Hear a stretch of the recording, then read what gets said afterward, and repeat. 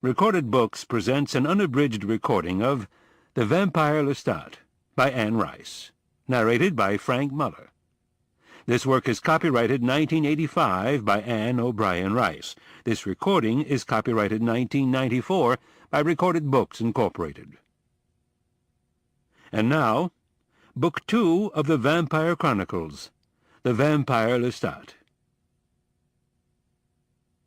Downtown Saturday night in the 20th century, 1984.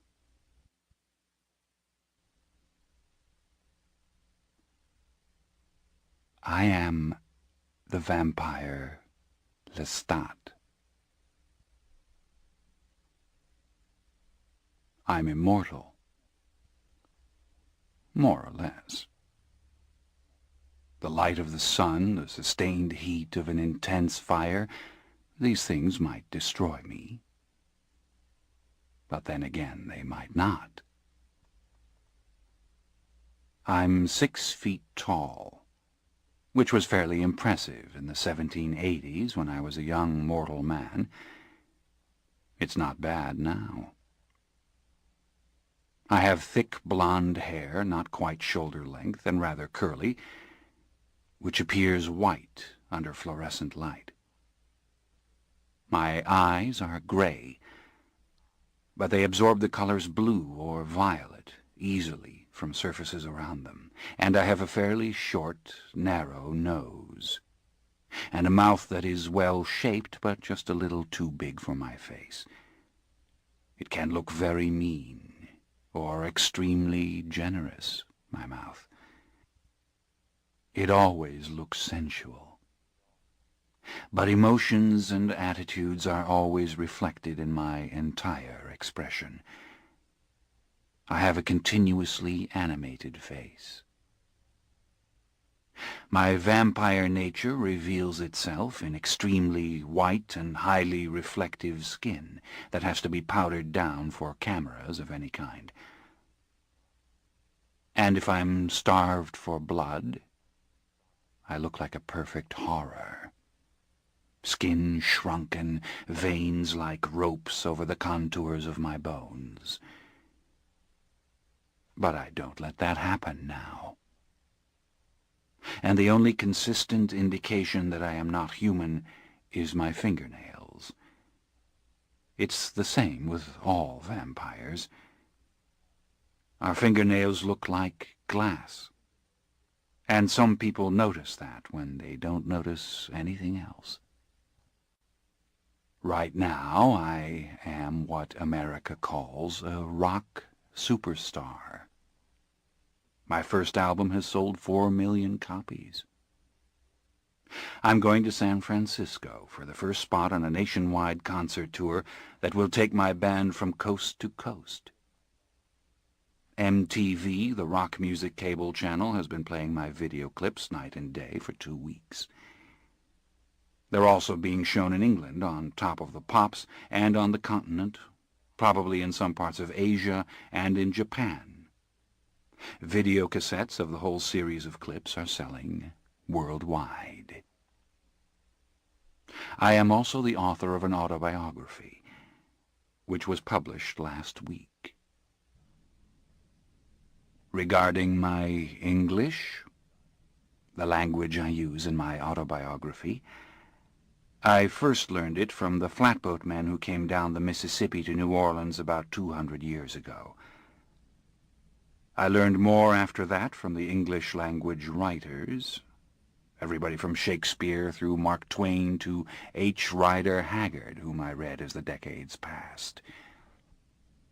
The final infusion I received from the detective stories of the early 20th century in the Black Mask magazine. The Adventures of Sam Spade by Dashiell Hammett in Black Mask were the last stories I read before I went literally and figuratively underground. That was in New Orleans in 1929. When I write, I drift into a vocabulary that would have been natural to me in the 18th century. into phrases shaped by the authors I've read. But in spite of my French accent, I talk like a cross between a flatboatman and Detective Sam Spade, actually, so I hope you'll bear with me when my style is inconsistent, when I blow the atmosphere of an 18th century scene to smithereens now and then. I came out into the 20th century last year. What brought me up were two things. First, the information I was receiving from amplified voices that had begun their cacophony in the air around the time I lay down to sleep. I'm referring here to the voices of radios, of course, and phonographs, and later television machines. I heard the radios in the cars that passed in the streets of the old garden district near the place where I lay. I heard the phonographs and TVs from the houses that surrounded mine. Now, when a vampire goes underground, as we call it, when he ceases to drink blood and he just lies in the earth, he soon becomes too weak to resurrect himself, and what follows is a dream state. In that state I absorbed the voices sluggishly, surrounding them with my own responsive images, as a mortal does in sleep. But at some point during the past 55 years, I began to remember what I was hearing, to follow the entertainment programs, to listen to the news broadcasts, the lyrics and rhythms of the popular songs. And very gradually I began to understand the caliber of the changes that the world had undergone. I began listening for specific pieces of information about wars or inventions, certain new patterns of speech. Then a self-consciousness developed in me. I realized I was no longer dreaming. I was thinking about what I heard. I was wide awake. I was lying in the ground, and I was starved for living blood. I started to believe that maybe all the old wounds I'd sustained had been healed by now. Maybe my strength had come back. Maybe my strength had actually increased, as it would have done with time if I'd never been hurt. I wanted to find out. I started to think incessantly of drinking human blood. The second thing that brought me back, the decisive thing, really, was the sudden presence near me of a band of young rock singers who called themselves Satan's Night Out. They moved into a house on 6th Street, less than a block away from where I slumbered, under my own house on Prytania near the Lafayette Cemetery. And they started to rehearse their rock music in the attic sometime in 1984. I could hear their whining electric guitars, their frantic singing. It was as good as the radio and stereo songs I heard, and it was more melodic than most. There was a romance to it, in spite of its pounding drums. The electric piano sounded like a harpsichord. I caught images from the thoughts of the musicians that told me what they looked like, what they saw when they looked at each other and into mirrors. They were slender, sinewy, and altogether lovely young mortals, beguilingly androgynous, and even a little savage in their dress and movements, 2 male and 1 female. They drowned out most of the other amplified voices around me when they were playing. But that was perfectly all right. I wanted to rise and join the rock band called Satan's Night Out. I wanted to sing and to dance. But I can't say that in the very beginning there was great thought behind my wish. It was rather a ruling impulse, strong enough to bring me up from the earth. I was enchanted by the world of rock music. The way the singers could scream of good and evil, proclaim themselves angels or devils, and mortals would stand up and cheer. Sometimes they seemed the pure embodiment of madness. And yet it was technologically dazzling, the intricacy of their performance. It was barbaric and cerebral, in a way that I don't think the world of ages past had ever seen. Of course it was metaphor, the raving. None of them believed in angels or devils, no matter how well they assumed their parts. And the players of the old Italian commedia had been as shocking, as inventive, as lewd.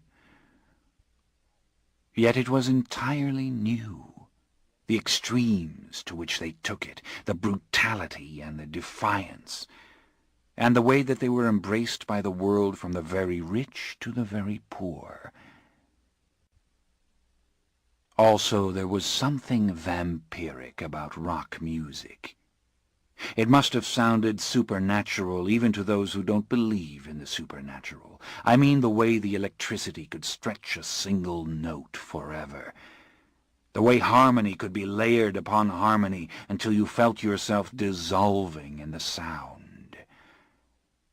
So eloquent of dread it was, this music. The world just didn't have it in any form before. Yes, I wanted to get closer to it. I wanted to do it. Maybe make the little unknown band of Satan's Night Out famous. I was ready to come up. It took a week to rise, more or less. I fed on the fresh blood of the little animals who live under the earth when I could catch them. Then I started clawing for the surface, where I could summon the rats. From there it wasn't too difficult to take felines, and finally the inevitable human victim, though I had to wait a long time for the particular kind I wanted. A man who had killed other mortals and showed no remorse. One came along eventually, walking right by the fence. A young male with a grizzled beard who had murdered another in some far-off place on the other side of the world. True killer, this one. And oh, that first taste of human struggle and human blood.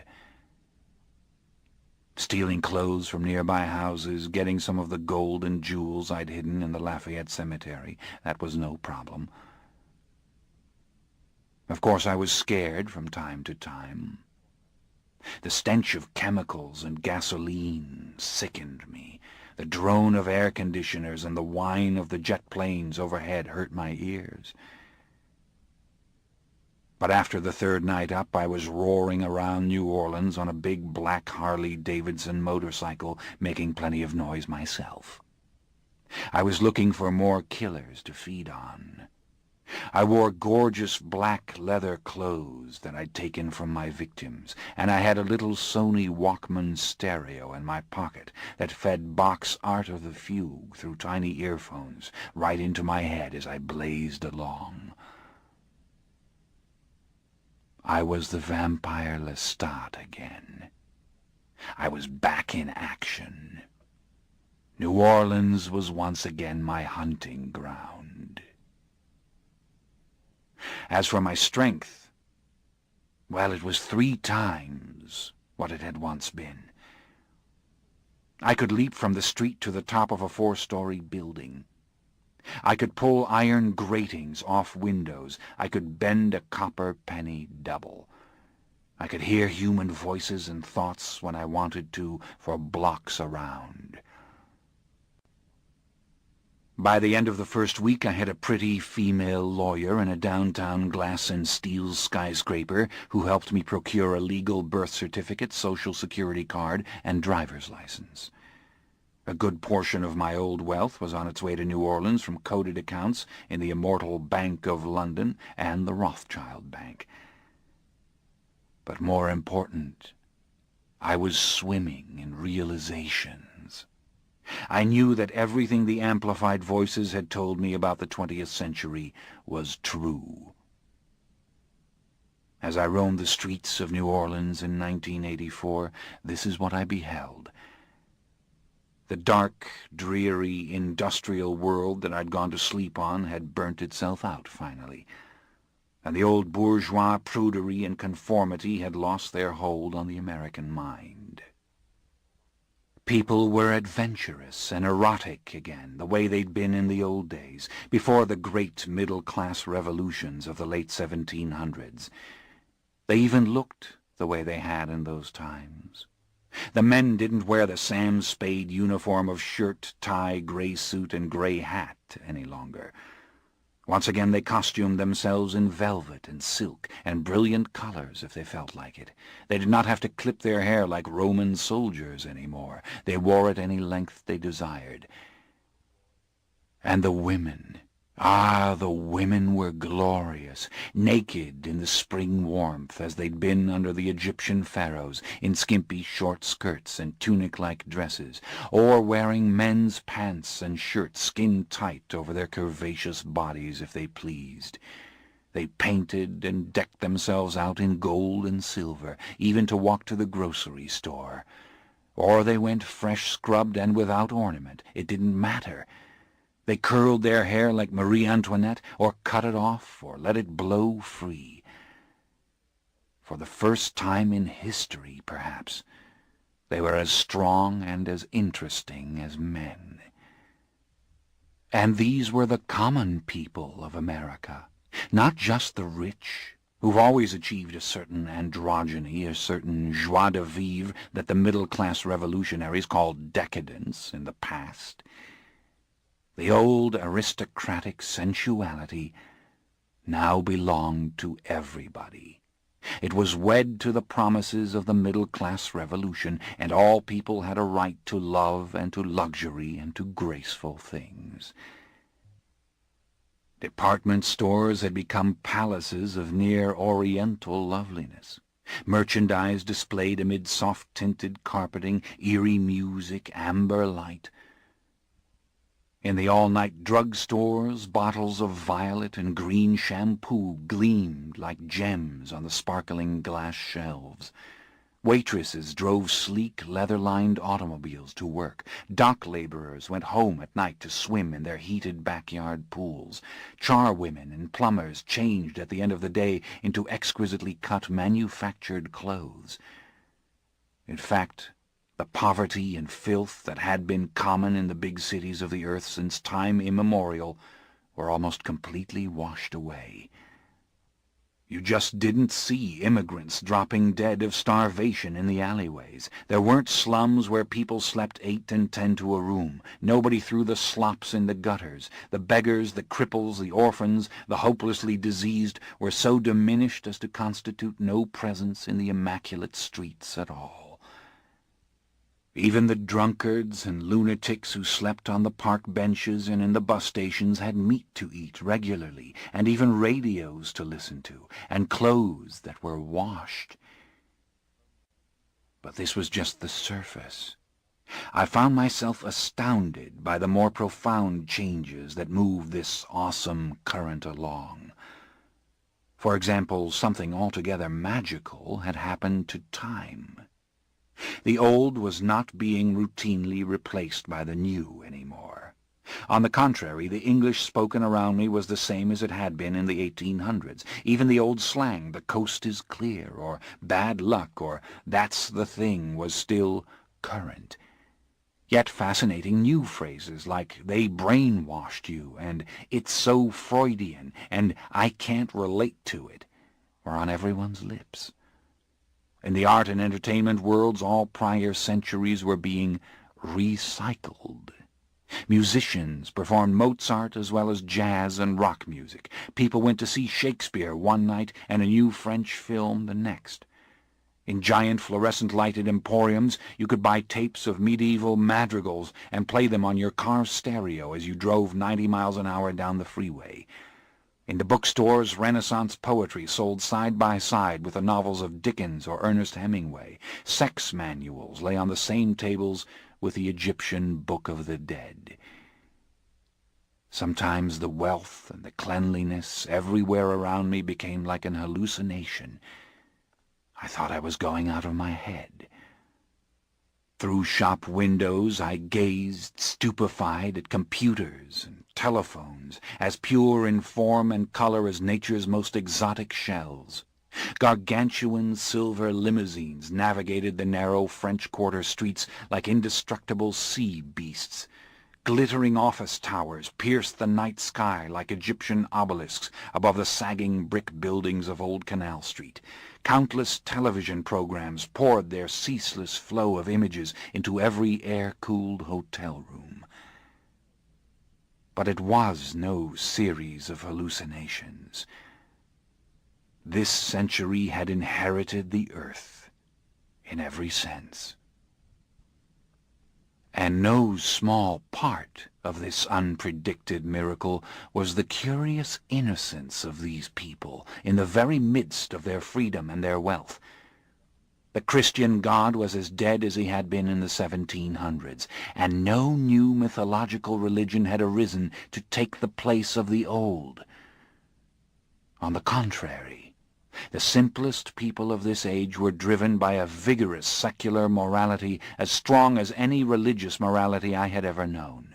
The intellectuals carried the standards, but quite ordinary individuals all over America cared passionately about peace and the poor and the planet, as if driven by a mystical zeal. Famine they intended to wipe out in this century. Disease they would destroy no matter what the cost.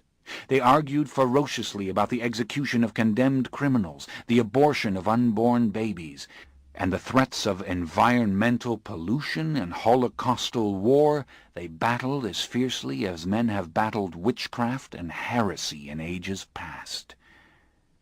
As for sexuality, it was no longer a matter of superstition and fear. The last religious overtones were being stripped from it. That was why the people went around half naked. That was why they kissed and hugged each other in the streets. They talked ethics now, and responsibility, and the beauty of the body.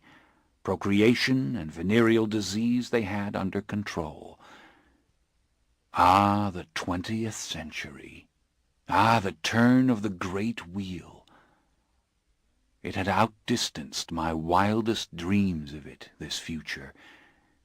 It had made fools of grim prophets of ages past.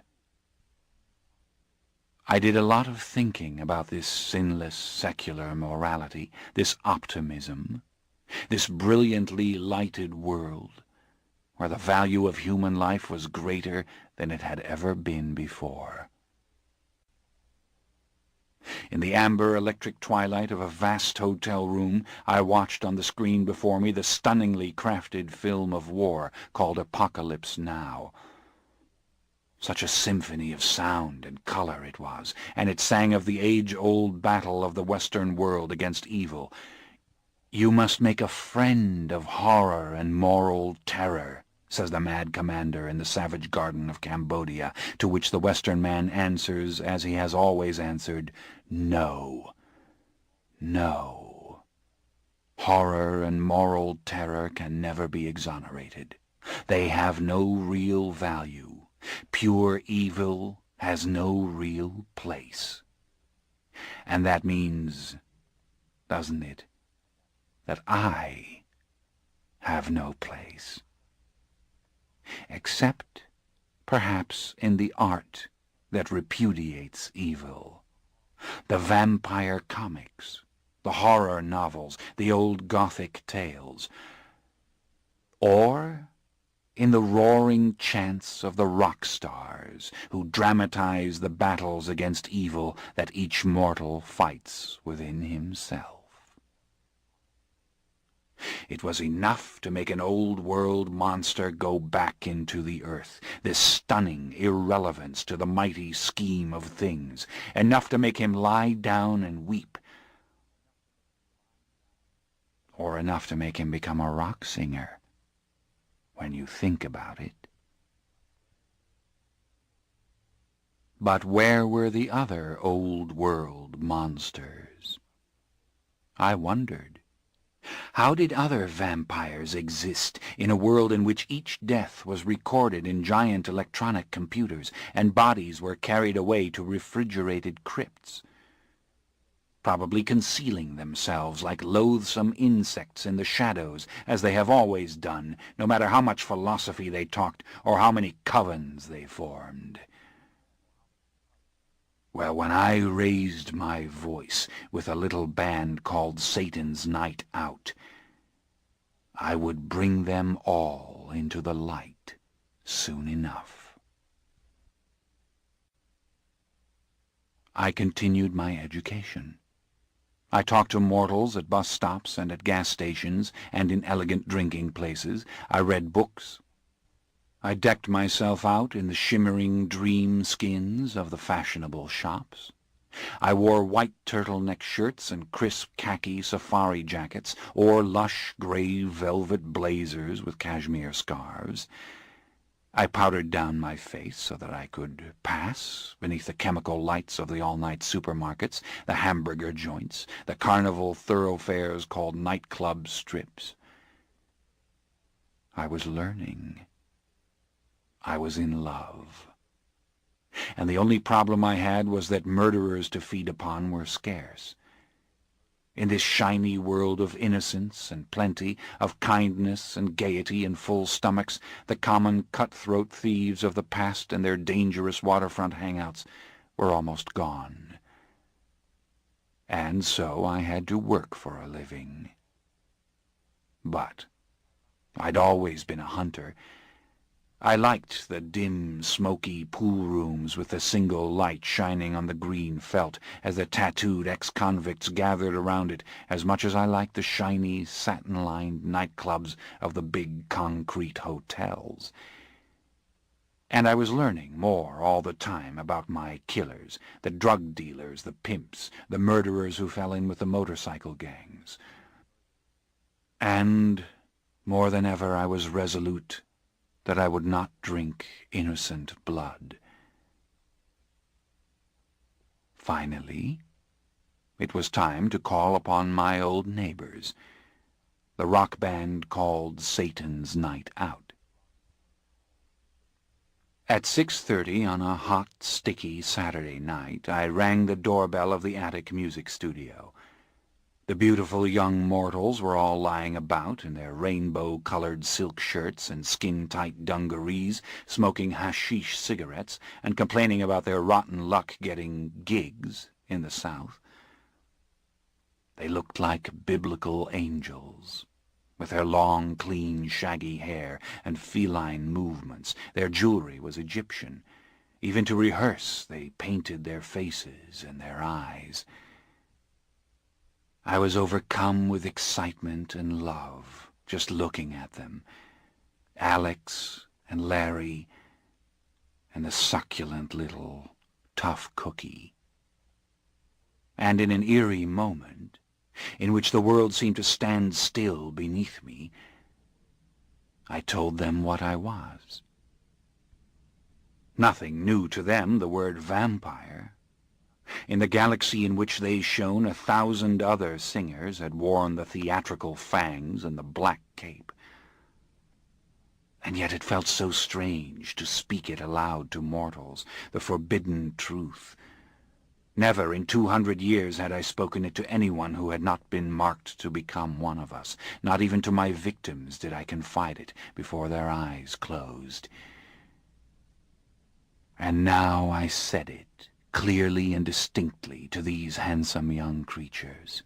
I told them that I wanted to sing with them, that if they were to trust to me we would all be rich and famous, that on a wave of preternatural and remorseless ambition I should carry them out of these rooms and into the great world. Their eyes misted as they looked at me, and the little 20th century chamber of stucco and pasteboard rang with their laughter and delight. I was patient. Why shouldn't I be? I knew I was a demon who could mimic almost any human sound or movement. But how could they be expected to understand? I went to the electric piano and began to play and to sing. I imitated the rock songs as I started, and then old melodies and lyrics came back to me, French songs buried deep in my soul, yet never abandoned, and I wound these into brutal rhythms, seeing before me a tiny, crowded little Paris theater of centuries ago. A dangerous passion welled in me. It threatened my equilibrium. Dangerous that this should come so soon. Yet I sang on, pounding the slick white keys of the electric piano, and something in my soul was broken open. Never mind that these tender, mortal creatures gathered around me should never know. It was sufficient that they were jubilant, that they loved the eerie and disjointed music, that they were screaming, that they saw prosperity in the future, the impetus that they had lacked before. They turned on the tape machines, and we began singing and playing together, jamming, as they called it. The studio swam with the scent of their blood and our thunderous songs. But then came a shock I had never in my strangest dreams anticipated. Something that was as extraordinary as my little revelation to these creatures had been. In fact, it was so overwhelming that it might have driven me out of their world and back underground. I don't mean I would have gone into the deep slumber again, but I might have backed off from Satan's night out and roamed about for a few years, stunned and trying to gather my wits. The men, Alex, the sleek, delicate young drummer, and his taller, blonde-haired brother, Larry, recognized my name when I told them it was Lestat. Not only did they recognize it, but they connected it with a body of information about me that they had read in a book. In fact, they thought it was delightful that I wasn't just pretending to be any vampire. Or Count Dracula. Everybody was sick of Count Dracula. They thought it was marvelous that I was pretending to be the Vampire Lestat. Pretending to be the Vampire Lestat? I asked. They laughed at my exaggeration, my French accent. I looked at all of them for a long moment, trying to scan their thoughts.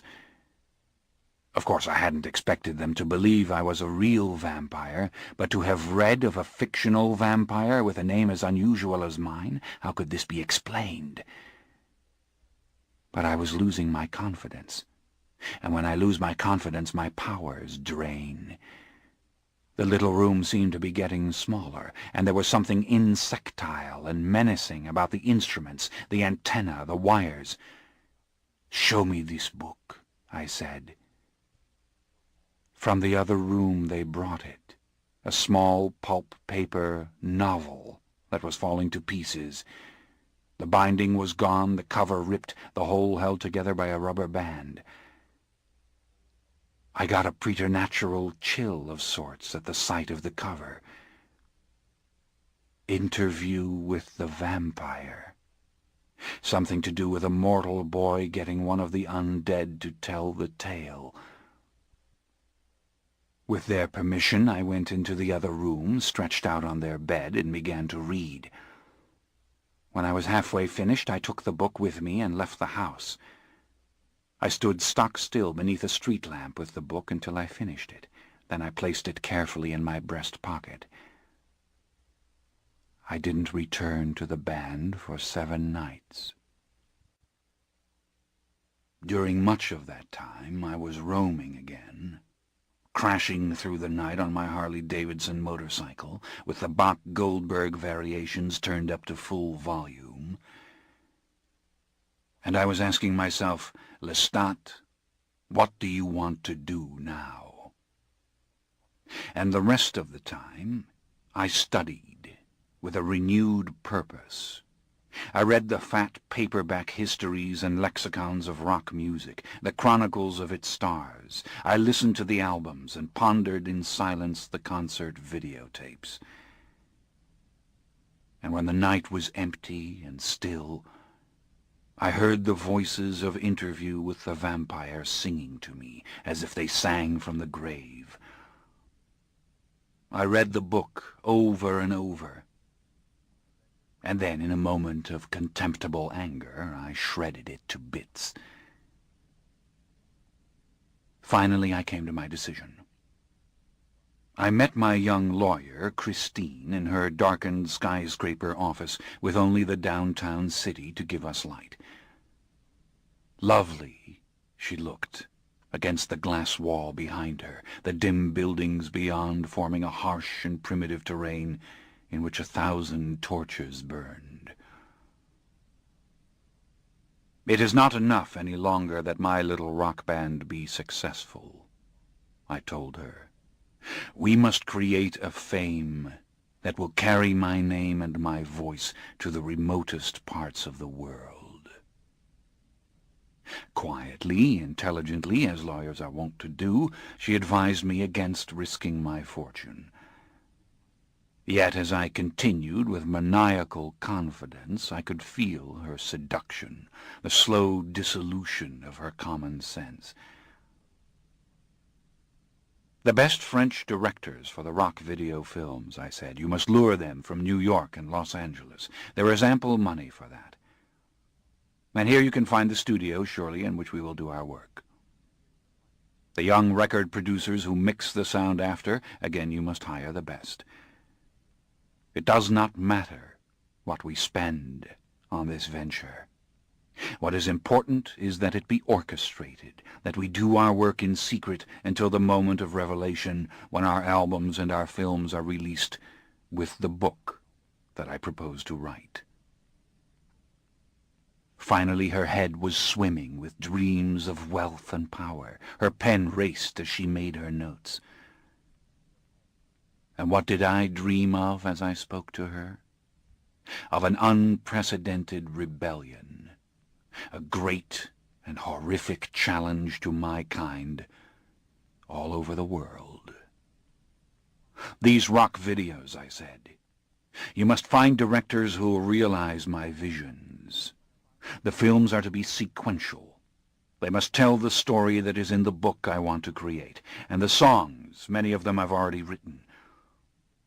You must obtain superior instruments, synthesizers, the finest sound systems, electric guitars, violins, other details we can attend to later. The designing of vampire costumes, the method of presentation to the rock television stations, the management of our first public appearance in San Francisco, all that in good time. What is important now is that you make the phone calls. Get the information you need to begin." I didn't go back to Satan's Night Out until the first agreements were struck and signatures had been obtained. Dates were fixed, studios rented, letters of agreement exchanged. Then Christine came with me, and we had a great leviathan of a limousine for my darling young rock players, Larry and Alex and Tough Cookie.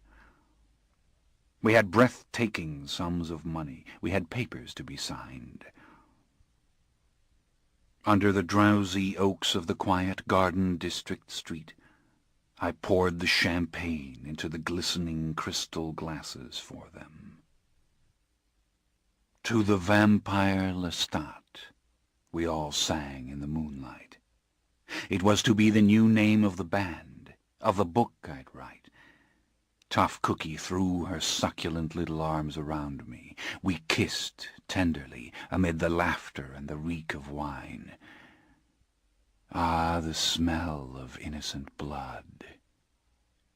And when they had gone off in the velvet-lined motor coach, I moved alone through the balmy night toward St. Charles Avenue and thought about the danger facing them. my little mortal friends.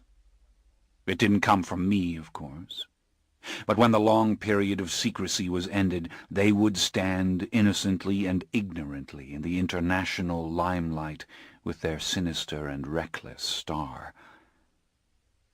While I would surround them with bodyguards and hangers-on for every conceivable purpose. I would protect them from other immortals as best I could. And if the immortals were anything like they used to be in the old days, they'd never risk a vulgar struggle with a human force like that. As I walked up to the busy avenue, I covered my eyes with mirrored sunglasses. I rode the rickety old St. Charles streetcar downtown.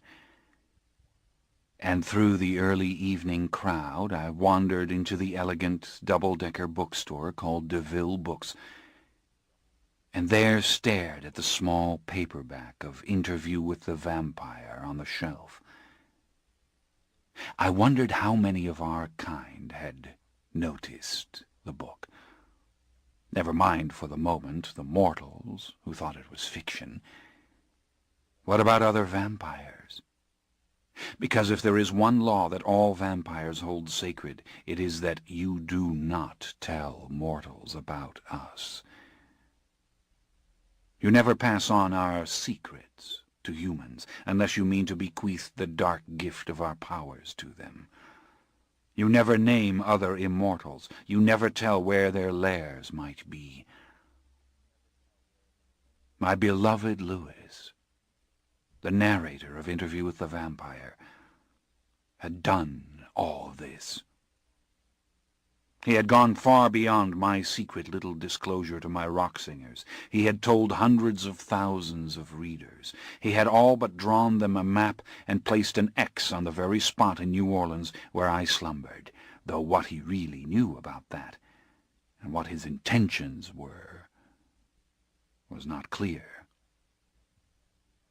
Regardless, for what he'd done, others would surely hunt him down. And there are very simple ways to destroy vampires, especially now. If he was still in existence, he was an outcast, and lived in a danger from our kind that no mortal could ever pose. All the more reason for me to bring the book and the band called the Vampire Lestat to fame as quickly as possible. I had to find Lewis. I had to talk to him. In fact, after reading his account of things, I ached for him, ached for his romantic illusions, and even his dishonesty. I ached even for his gentlemanly malice and his physical presence, the deceptively soft sound of his voice. Of course, I hated him for the lies he told about me. But the love was far greater than the hate. He had shared the dark and romantic years of the 19th century with me. He was my companion as no other immortal had ever been. And I ached to write my story for him, not an answer to his malice in Interview with the Vampire, but the tale of all the things I'd seen and learned before I came to him, the story I could not tell him before. Old rules didn't matter to me now, either. I wanted to break every one of them. And I wanted my band and my book to draw out not only Lewis, but all the other demons that I had ever known and loved. I wanted to find my lost ones, awaken those who slept as I had slept. Fledglings and ancient ones, beautiful and evil and mad and heartless, they'd all come after me when they saw those video clips and heard those records, when they saw the book in the windows of the bookstores, and they'd know exactly where to find me. I'd be Lestat, the rock superstar, just come to San Francisco for my first live performance. I'll be there. But there was another reason for the whole adventure, a reason even more dangerous and delicious and mad. And I knew Lewis would understand. It must have been behind his interview, his confessions. I wanted mortals to know about us. I wanted to proclaim it to the world the way I'd told it to Alex and Larry and Tough Cookie and my sweet lawyer, Christine. And it didn't matter that they didn't believe it. It didn't matter that they thought it was art. The fact was that after 2 centuries of concealment, I was visible to mortals. I spoke my name aloud. I told my nature I was there. But again, I was going farther than Lewis. His story, for all its peculiarities, had passed for fiction. In the mortal world it was as safe as the tableau of the old theatre of the vampires in Paris, where the fiends had pretended to be actors pretending to be fiends on a remote and gas-lighted stage. I'd step into the solar lights before the cameras. I'd reach out and touch with my icy fingers 1,000 warm and grasping hands. I'd scare the hell out of them if it was possible, and charm them, and lead them into the truth of it, if I could. And suppose, just suppose, that when the corpses began to turn up in ever greater numbers, that when those closest to me began to hearken to their inevitable suspicions, just suppose that the art ceased to be art, and became real. I mean, what if they really believed it? Really understood that this world still harbored the old world demon thing, the vampire? Oh, what a great and glorious war we might have then. We would be known, and we would be hunted, and we would be fought in this glittering urban wilderness as no mythic monster has ever been fought by man before. How could I not love it? The mere idea of it. How could it not be worth the greatest danger, the greatest and most ghastly defeat? Even at the moment of destruction, I would be alive as I have never been. But, to tell the truth, I didn't think it would ever come to that. I mean mortals believing in us. Mortals have never made me afraid.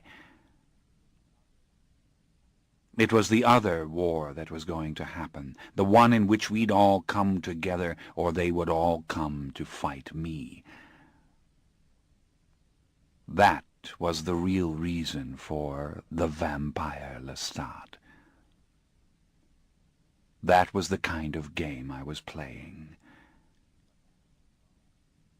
But that other lovely possibility of real revelation and disaster, well, that added a hell of a lot of spice.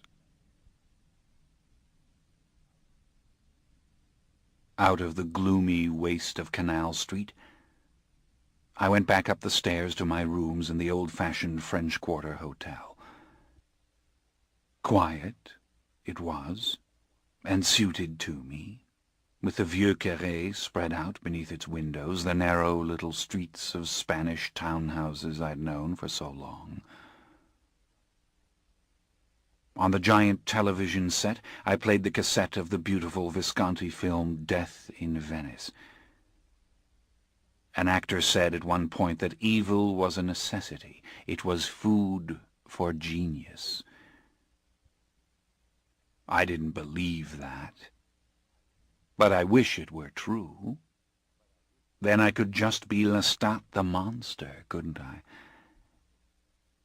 And I was always so good at being a monster. Ah, well. I put a fresh disk into the portable computer word processor, and I started to write the story of my life.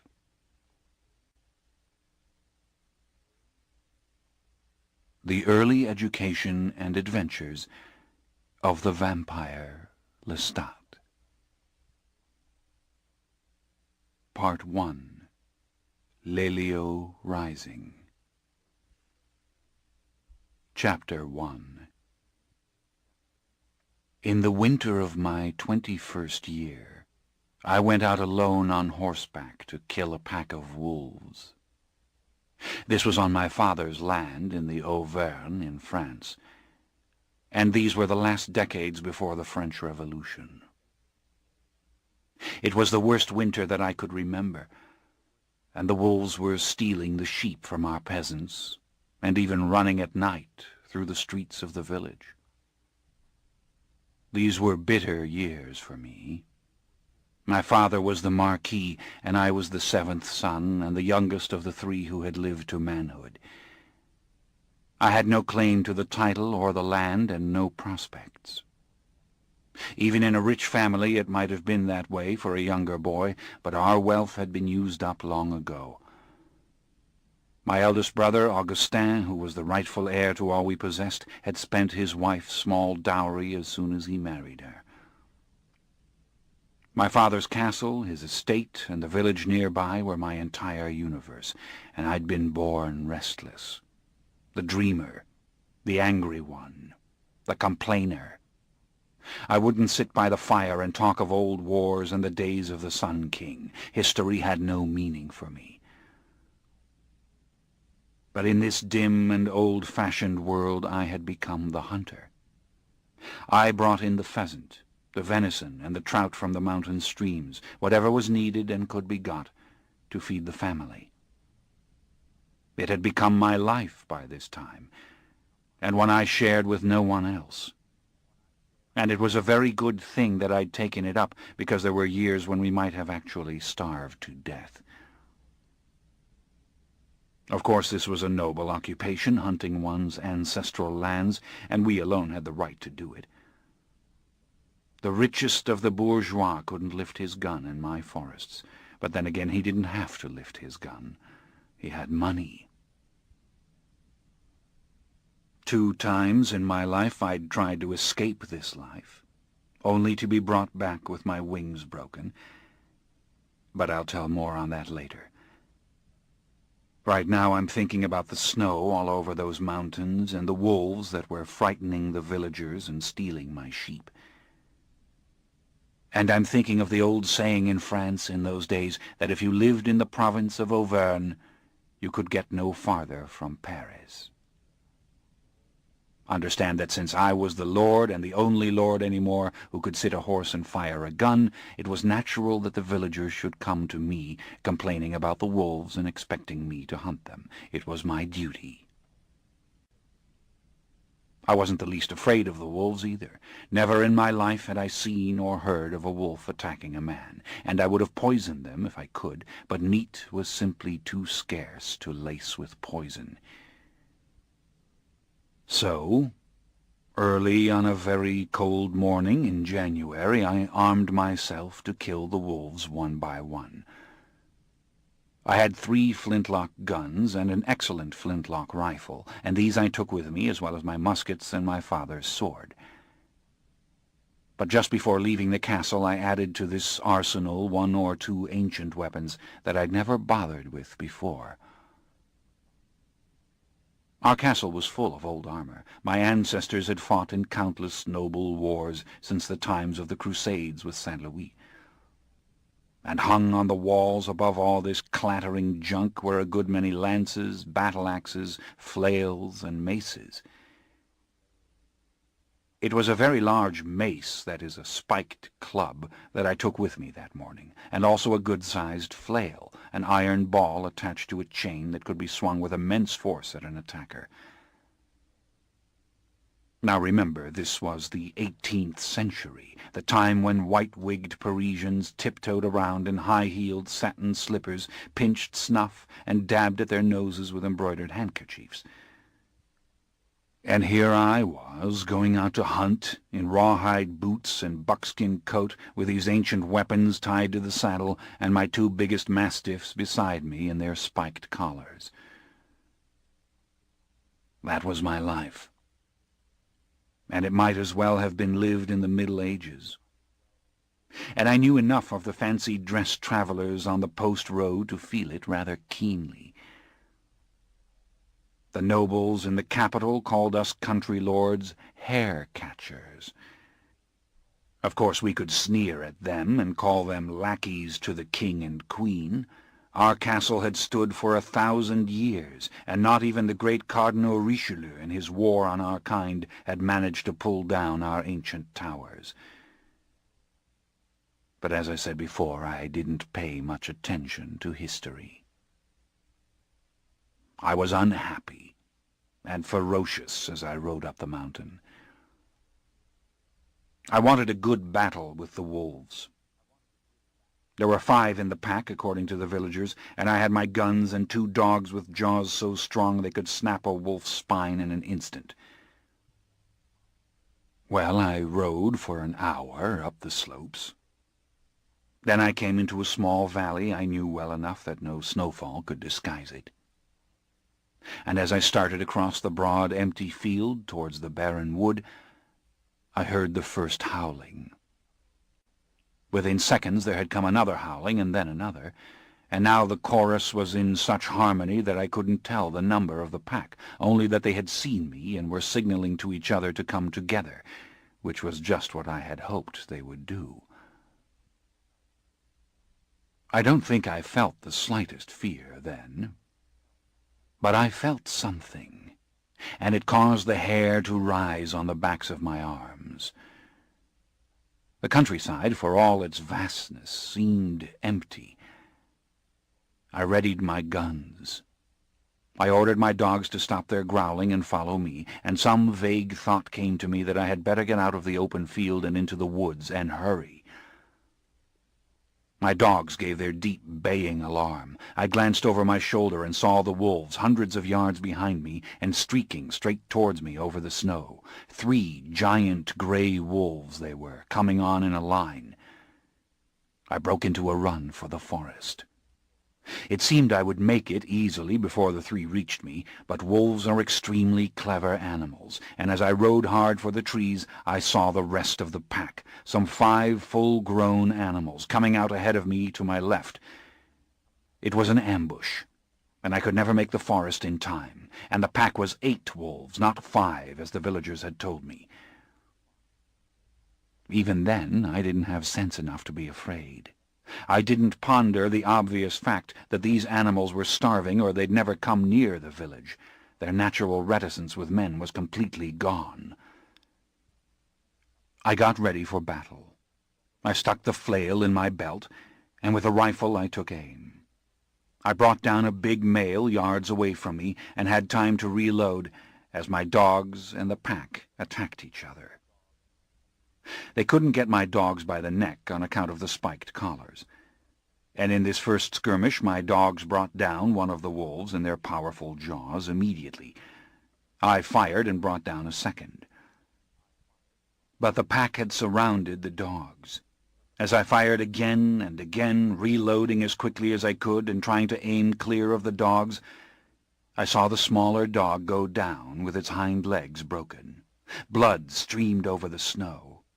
The second dog stood off the pack as it tried to devour the dying animal, but within 2 minutes the pack had torn open the second dog's belly and killed it. Now these were powerful beasts, as I said, these mastiffs. I'd bred them and trained them myself, and each weighed upwards of 200 pounds. I always hunted with them. And though I speak of them as dogs now, they were known only by their names to me then, and when I saw them die, I knew for the first time what I had taken on and what might happen. But all this had occurred in minutes. 4 wolves lay dead. Another was crippled fatally, but that left 3. One of whom had stopped in the savage feasting upon the dogs to fix its slanted eyes on me. I fired the rifle, missed, fired the musket, and my horse reared as the wolf shot towards me. As if pulled on strings, the other wolves turned, leaving the fresh kill, and jerking the reins hard, I let my horse run as she wanted, straight for the cover of the forest. I didn't look back even when I heard the growling and snapping, but then I felt the teeth graze my ankle. I drew the other musket, turned to the left, and fired. It seemed the wolf went up on his hind legs, but it was too quickly out of sight, and my mare reared again. I almost fell. I felt her back legs give out under me. We were almost to the forest, and I was off her before she went down. I had one more loaded gun. Turning and steadying it with both hands, I took dead aim at the wolf who bore down on me and blasted away the top of his skull. It was now 2 animals. The horse was giving off a deep, rattling whinny that rose to a trumpeting shriek, the worst sound I have ever heard from any living thing. The 2 wolves had her. I bolted over the snow, feeling the hardness of the rocky land under me, and made it to the trees. If I could reload, I could shoot them down from there. But there was not a single tree with limbs low enough for me to catch hold of. I leapt up trying to catch hold, my feet slipping on the icy bark, and fell back down as the wolves closed in. There was no time to load the one gun I had left to me. It was the flail and the sword, because the mace I had lost a long way back. I think as I scrambled to my feet I knew I was probably going to die. But it never even occurred to me to give up. I was maddened, wild. Almost snarling, I faced the animals and looked the closest of the 2 wolves straight in the eye. I spread my legs to anchor myself. With a flail in my left hand, I drew the sword. The wolves stopped. The first, after staring back, bowed its head and trotted several paces to the side. The other waited, as if for some invisible signal. The first looked at me again in that uncannily calm fashion, and then plunged forward. I started swinging the flail so that the spiked ball went round in a circle. I could hear my own growling breaths, and I know I was bending my knees as if I would spring forward, and I aimed the flail for the side of the animal's jaw, bashing it with all my strength and only grazing it. The wolf darted off, and the second ran round me in a circle, dancing towards me and then back again. They both lunged in close enough to make me swing the flail and slash with the sword, then they ran off again. I don't know how long this went on, but I understood the strategy. They meant to wear me down, and they had the strength to do it. It had become a game to them. I was pivoting, thrusting, struggling back, and almost falling to my knees. Probably it was no more than half an hour that this went on, but there is no measuring time like that. And with my legs giving out, I made one last desperate gamble. I stood stock still, weapons at my sides, and they came in for the kill this time, just as I hoped they would. At the last second I swung the flail, felt the ball crack the bone, saw the head jerked upwards to the right, and with the broadsword I slashed the wolf's neck open. The other wolf was at my side. I felt its teeth rip into my breeches. In 1 second it would have torn my leg out of the socket, but I slashed at the side of its face, gashing open its eye. The ball of the flail crashed down on it. The wolf let go. And springing back, I had enough room for the sword again and thrust it straight into the animal's chest to the hilt before I drew it out again. That was the end of it. The pack was dead. I was alive. And the only sound in the empty, snow-covered valley was my own breathing and the rattling shriek of my dying mare, who lay yards away from me. I'm not sure I had my reason. I'm not sure the things that went through my mind were thoughts. I wanted to drop down in the snow, and yet I was walking away from the dead wolves towards the dying horse. As I came close to her, she lifted her neck, straining to rise up on her front legs, and gave one of those shrill, trumpeting pleas again. The sound bounced off the mountains. It seemed to reach heaven. and I stood staring at her dark, broken body against the whiteness of the snow, the dead hindquarters and the struggling forelegs, the nose lifted skyward, ears pressed back, and the huge, innocent eyes rolling up into her head as the rattling cry came out of her. She was like an insect half mashed into a floor, but she was no insect. She was my struggling, suffering mare. She tried to lift herself again. I took my rifle from the saddle. I loaded it. And as she lay tossing her head, trying vainly to lift herself once more with that shrill trumpeting, I shot her through the heart. Now she looked all right.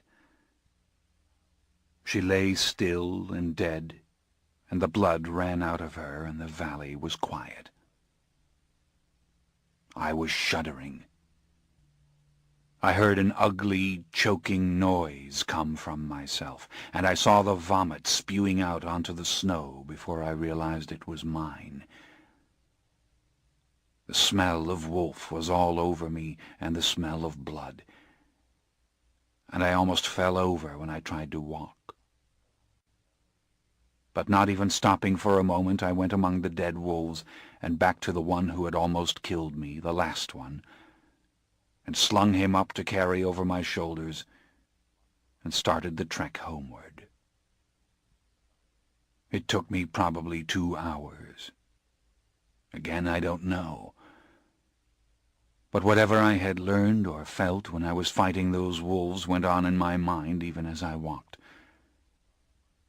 Every time I stumbled and fell, something in me hardened, became worse. By the time I reached the castle gates, I think I was not Lestat. I was someone else altogether, staggering into the great hall with that wolf over my shoulders, the heat of the carcass very much diminished now, and the sudden blaze of the fire an irritant in my eyes. I was beyond exhaustion. And though I began to speak as I saw my brothers rising from the table and my mother patting my father, who was blind already then and wanted to know what was happening, I don't know what I said. I know my voice was very flat, and there was some sense in me of the simplicity of describing what had happened. And then, sort of like that. But my brother Augustin suddenly brought me to myself. He came towards me with the light of the fire behind him, and quite distinctly broke the low monotone of my words with his own. "You little bastard," he said coldly. "You didn't kill 8 wolves." His face had an ugly, disgusted look to it. But the remarkable thing was this. Almost as soon as he spoke these words, he realized for some reason that he had made a mistake. Maybe it was the look on my face. Maybe it was my mother's murmured outrage, or my other brother not speaking at all. It was probably my face. Whatever it was almost instantaneous, and the most curious look of embarrassment came over him. He started to babble something about how incredible, and I must have been almost killed, and would the servants heat some broth for me immediately, and all that sort of thing, but it was no good. What had happened in that one single moment was irreparable, and the next thing I knew I was lying alone in my room. I didn't have the dogs in bed with me as always in winter, because the dogs were dead, and though there was no fire lighted, I climbed, filthy and bloody, under the bed covers, and went into deep sleep. For days I stayed in my room. I knew the villagers had gone up the mountain, found the wolves, and brought them back down to the castle, because Augustin came and told me these things. But I didn't answer. Maybe a week passed. When I could stand having other dogs near me, I went down to my kennel and brought up 2 pups, already big animals, and they kept me company. At night I slept between them.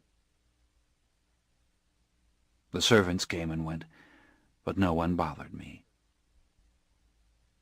And then my mother came quietly and almost stealthily into the room. This ends Disc 1.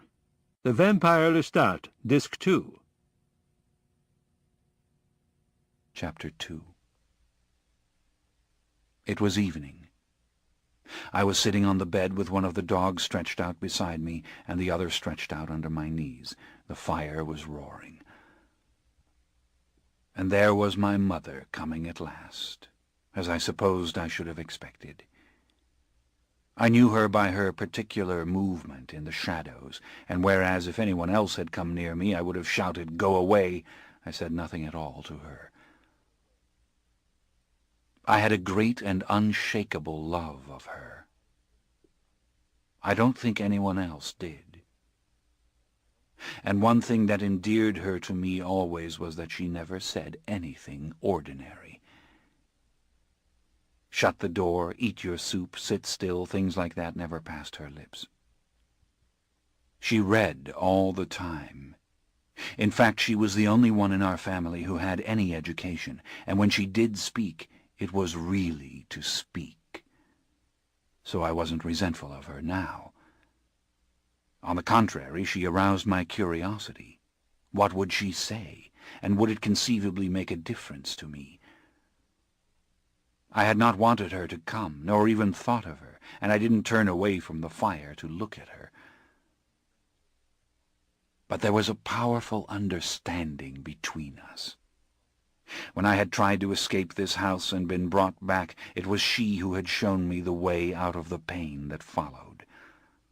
Miracles she'd worked for me, though no one around us had ever noticed.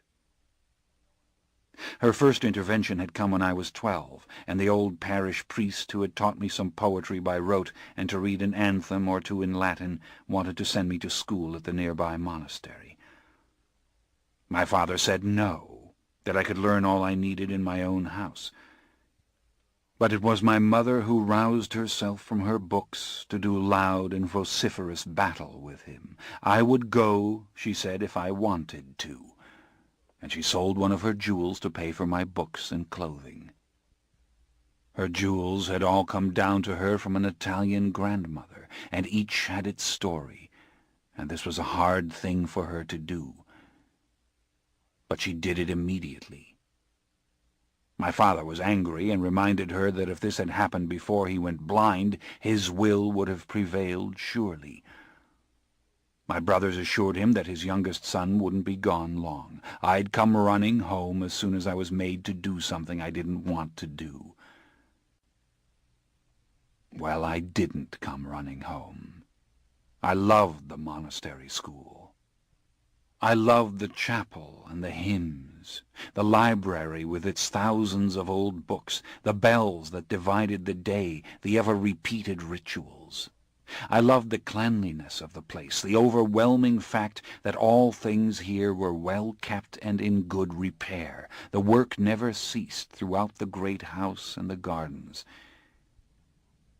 When I was corrected, which wasn't often, I knew an intense happiness, because someone for the first time in my life was trying to make me into a good person, one who could learn things. Within a month I declared my vocation.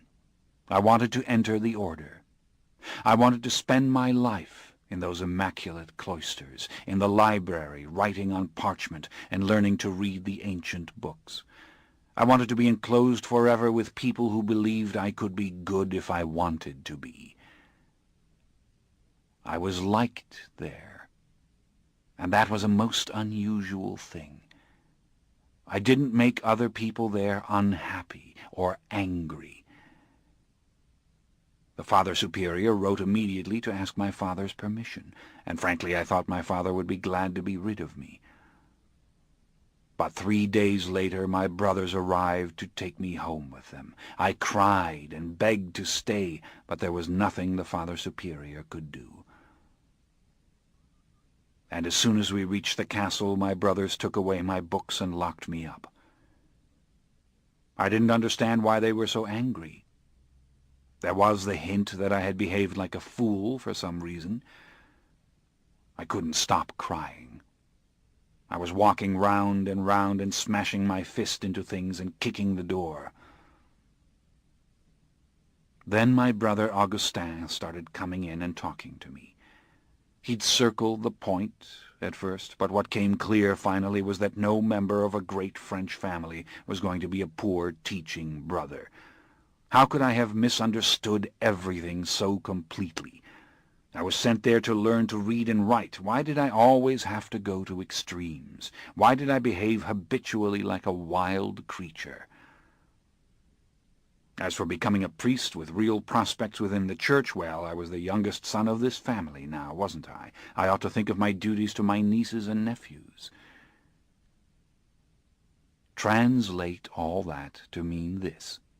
We have no money to launch a real ecclesiastical career for you, to make you a bishop or cardinal as befits our rank. So you have to live out your life here as an illiterate and a beggar.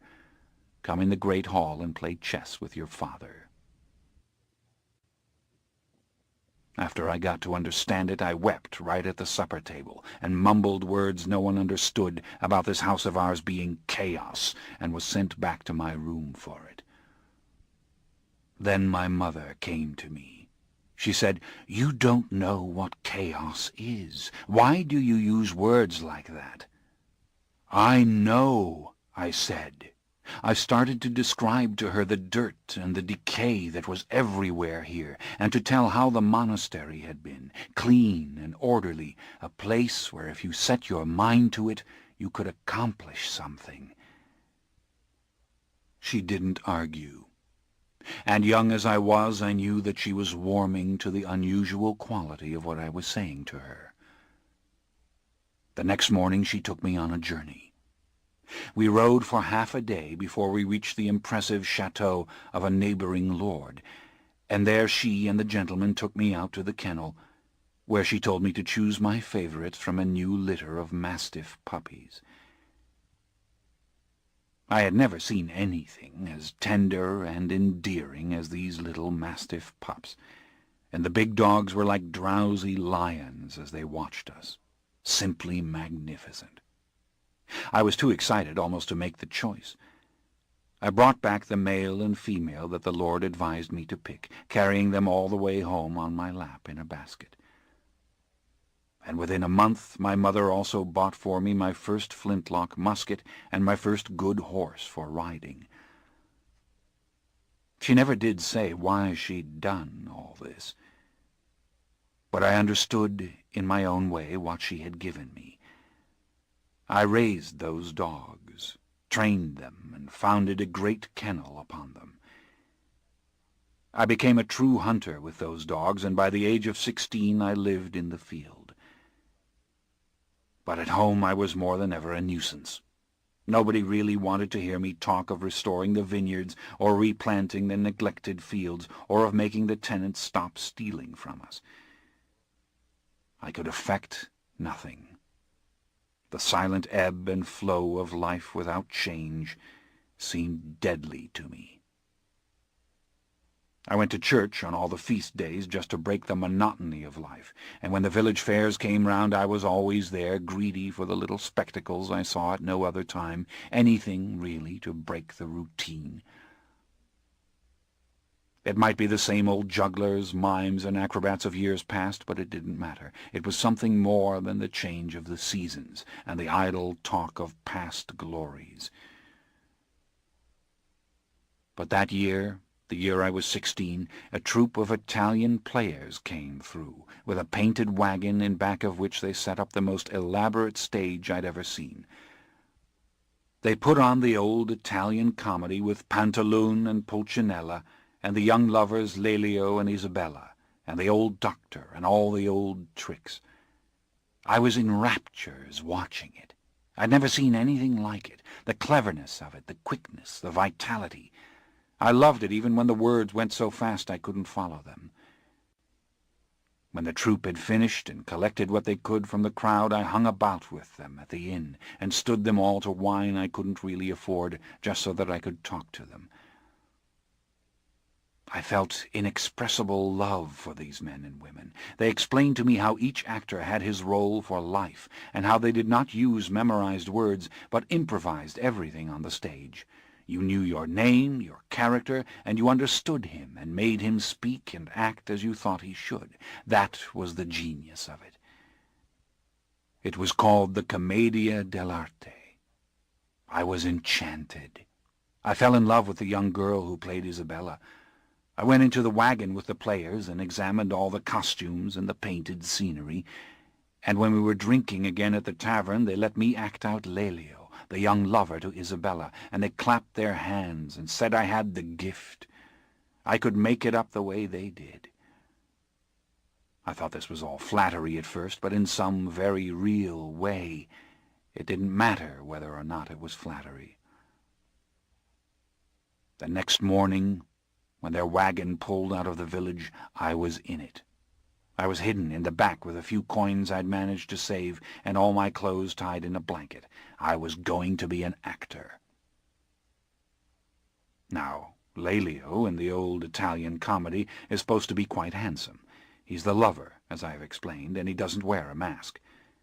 If he has manners, dignity, aristocratic bearing, so much the better, because that's part of the role. Well, the troupe thought that in all these things I was blessed. They trained me immediately for the next performance they would give, and the day before we put on the show I went about the town, a much larger and more interesting place than our village, to be certain, advertising the play with the others. I was in heaven. But neither the journey, nor the preparations, nor the camaraderie with my fellow players came near to the ecstasy I knew when I finally stood on that little wooden stage. I went wildly into the pursuit of Isabella. I found a tongue for verses and wit I'd never had in life. I could hear my voice bouncing off the stone walls around me. I could hear the laughter rolling back at me from the crowd. They almost had to drag me off the stage to stop me, but everyone knew it had been a great success. That night, the actress who played my inamorata gave me her own very special and intimate accolades. I went to sleep in her arms, and the last thing I remember her saying was that when we got to Paris we'd play the Saint-Germain fair, and then we'd leave the troupe and we'd stay in Paris, working on the Boulevard du Temple, until we got into the Comédie Française itself and performed for Marie Antoinette and King Louis. When I woke up the next morning, she was gone, and so were all the players, and my brothers were there. I never knew if my friends had been bribed to give me over or just frightened off. More likely the latter. Whatever the case, I was taken back home again. Of course, my family was perfectly horrified at what I'd done. Wanting to be a monk when you are 12 is excusable, but the theater had the taint of the devil. Even the great Molière had not been given a Christian burial, and I'd run off with a troupe of ragged, vagabond Italians, painted my face white, and acted with them in a town square for money. I was beaten severely, and when I cursed everyone, I was beaten again. The worst punishment, however, was seeing the look on my mother's face. I hadn't even told her I was going, and I had wounded her, a thing that had never really happened before. But she never said anything about it. When she came to me, she listened to me cry. I saw tears in her eyes, and she laid her hand on my shoulder, which for her was something a little remarkable. I didn't tell her what it had been like those few days, but I think she knew. Something magical had been lost utterly, and once again she defied my father. She put an end to the condemnations, the beatings, the restrictions. She had me sit beside her at the table. She deferred to me, actually talked to me in conversation that was perfectly unnatural to her until she had subdued and dissolved the rancor of the family. Finally, as she had in the past, she produced another of her jewels, and she bought the fine hunting rifle that I had taken with me when I killed the wolves. This was a superior and expensive weapon, and in spite of my misery I was fairly eager to try it. And she added to that another gift, a sleek chestnut mare, with strength and speed I'd never known in an animal before. But these things were small compared to the general consolation my mother had given me. Yet the bitterness inside me did not subside. I never forgot what it had been like when I was Lelio. I became a little crueler for what had happened, and I never went again to the village fair. I conceived of the notion that I should never get away from here, and oddly enough, as my despair deepened, so my usefulness increased. I alone put the fear of God into the servants or tenants by the time I was 18. I alone provided the food for us. And for some strange reason this gave me satisfaction. I don't know why, but I liked to sit at the table and reflect that everyone there was eating what I had provided. So these moments had bound me to my mother. These moments had given us a love for each other unnoticed and probably unequaled in the lives of those around us. And now she had come to me at this odd time, when for reasons I didn't understand myself I could not endure the company of any other person.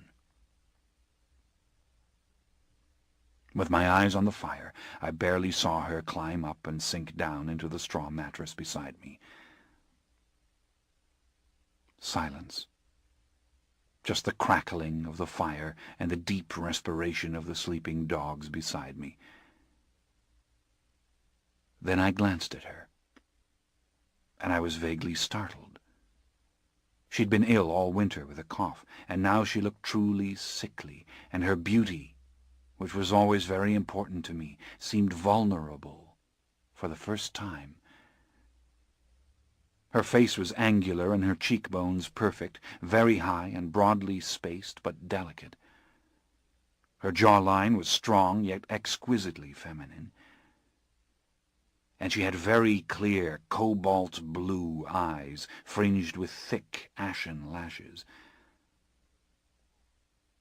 If there was any flaw in her, it was perhaps that all her features were too small, too kittenish, and it made her look like a girl. Her eyes became even smaller when she was angry, and though her mouth was sweet, it often appeared hard. It did not turn down, it wasn't twisted in any way, it was like a little pink rose on her face. But her cheeks were very smooth, and her face narrow, and when she looked very serious, her mouth, without changing at all, looked mean for some reason. Now she was slightly sunken. But she still looked beautiful to me. She still was beautiful. I liked looking at her. Her hair was full and blonde, and that I had inherited from her. In fact, I resemble her, at least superficially. But my features are larger, cruder, and my mouth is more mobile and can be very mean at times. And you can see my sense of humor in my expression, my capacity for mischievousness and near hysterical laughing, which I've always had, no matter how unhappy I was. She did not laugh often. She could look profoundly cold. Yet she had always a little girl's sweetness. Well, I looked at her as she sat on my bed. I even stared at her, I suppose. And immediately she started to talk to me. "I know how it is," she said to me. "You hate them, because of what you've endured and what they don't know. They haven't the imagination to know what happened to you out there on the mountain." I felt a cold delight in these words. I gave her the silent acknowledgment that she understood it perfectly. "It was the same the first time I bore a child," she said. "I was in agony for 12 hours, and I felt trapped in the pain, knowing the only release was the birth or my own death. When it was over, I had your brother Augustin in my arms, but I didn't want anyone else near me. And it wasn't because I blamed them. It was only that I'd suffered like that hour after hour, that I'd gone into the circle of hell and come back out. They hadn't been in the circle of hell. And I felt quiet all over. In this common occurrence, this vulgar act of giving birth, I understood the meaning of utter loneliness. "Yes, that's it," I answered. I was a little shaken. She didn't respond. I would have been surprised if she had. Having said what she'd come to say, she wasn't going to converse, actually. But she did lay her hand on my forehead, very unusual for her to do that. And when she observed that I was wearing the same bloody hunting clothes after all this time, I noticed it too, and realized the sickness of it. She was silent for a while. And as I sat there looking past her at the fire, I wanted to tell her a lot of things, how much I loved her particularly. But I was cautious. She had a way of cutting me off when I spoke to her, and mingled with my love was a powerful resentment of her. All my life I'd watched her read her Italian books and scribble letters to people in Naples where she had grown up, yet she had no patience even to teach me or my brothers the alphabet. And nothing had changed after I came back from the monastery. I was 20, and I couldn't read or write more than a few prayers and my name. I hated the sight of her books. I hated her absorption in them. And in some vague way I hated the fact that only extreme pain in me could ever wring from her the slightest warmth or interest. Yet she'd been my savior, and there was no one but her. And I was as tired of being alone, perhaps, as a young person can be. She was here now, out of the confines of her library, and she was attentive to me. Finally, I was convinced that she wouldn't get up and go away, and I found myself speaking to her. "Mother," I said in a low voice, "there is more to it. Before it happened, there were times when I felt terrible things." There was no change in her expression.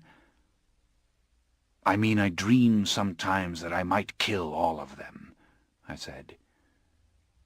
"I kill my brothers and my father in the dream. I go from room to room slaughtering them as I did the wolves. I feel in myself the desire to murder." "So do I, my son," she said, "so do I." And her face was lighted with the strangest smile as she looked at me. I bent forward and looked at her more closely. I lowered my voice. "I see myself screaming when it happens," I went on. "I see my face twisted into grimaces, and I hear bellowing coming out of me. My mouth is a perfect O, and shrieks, cries come out of me." She nodded with that same understanding look, as if a light were flaring behind her eyes. "And on the mountain, Mother, when I was fighting the wolves, it was a little like that." "Only a little?" she asked. I nodded. "I felt like someone different from myself when I killed the wolves. And now I don't know who is here with you, your son Lestat or that other man, the killer." She was quiet for a long time. "No," she said finally.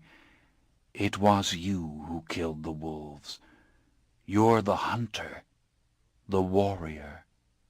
You're stronger than anyone else here. That's your tragedy. I shook my head. That was true, but it didn't matter. It couldn't account for unhappiness such as this. But what was the use of saying it? She looked away for a moment, then back to me. "But you're many things," she said. "Not only one thing. You're the killer and the man. And don't give in to the killer in you just because you hate them. You don't have to take upon yourself the burden of murder or madness to be free of this place. Surely there must be other ways." Those last two sentences struck me hard. She had gone to the core, and the implications dazzled me. Always I'd felt that I couldn't be a good human being and fight them. To be good meant to be defeated by them. Unless, of course, I found a more interesting idea of goodness.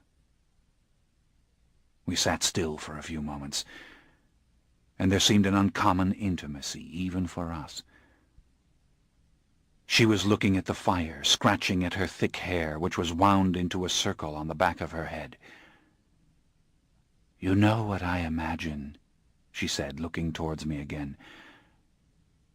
"Not so much the murdering of them as an abandon which disregards them completely. I imagine drinking wine until I'm so drunk I strip off my clothes and bathe in the mountain streams naked." I almost laughed, but it was a sublime amusement. I looked up at her, uncertain for a moment that I was hearing her correctly, but she had said these words, and she wasn't finished. "And then I imagine going into the village," she said, "and up into the inn, and taking into my bed any men that come there, crude men, big men, old men, boys, just lying there and taking them one after another, and feeling some magnificent triumph in it, some absolute release without a thought of what happens to your father or your brothers, whether they are alive or dead. In that moment I am purely myself. I belong to no one." I was too shocked and amazed to say anything. But again this was terribly, terribly amusing. When I thought of my father and brothers and the pompous shopkeepers of the village and how they would respond to such a thing, I found it damn near hilarious. If I didn't laugh aloud, it was probably because the image of my mother naked made me think I shouldn't. But I couldn't keep altogether quiet. I laughed a little, and she nodded, half smiling. She raised her eyebrows as if to say, "We understand each other." Finally I roared, laughing. I pounded my knee with my fist and hit my head on the wood of the bed behind me, and she almost laughed herself. Maybe in her own quiet way she was laughing. Curious moment. Some almost brutal sense of her as a human being, quite removed from all that surrounded her. We did understand each other, and all my resentment of her didn't matter too much. She pulled the pin out of her hair and let it tumble down to her shoulders. We sat quiet for perhaps an hour after that. No more laughter or talk. Just the fire blazing and her near to me. She had turned so she could see the fire. Her profile, the delicacy of her nose and lips were beautiful to look at. Then she looked back at me, and in the same steady voice without undue emotion, she said, "I'll never leave here. I am dying now." I was stunned. The little shock before was nothing to this. "I'll live through this spring," she continued, "and possibly the summer as well. But I won't survive another winter. I know. The pain in my lungs is too bad." I made some little anguished sound. I think I leaned forward and said, "Mother." "Don't say any more," she answered. I think she hated to be called Mother, but I hadn't been able to help it. "I just wanted to speak it to another soul," she said, "to hear it out loud. I'm perfectly horrified by it. I'm afraid of it." I wanted to take her hands, but I knew she'd never allow it. She disliked to be touched. She never put her arms around anyone. And so it was in our glances that we held each other. My eyes filled with tears looking at her. She patted my hand. "Don't think on it much," she said. "I don't. Just only now and then. But you must be ready to live on without me when the time comes. That may be harder for you than you realize." I tried to say something. I couldn't make the words come. She left me just as she'd come in, silently. And though she'd never said anything about my clothes or my beard or how dreadful I looked, she sent the servants in with clean clothes for me, and the razor and warm water. And silently I let myself be taken care of by them.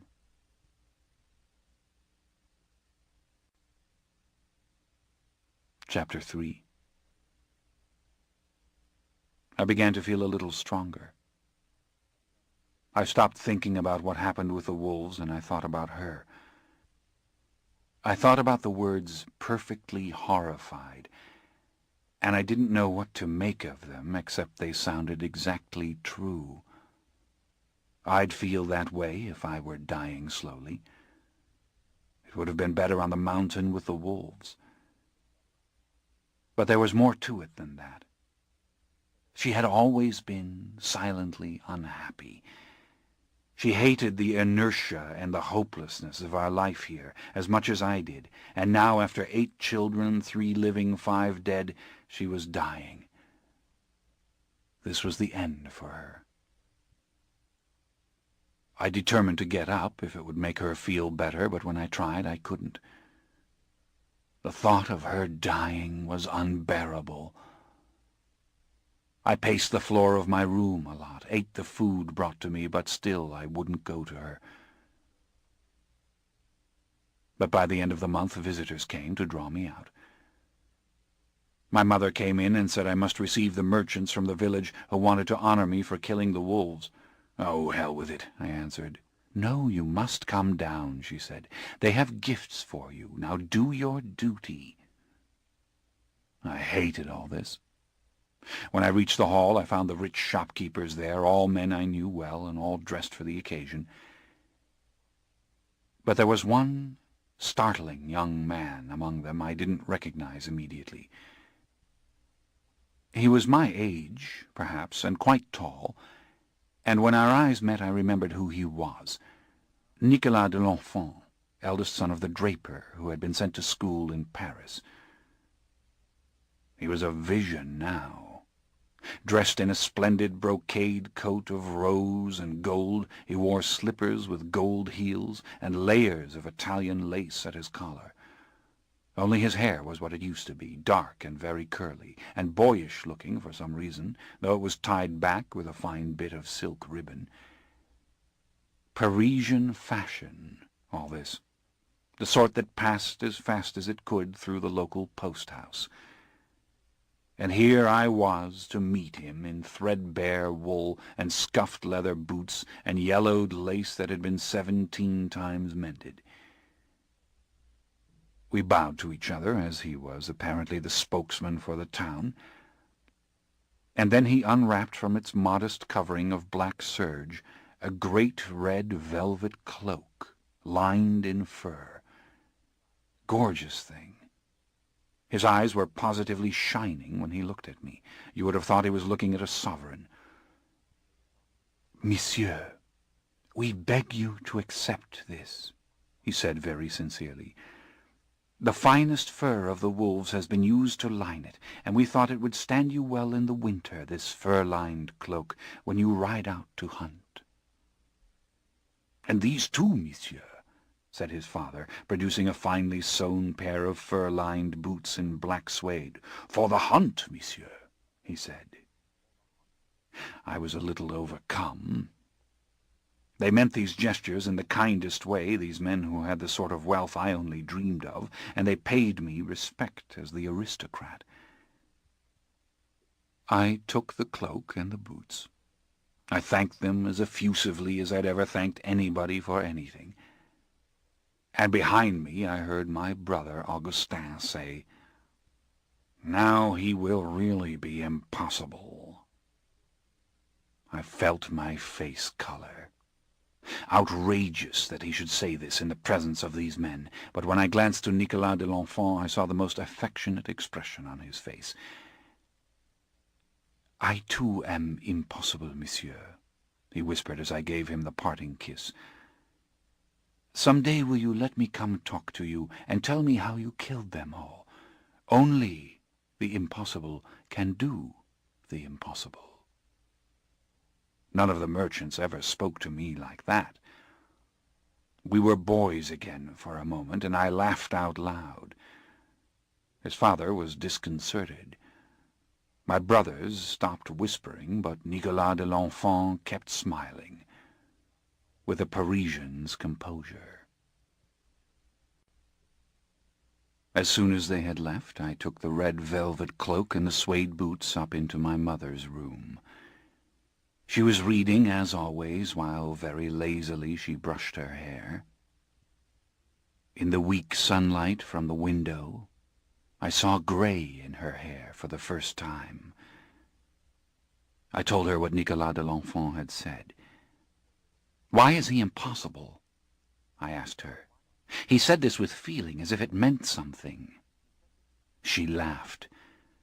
"It means something, all right," she said. "He's in disgrace." She stopped looking at her book for a moment and looked at me. "You know how he's been educated all his life to be a little imitation aristocrat. Well, during his first term studying law in Paris, he fell madly in love with the violin, of all things. Seems he heard an Italian virtuoso, one of those geniuses from Padua, who is so great that men say he has sold his soul to the devil. Well, Nicolas dropped everything at once to take lessons from Wolfgang Mozart. He sold his books. He did nothing but play and play until he failed his examinations. He wants to be a musician. Can you imagine?" And his father is beside himself. "Exactly.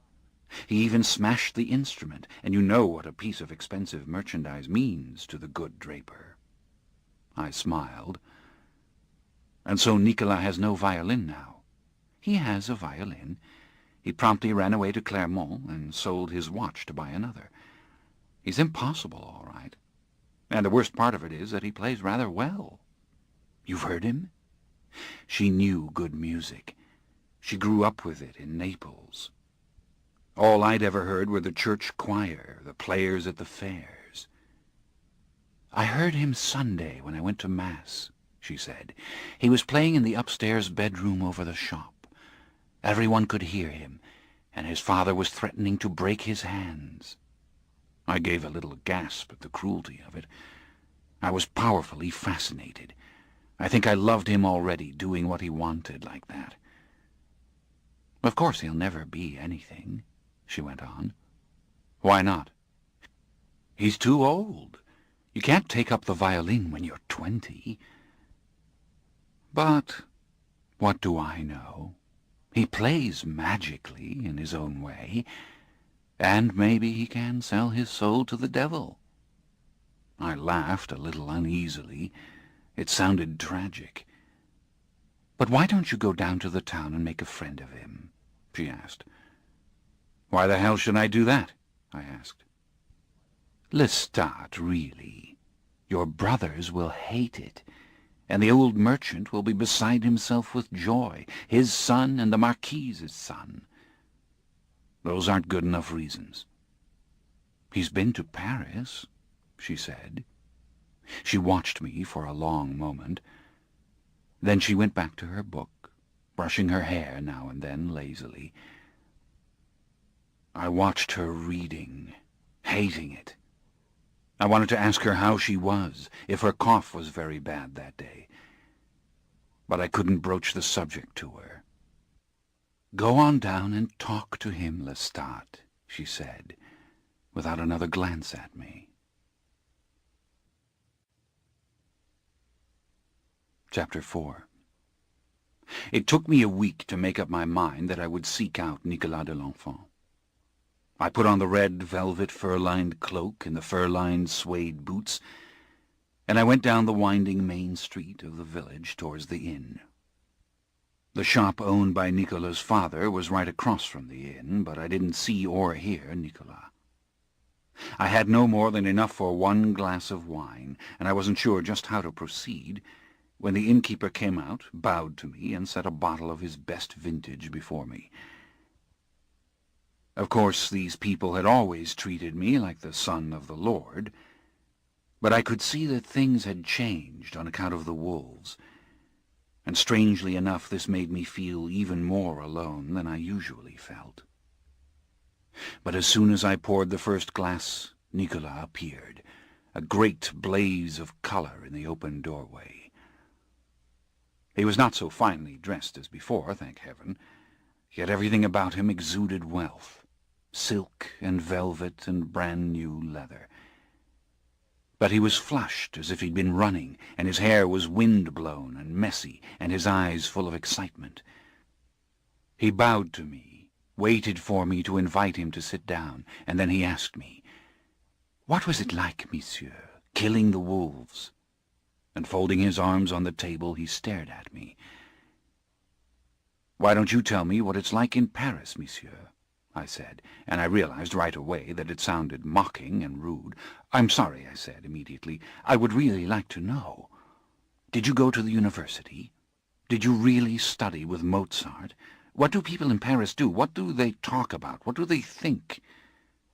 He laughed softly at the barrage of questions. I had to laugh myself. I signaled for another glass and pushed the bottle towards him. "Tell me," I said, "did you go to the theatres in Paris? Did you see the Comédie Française?" "Many times," he answered a little dismissively. "But listen, the diligence will be coming in any minute. There'll be too much noise. Allow me the honour of providing your supper in a private room upstairs. I should so like to do it." And before I could make a gentlemanly protest, he was ordering everything. We were shown up to a crude but comfortable little chamber. I was almost never in small wooden rooms, and I loved it immediately. The table was laid for the meal that would come later on. The fire was truly warming the place, unlike the roaring blazes in our castle. And the thick glass of the window was clean enough to see the blue winter sky over snow-covered mountains. "Now I shall tell you everything you want to know about Paris," he said agreeably, waiting for me to sit first. "Yes, I did go to the university." He made a little sneer, as if it had all been contemptible. "And I did study with Mozart, who would have told me I was hopeless if he hadn't needed pupils.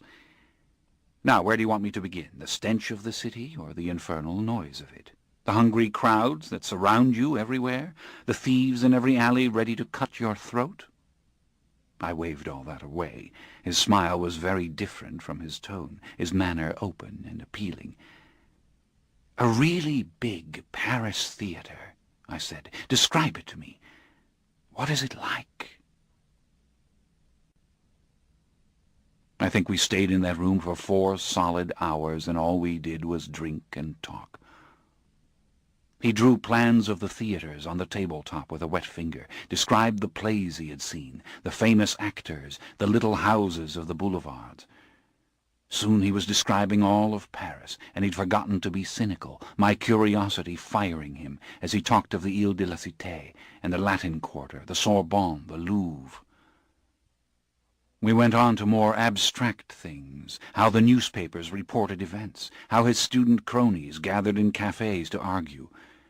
He told me men were restless and out of love with the monarchy, that they wanted a change in government and wouldn't sit still for very long. He told me about the philosophers, Diderot, Voltaire, Rousseau.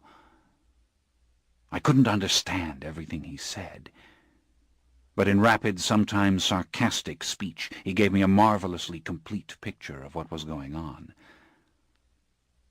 Of course, it didn't surprise me to hear that educated people didn't believe in God, that they were infinitely more interested in science, that the aristocracy was much in ill favor, and so was the Church. These were times of reason, not superstition, and the more he talked, the more I understood. Soon he was outlining the Encyclopédie, the great compilation of knowledge supervised by Diderot. And then it was the salons he'd gone to, the drinking bouts, his evenings with actresses. He described the public balls at the Palais Royal, where Marie Antoinette appeared right along with the common people. "I'll tell you," he said finally, "it all sounds a hell of a lot better in this room than it really is." "I don't believe you," I said gently. I didn't want him to stop talking. I wanted it to go on and on. "It's a secular age, monsieur," he said, filling our glasses from the new bottle of wine. "Very dangerous." "Why dangerous?" I whispered. "An end to superstition? What could be better than that?" "Spoken like a true 18th-century man, monsieur," he said with a faint melancholy to his smile. "But no one values anything any more. Fashion is everything. Even atheism is a fashion." I had always had a secular mind, but not for any philosophical reason. No one in my family much believed in God, or ever had. Of course they said they did, and we went to Mass, but this was duty. Real religion had long ago died out in our family, as it had perhaps in the families of thousands of aristocrats. Even at the monastery I had not believed in God. I had believed in the monks around me. I tried to explain this in simple language that would not give offense to Nicolas, because for his family it was different. Even his miserable, money-grubbing father, whom I secretly admired, was fervently religious. "But can men live without these beliefs?" Nicolas asked almost sadly. "Can children face the world without them?" I was beginning to understand why he was so sarcastic and cynical. He had only recently lost that old faith. He was bitter about it. But no matter how deadening was this sarcasm of his, a great energy poured out of him, an irrepressible passion. And this drew me to him.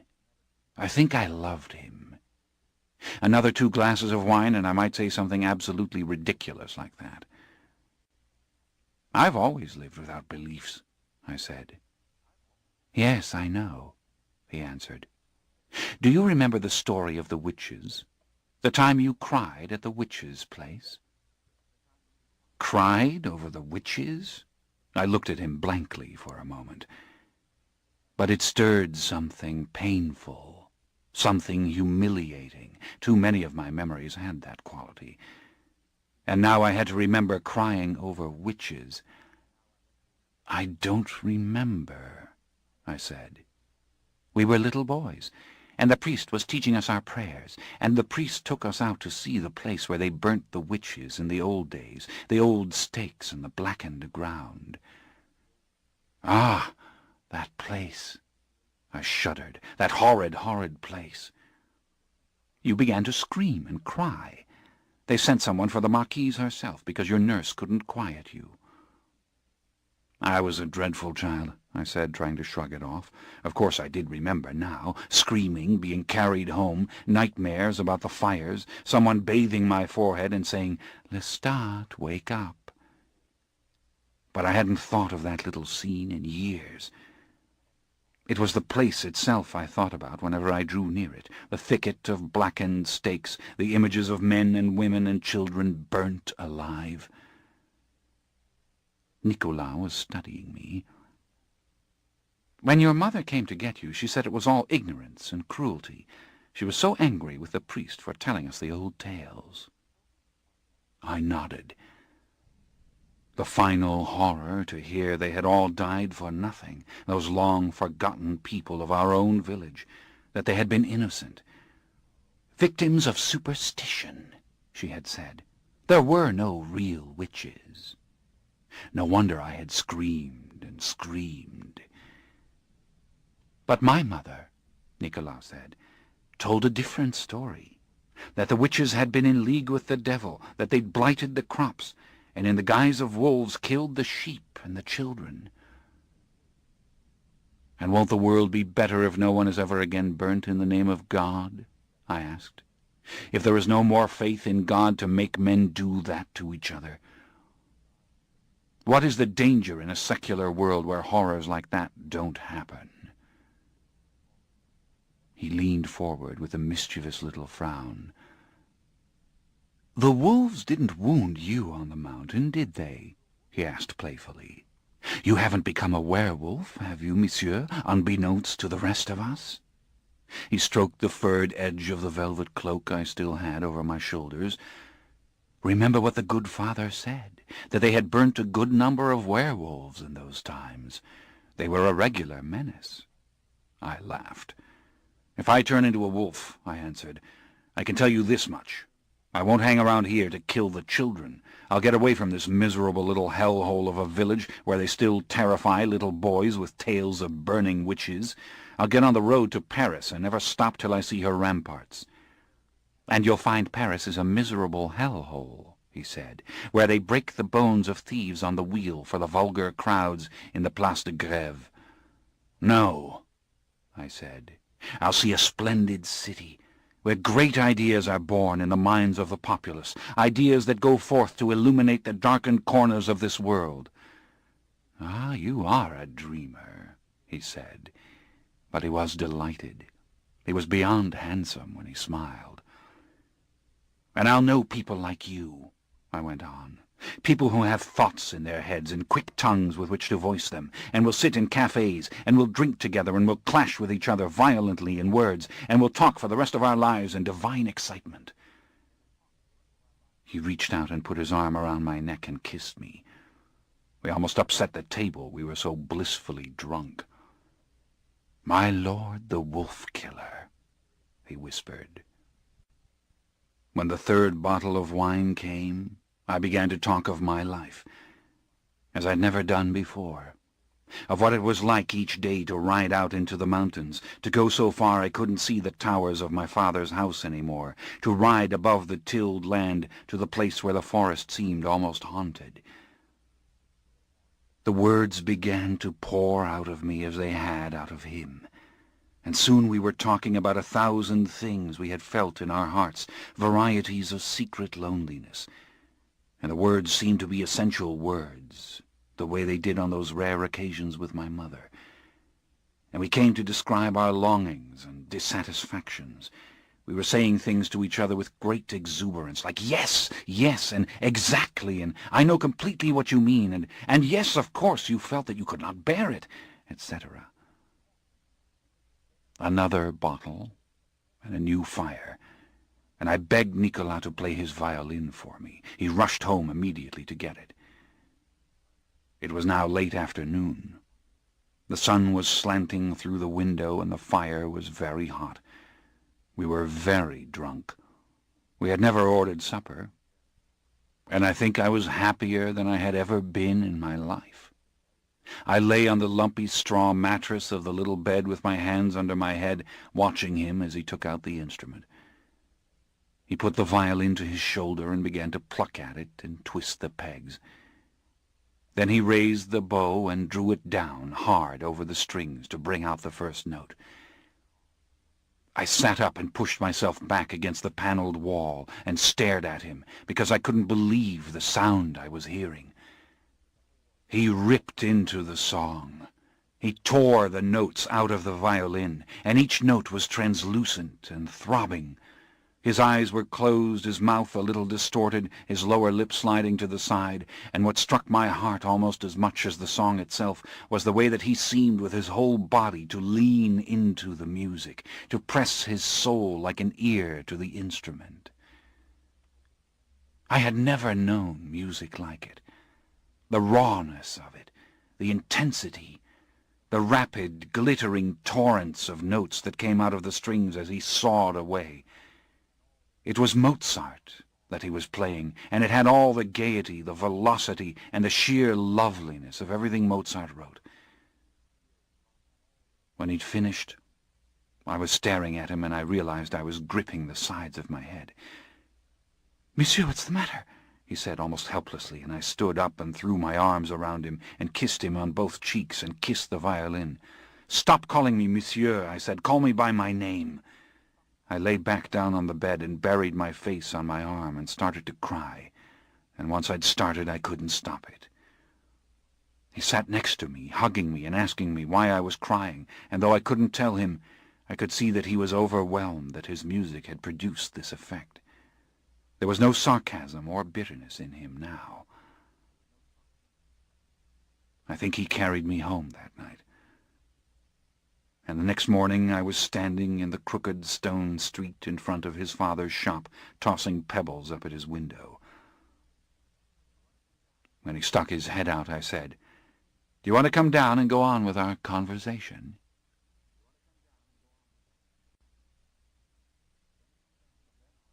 Chapter 5. From then on, when I was not hunting, my life was with Nicola and our conversation. Spring was approaching. The mountains were dappled with green, the apple orchards starting back to life, and Nicola and I were always together. We took long walks up the rocky slopes, had our bread and wine in the sun on the grass, roamed south through the ruins of an old monastery. We hung about in my rooms or sometimes climbed to the battlements, and we went back to our room at the inn when we were too drunk and too loud to be tolerated by others. And as the weeks passed, we revealed more and more of ourselves to each other. Nicolas told me about his childhood at school, the little disappointments of his early years, those whom he had known and loved. And I started to tell him the painful things, and finally the old disgrace of running off with the Italian players. It came to that one night when we were in the inn again, and we were drunk as usual. In fact, we were at that moment of drunkenness that the two of us had come to call the golden moment, when everything made sense. We always tried to stretch out that moment, and then inevitably one of us would confess, "I can't follow any more. I think the golden moment's past."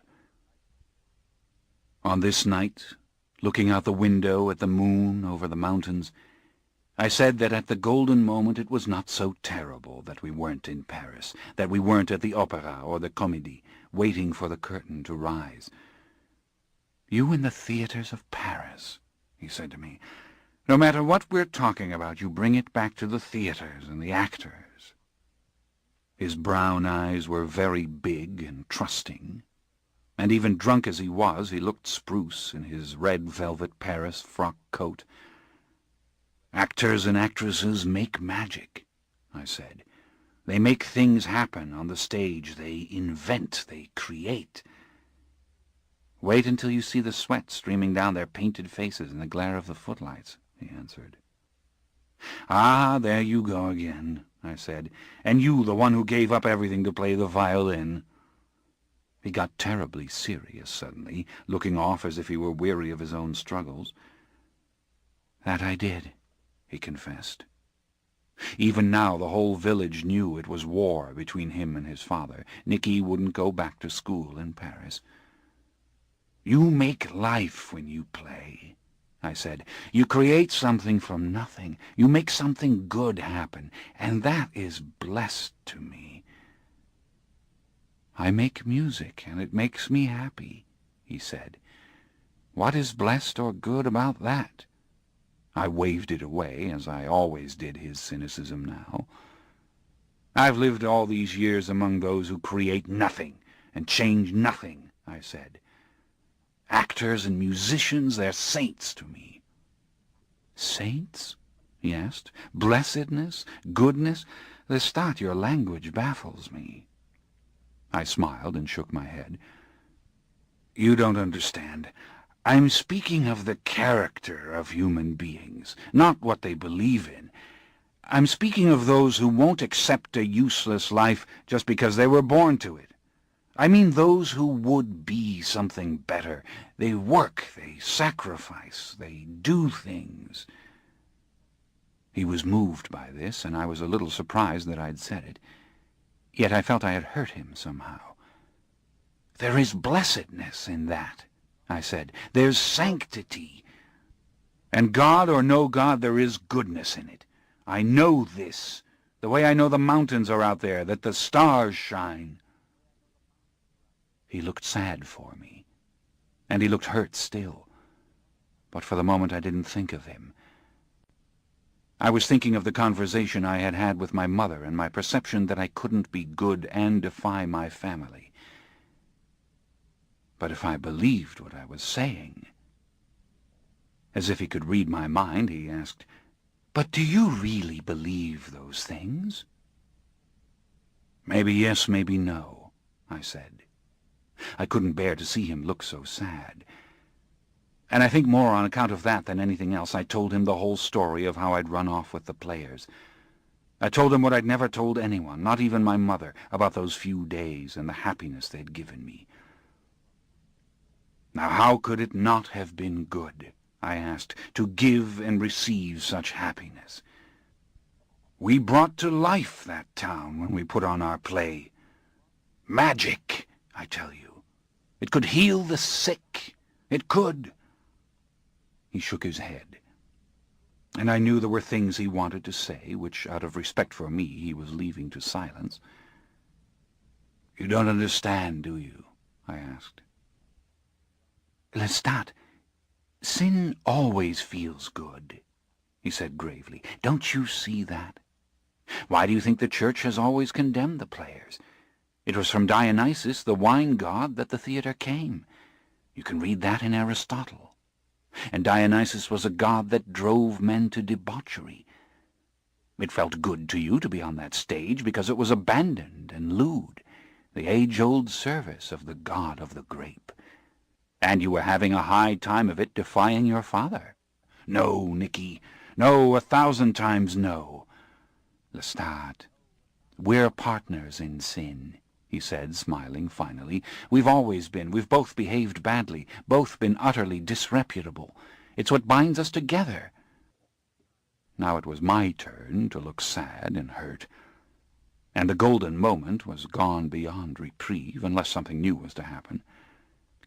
"Come on," I said suddenly. "Get your violin, and we'll go off somewhere in the woods where the music won't wake up anybody. We'll see if there isn't some goodness in it." "You're a madman," he said, but he grabbed the unopened bottle by the neck and headed for the door immediately. I was right behind him. When he came out of his house with the violin, he said, "Let's go to the witch's place. Look, it's a half-moon, plenty of light. We'll do the devil's dance and play for the spirits of the witches." I laughed. I had to be drunk to go along with that. "We'll reconsecrate the spot," I insisted, "with good and pure music." It had been years and years since I'd walked in the witch's place. The moon was bright enough, as he'd said, to see the charred stakes in their grim circle, and the ground in which nothing ever grew even 100 years after the burnings. The new saplings of the forest kept their distance. And so the wind struck the clearing, and above, clinging to the rocky slope, the village hovered in darkness. A faint chill passed over me, but it was the mere shadow of the anguish I'd felt as a child when I'd heard those awful words, "roasted alive," when I had imagined the suffering. Nicky's white lace shone in the pale light, and he struck up a gypsy song at once and danced round in a circle as he played it. I sat on a broad, burned stump of tree and drank from the bottle. And the heartbreaking feeling came, as it always did with the music. What sin was there, I thought, except to live out my life in this awful place? And pretty soon I was silently and unobtrusively crying. Though it seemed the music had never stopped, Nicky was comforting me. We sat side by side, and he told me that the world was full of inequities, and that we were prisoners, he and I, of this awful corner of France, and someday we would break out of it. And I thought of my mother in the castle high up the mountain, and the sadness numbed me until I couldn't bear it. And Nicky started playing again, telling me to dance and to forget everything. "Yes, that's what it could make you do," I wanted to say. "Is that sin?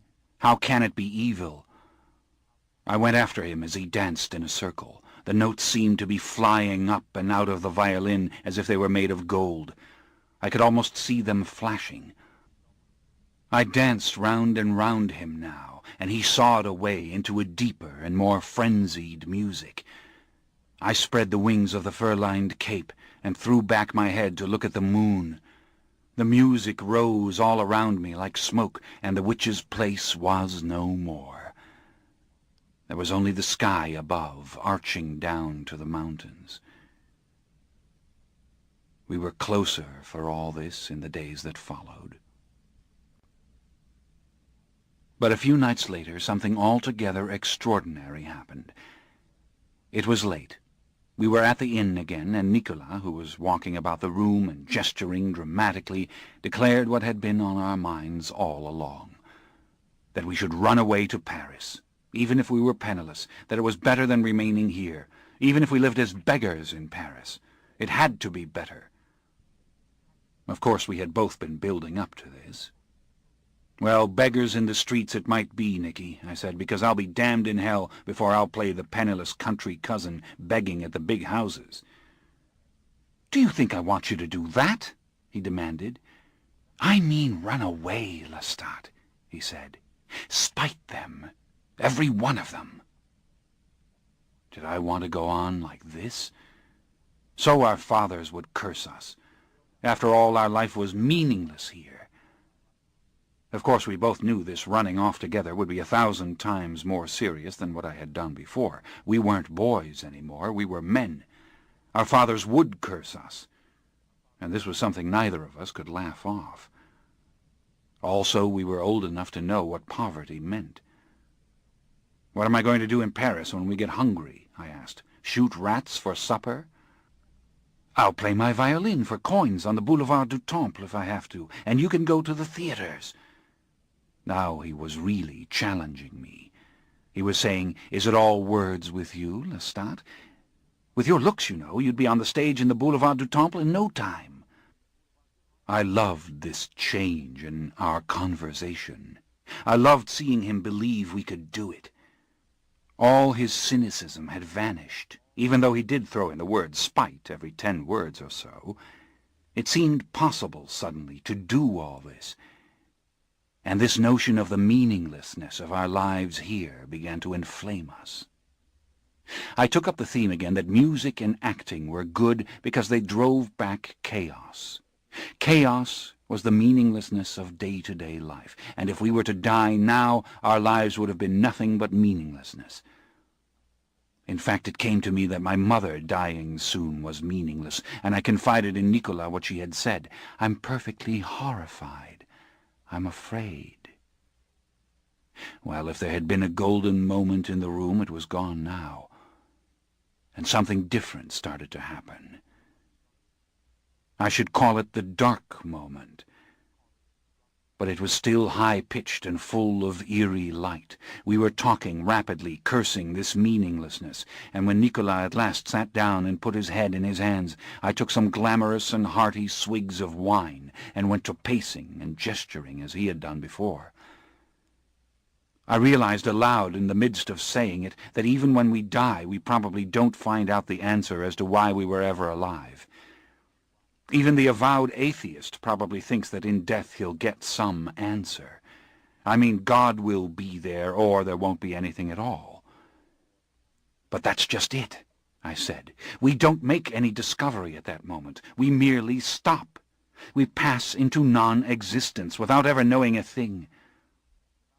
I saw the universe, a vision of the sun, the planets, the stars, black night going on forever. And I began to laugh. "Do you realize that?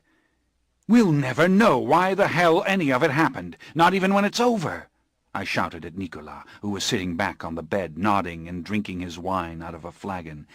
We're going to die and not even know. We'll never know. And all this meaninglessness will just go on and on and on, and we won't any longer be witnesses to it. We won't have even that little bit of power to give meaning to it in our minds. We'll just be gone. Dead. Dead. Dead without ever knowing. But I had stopped laughing. I stood still, and I understood perfectly what I was saying. There was no judgment day, no final explanation, no luminous moment in which all terrible wrongs would be made right, all horrors redeemed. The witches burnt at the stake would never be avenged. No one was ever going to tell us anything. No, I didn't understand it at this moment. I saw it. And I began to make the single sound, "Oh." I said it again, "Oh." And then I said it louder and louder and louder, and I dropped the wine bottle on the floor. I put my hands to my head, and I kept saying it, and I could see my mouth opened in that perfect circle that I had described to my mother, and I kept saying, "Oh, oh, oh." I said it like a great hiccuping that I couldn't stop. And Nicolas took hold of me and started shaking me, saying, "Lestat, stop!" I couldn't stop. I ran to the window, unlatched it, and swung out the heavy little glass and stared at the stars. I couldn't stand seeing them. I couldn't stand seeing the pure emptiness, the silence, the absolute absence of any answer, and I started roaring as Nicolas pulled me back from the windowsill and pulled shut the glass. "You'll be all right," he said over and over. Someone was beating on the door. It was the innkeeper, demanding why we had to carry on like this. "You'll feel all right in the morning," Nicolas kept insisting. "You just have to sleep." We had awakened everyone. I couldn't be quiet. I kept making the same sound over again. And I ran out of the inn with Nicolas behind me, and down the street of the village and up towards the castle with Nicolas trying to catch up with me, and through the gates and up into my room. "Sleep, that's what you need," he kept saying to me desperately. I was lying against the wall with my hands over my ears, and that sound kept coming. "Oh, oh, oh. In the morning," he said, "it will be better." This ends Disc 2. The Vampire Lestat, Disc 3. Well, it was not better in the morning. And it was no better by nightfall, and in fact it got worse with the coming of the darkness. I walked and talked and gestured like a contented human being, but I was flayed. I was shuddering. My teeth were chattering. I couldn't stop it. I was staring at everything around me in horror. The darkness terrified me. The sight of the old suits of armor in the hall terrified me. I stared at the mace and the flail I'd taken out after the wolves. I stared at the faces of my brothers. I stared at everything, seeing behind every configuration of color and light and shadow the same thing: death. Only it wasn't just death as I'd thought of it before. It was death the way I saw it now. Real death, total death, inevitable, irreversible, and resolving nothing. And in this unbearable state of agitation I commenced to do something I'd never done before. I turned to those around me and questioned them relentlessly. "But do you believe in God?" I asked my brother Augustin. "How can you live if you don't?" "But do you really believe in anything?" I demanded of my blind father. "If you knew you were dying at this very minute, would you expect to see God or darkness? Tell me!" "You're mad! You've always been mad!" he shouted. "Get out of this house! You'll drive us all crazy!" He stood up, which was hard for him, being crippled and blind, and he tried to throw his goblet at me, and naturally he missed. I couldn't look at my mother. I couldn't be near her. I didn't want to make her suffer with my questions. I went down to the inn. I couldn't bear to think of the witch's place. I would not have walked to that end of the village for anything. I put my hands over my ears and shut my eyes. "Go away," I said at the thought of those who died like that without ever understanding anything. The second day it was no better. And it wasn't any better by the end of the week either. I ate, drank, slept, but every waking moment was pure panic and pure pain.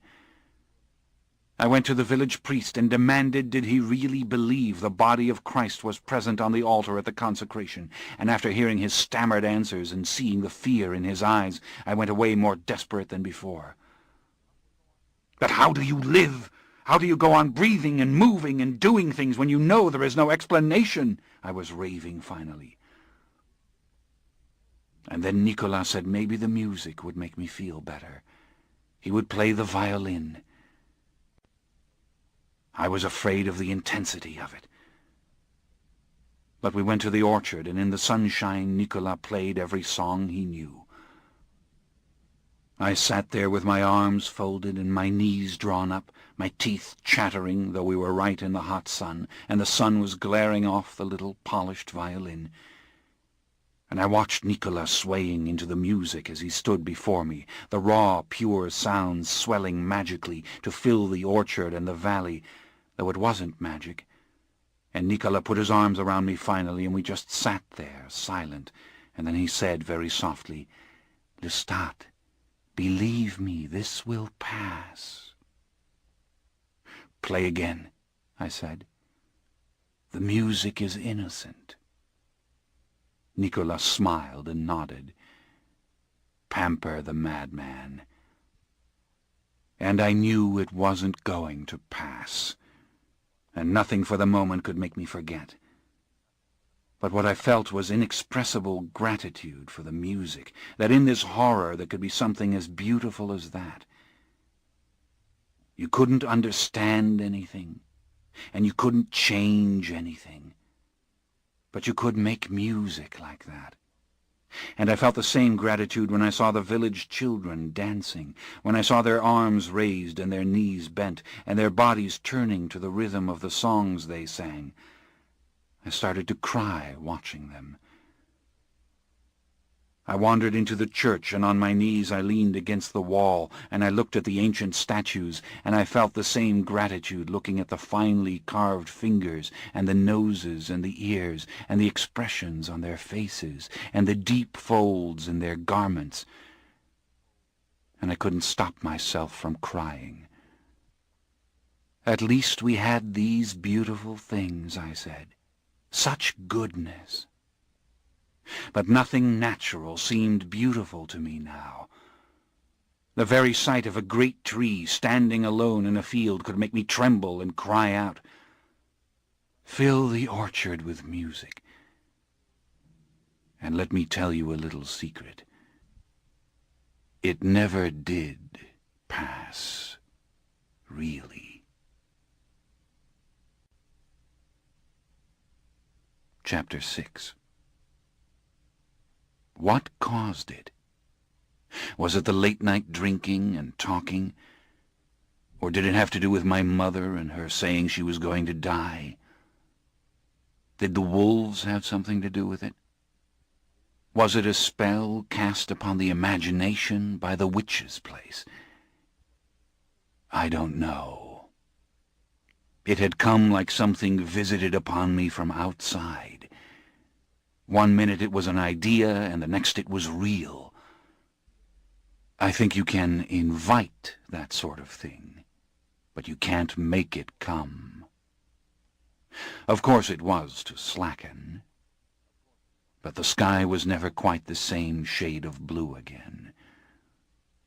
I mean, the world looked different forever after, and even in moments of exquisite happiness, there was the darkness lurking, the sense of our frailty and our hopelessness. Maybe it was a presentiment, but I don't think so. It was more important than that, and frankly I don't believe in presentiments. But to return to the story, during all this misery I kept away from my mother. I wasn't going to say these monstrous things about death and chaos to her. But she heard from everyone else that I had lost my reason. And finally, on the first Sunday night in Lent, she came to me. I was alone in my room, and the whole household had gone down to the village at twilight for the big bonfire that was the custom every year on this evening. I had always hated the celebration. It had a ghastly aspect to it. The roaring flames, the dancing and singing, the peasants going afterwards through the orchards with their torches to the tune of their strange chanting. We had had a priest for a little while who called it pagan, but they got rid of him fast enough. The farmers of our mountains kept to their old rituals.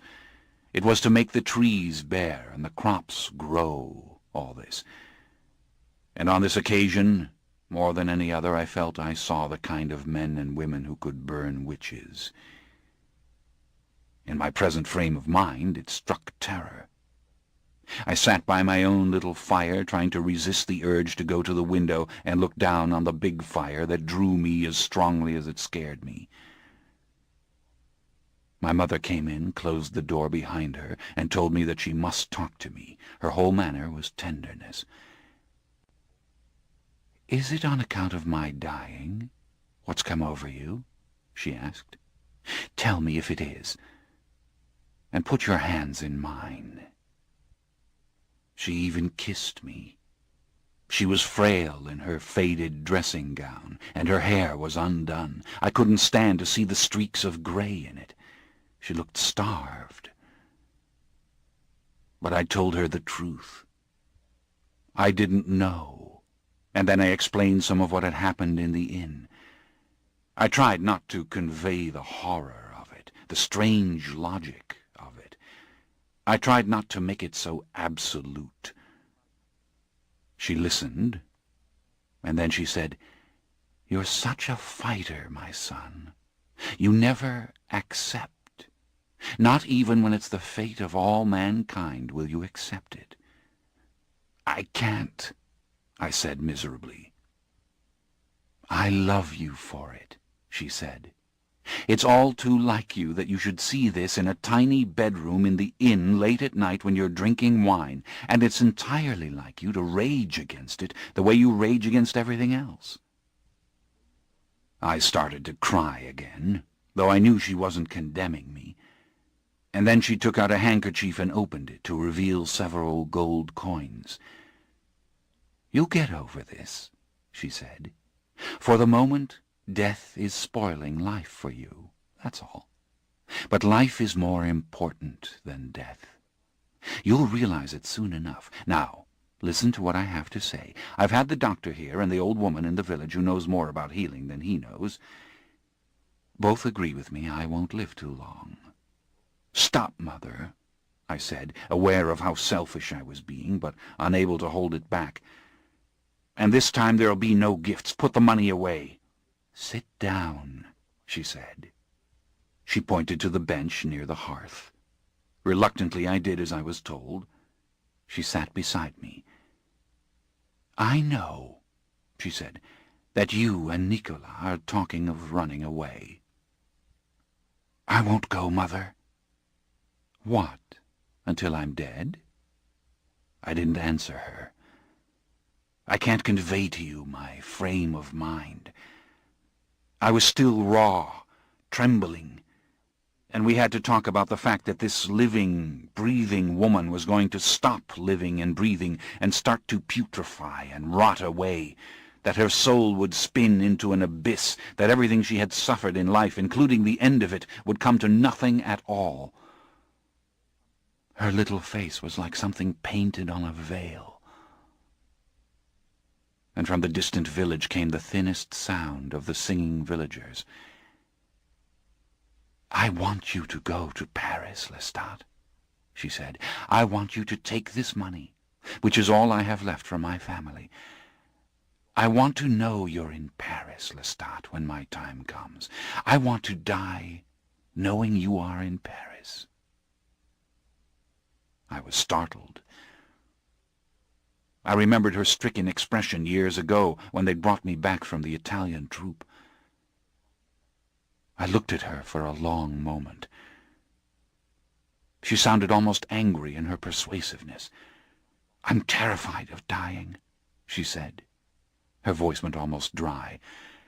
"And I swear I will go mad if I don't know you're in Paris and you're free when it finally comes." I questioned her with my eyes. I was asking her with my eyes, "Do you really mean this?" "I have kept you here as surely as your father has," she said. "Not on account of pride, but on account of selfishness. And now I'm going to atone for it. I'll see you go. And I don't care what you do when you reach Paris, whether you sing while Nicolas plays the violin or turn somersaults on the stage at the Saint-Germain fair. But go, and do what you will do as best you can." I tried to take her in my arms. She stiffened at first, but then I felt her weaken, and she melted against me. And she gave herself over so completely to me in that moment that I think I understood why she had always been so restrained. She cried, which I'd never heard her do. And I loved this moment, for all its pain. I was ashamed of loving it, but I wouldn't let her go. I held her tightly and maybe kissed her for all the time she'd never let me do it.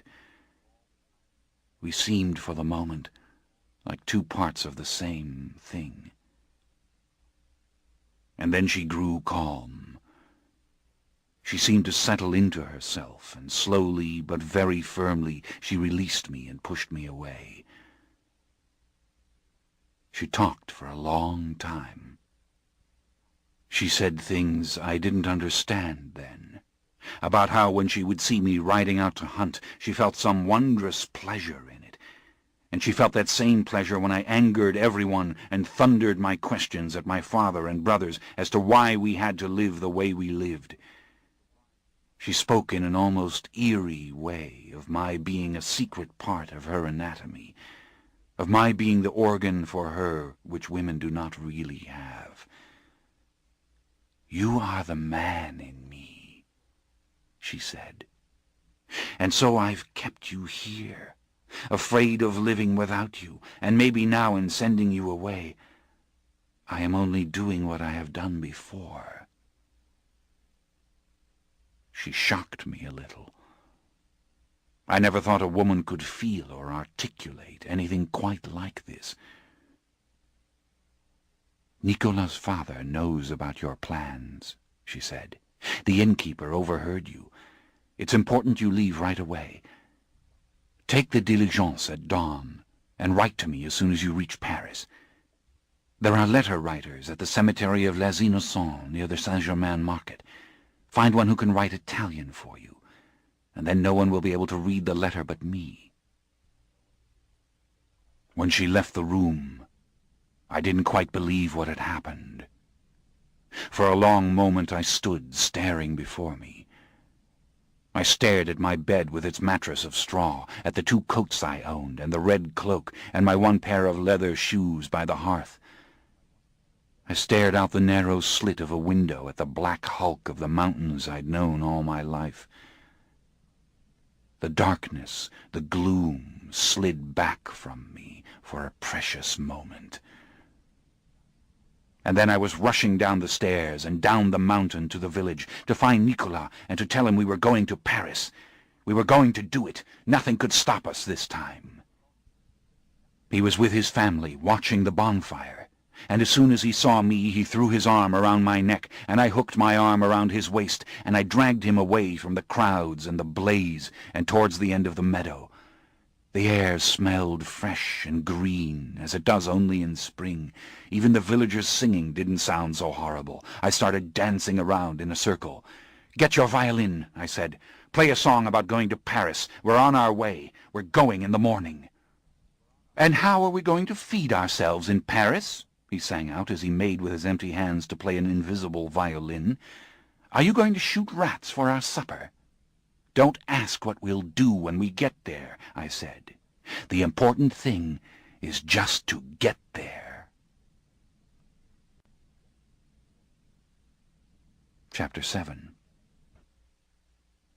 Not even a fortnight passed before I stood in the midst of the noonday crowds in the vast public cemetery of Les Innocents, with its old vaults and stinking open graves, the most fantastical marketplace I had ever beheld, and amid the stench and the noise, bent over an Italian letter-writer dictating my first letter to my mother. Yes, we had arrived safely after travelling day and night, and we had rooms in the Ile de la Cité, and we were inexpressibly happy, and Paris was warm and beautiful and magnificent beyond all imagining. I wished I could have taken the pen myself and written to her. I wished I could have told her what it was like, seeing these towering mansions, ancient, winding streets aswarm with beggars, peddlers, noblemen, houses of 4 and 5 stories banking the crowded boulevards. I wished I could have described the carriages to her, the rumbling confections of gilt and glass bullying their way over the Pont Neuf and the Pont Notre Dame, streaming past the Louvre, the Palais Royal. I wished I could describe the people, the gentlemen with their clocked stockings and silver walking sticks, tripping through the mud in pastel slippers, the ladies with their pearl-encrusted wigs and swaying panniers of silk and muslin, my first certain glimpse of Queen Marie Antoinette herself, walking boldly through the gardens of the Tuileries. Of course, she'd seen it all years and years before I was born. She'd lived in Naples and London and Rome with her father. But I wanted to tell her what she had given to me, how it was to hear the choir in Notre Dame, to push into the jam-packed cafes with Nicolas, talk with his old student cronies over English coffee, what it was like to get dressed up in Nicolas's fine clothes, he made me do it, and stand below the footlights at the Comédie Française, gazing up in adoration at the actors on the stage. But all I wrote in this letter was perhaps the very best of it. The address of the garret rooms we called our home in the Ile de la Cité, and the news. I have been hired in a real theatre to study as an actor with a fine prospect of performing very soon. What I didn't tell her was that we had to walk up 6 flights of stairs to our rooms, that men and women brawled and screamed in the alleyways beneath our windows, that we had run out of money already, thanks to my dragging us to every opera, ballet, and drama in town, and that the establishment where I worked was a shabby little boulevard theatre 1 step up from a platform at the fair, and my jobs were to help the players dress, sell tickets, sweep up, and throw out the troublemakers. But I was in paradise again, and so was Nicolas, though no decent orchestra in the city would hire him, and he was now playing solos with the little bunch of musicians in the theatre where I worked, and when we were really pinched he did play right on the boulevard, with me beside him holding out the hat. We were shameless. We ran up the steps each night with our bottle of cheap wine and a loaf of fine, sweet Parisian bread, which was ambrosia after what we'd eaten in the Auvergne. And in the light of our 1 tallow candle, the garret was the most glorious place I'd ever inhabited. As I mentioned before, I'd seldom been in a little wooden room, except in the inn. Well, this room had plaster walls and a plaster ceiling. It was really Paris. It had polished wood flooring and even a tiny little fireplace with a new chimney, which actually made a draught. So what if we had to sleep on lumpy pallets, and the neighbors woke us up fighting? We were waking up in Paris, and could roam arm in arm for hours through streets and alleyways, peering into shops full of jewelry and plate, tapestries and statues, wealth such as I'd never seen. Even the reeking meat markets delighted me. The crash and clatter of the city, the tireless busyness of its thousands upon thousands of labourers, clerks, craftsmen, the comings and goings of an endless multitude. By day I almost forgot the vision of the inn and the darkness. unless of course I glimpsed some uncollected corpse in a filthy alleyway, of which there were many, or I happened upon a public execution in the Place de Grève. And I was always happening upon a public execution in the Place de Grève. I'd wander out of the square, shuddering, almost moaning. I could become obsessed with it, if not distracted. But Nicolas was adamant. Lestat, no talk of the eternal, the immutable, the unknowable. He threatened to hit me or shake me if I should start. And when twilight came on, the time I hated more than ever, whether I had seen an execution or not, whether the day had been glorious or vexing, the trembling would start in me. And only one thing saved me from it, the warmth and excitement of the brightly lighted theatre, and I made sure that before dusk I was safely inside. Now, in the Paris of those times, the theatres of the boulevards weren't even legitimate houses at all. Only the Comédie Française and the Théâtre des Italiens were government-sanctioned theatres, and to them all serious drama belonged. This included tragedy as well as comedy, the plays of Racine, Corneille, the brilliant Voltaire. But the old Italian commedia that I loved, Pantaloon, Harlequin, Scaramouche, and the rest, lived on as they always had, with tightrope walkers, acrobats, jugglers, and puppeteers in the platform spectacles at the Saint-Germain and the Saint-Laurent fairs. And the boulevard theatres had grown out of these fairs. By my time, the last decades of the 18th century, they were permanent establishments along the Boulevard du Temple, and though they played to the poor, who couldn't afford the grand houses, they also collected a very well-to-do crowd. Plenty of the aristocracy and the rich bourgeoisie crowded into the loge to see the boulevard performances, because they were lively and full of good talent, and not so stiff as the plays of the great Racine or the great Voltaire. We did the Italian comedy, just as I'd learned it before, full of improvisation, so that every night it was new and different, yet always the same. And we also did singing and all kinds of nonsense, not just because the people loved it, but because we had to. We couldn't be accused of breaking the monopoly of the state theatres on straight plays. The house itself was a rickety wooden rat-trap, seating no more than 300, but its little stage and props were elegant. It had a luxurious blue velvet stage curtain, and its private boxes had screens. And its actors and actresses were seasoned and truly talented. Or so it seemed to me. Even if I hadn't had this newly acquired dread of the dark, this malady of mortality, as Nicolas persisted in calling it couldn't have been more exciting to go through that stage door. For 5 to 6 hours every evening I lived and breathed in a little universe of shouting and laughing and quarrelling men and women, struggling for this one and against that one, all of us comrades in the wings, even if we weren't friends. Maybe it was like being in a little boat on the ocean, all of us pulling together, unable to escape each other. It was divine. Nicolas was slightly less enthusiastic, but then that was to be expected.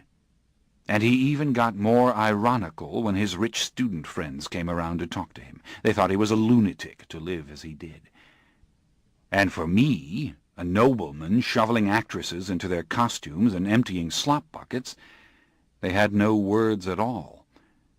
Of course, all that these young bourgeois really wanted was to be aristocrats. They bought titles, married into aristocratic families whenever they could. And it's one of the little jokes of history that they got mixed up in the Revolution and helped to abolish the class which in fact they really wanted to join. I didn't care if we ever saw Nicolas's friends again.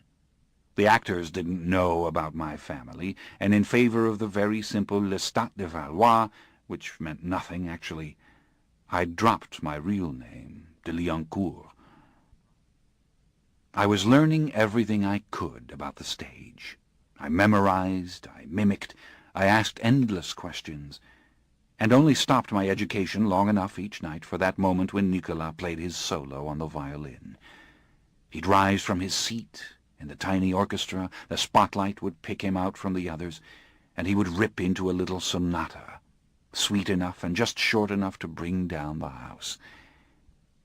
And all the while I dreamed of my own moment, when the old actors whom I studied and pestered and imitated and waited upon like a lackey would finally say, "All right, Lestat, tonight we need you as Lelio. Now you ought to know what to do." It came in late August at last. Paris was at its warmest, and the nights were almost balmy, and the house was full of a restless audience, fanning itself with handkerchiefs and handbills. The thick white paint was melting on my face as I put it on. I wore a pasteboard sword with Nicolas' best velvet coat, and I was trembling before I stepped on the stage, thinking this was like waiting to be executed or something. But as soon as I stepped out there, I turned and looked directly into the jam-packed hall, and the strangest thing happened. The fear evaporated. I beamed at the audience, and very slowly I bowed. I stared at the lovely Flaminia as if I were seeing her for the first time. I had to win her. The romp began. The stage belonged to me, as it had years and years ago in that far-off country town. And as we pranced madly together across the boards, quarreling, embracing, clowning, laughter rocked the house. I could feel the attention as if it were an embrace. Each gesture, each line brought a roar from the audience. It was too easy almost, and we could have worked it for another half-hour if the other actors, eager to get into the next trick, as they called it, hadn't forced us finally towards the wings. The crowd was standing up to applaud us. And it wasn't that country audience under the open sky. These were Parisians shouting for Lelio and Flaminia to come back out. In the shadows of the wings I reeled. I almost collapsed. I could not see anything for the moment but the vision of the audience gazing up at me over the footlights. I wanted to go right back on stage. I grabbed Flaminia and kissed her, and realized that she was kissing me back passionately. Then Renaud, the old manager, pulled her away. "All right, Lestat," he said, as if he were cross about something. "All right, you've done tolerably well. I'm going to let you go on regularly from now on." But before I could start jumping up and down for joy, half the troupe materialized around us, and Lucina, one of the actresses, immediately spoke up. "Oh, no, you'll not let him go on regularly," she said. "He's the handsomest actor on the Boulevard du Temple, and you'll hire him outright for it, and pay him outright for it, and he doesn't touch another broom or mop." I was terrified. My career had just started, and it was about to be over. But to my amazement, Renaud agreed to all her terms.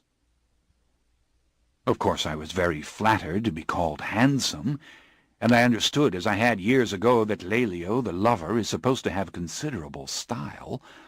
An aristocrat, with any breeding whatsoever, was perfect for the part. But if I was going to make the Paris audiences really notice me, if I was going to have them talking about me at the Comédie Française, I had to be more than some yellow-haired angel fallen out of a marquise family onto the stage. I had to be a great actor, and that is exactly what I determined to be. That night Nicola and I celebrated with a colossal drunk. We had all the troupe up to our rooms for it, and I climbed out on the slippery rooftops and opened my arms to Paris, and Nicolas played his violin in the window until we'd awakened the whole neighborhood. The music was rapturous, yet people were snarling and screaming up the alleyways and banging on pots and pans. We paid no attention. We were dancing and singing as we had in the witch's place. I almost fell off the window ledge.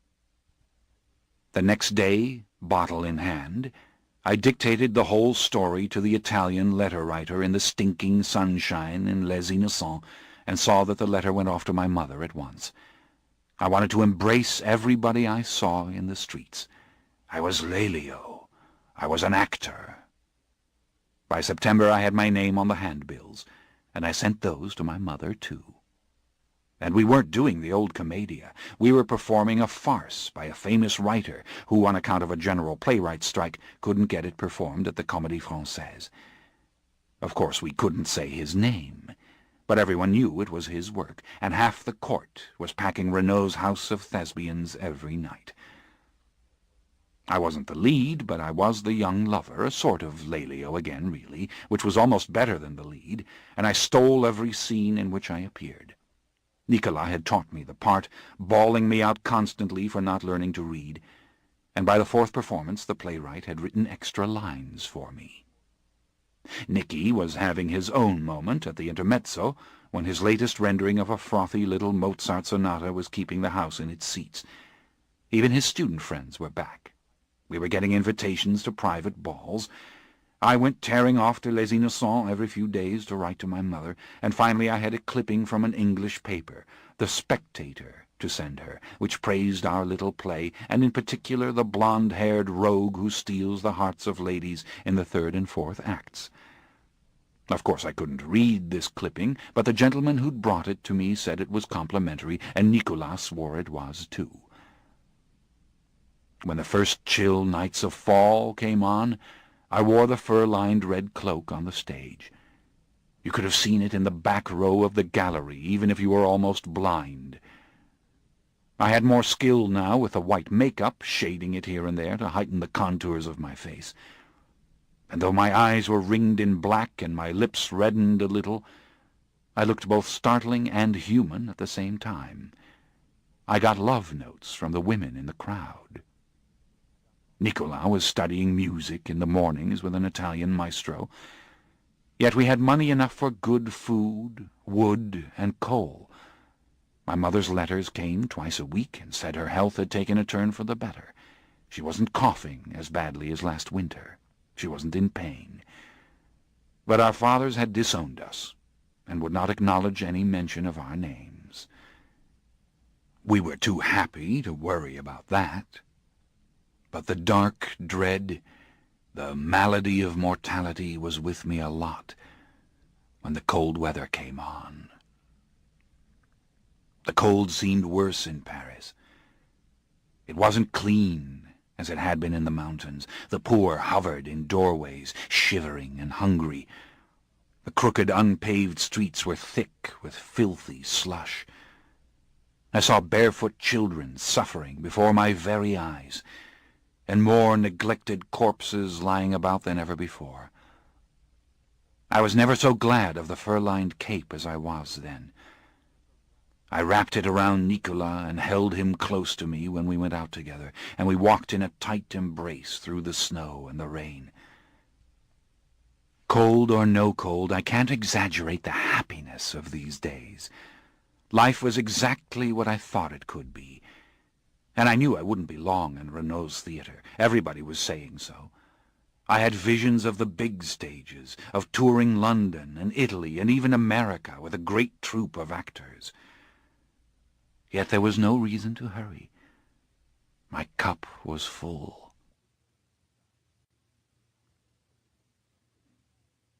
Chapter 8.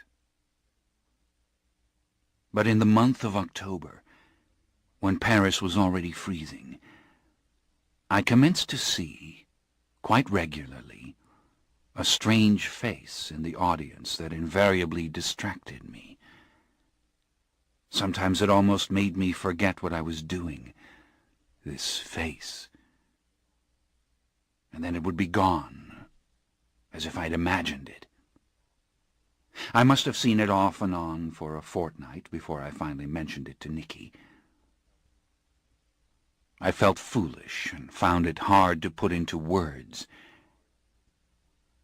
"There is someone out there watching me," I said.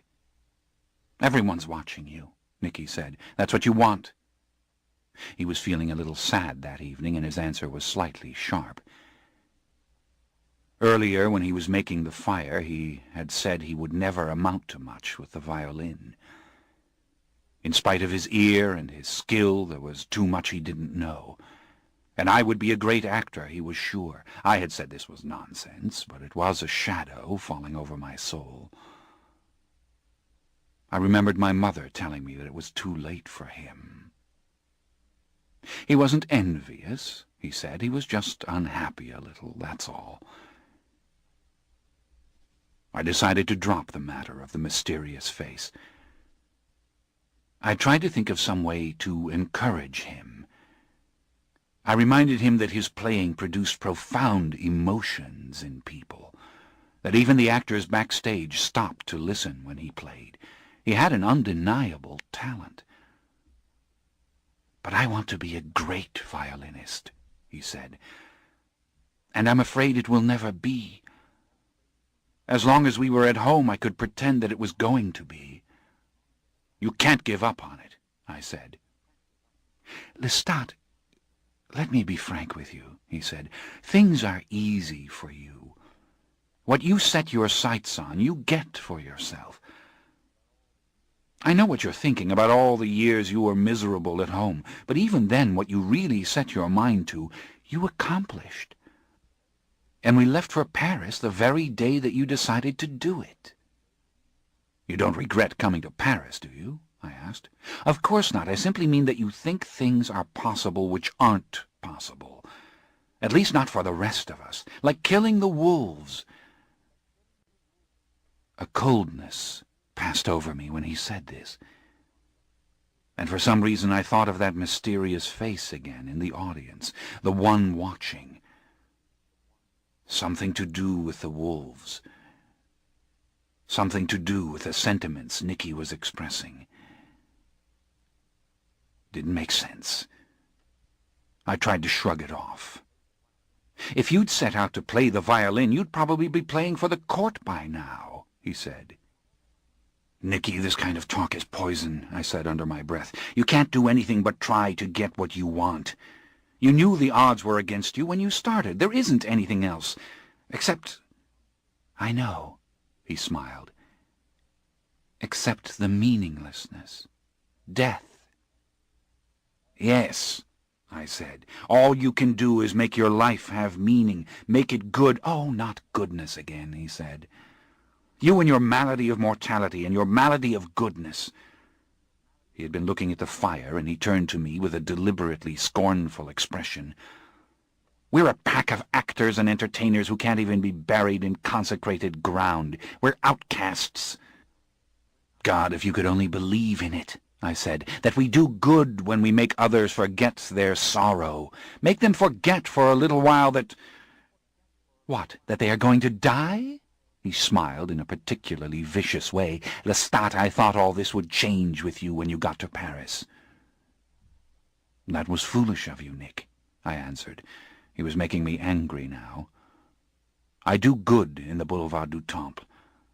I feel it—" I stopped because I saw the mysterious face again, and a dark feeling had passed over me, something of foreboding. Yet even that startling face was usually smiling. That was the odd thing. Yes, smiling, enjoying. "Lestat, I love you," Nicky said gravely. "I love you as I have loved few people in my life, but in a real way you're a fool with all your ideas about goodness." I laughed. "Nicolas," I said, "I can live without God. I can even come to live with the idea there is no life after. But I do not think I could go on if I did not believe in the possibility of goodness. Instead of mocking me for once, why don't you tell me what you believe?" "As I see it," he said, "there's weakness and there's strength, and there is good art and bad art. And that is what I believe in. At the moment we are engaged in making what is rather bad art, and it has nothing to do with goodness." Our conversation could have turned into a full-scale fight here if I had said all that was on my mind about bourgeois pomposity.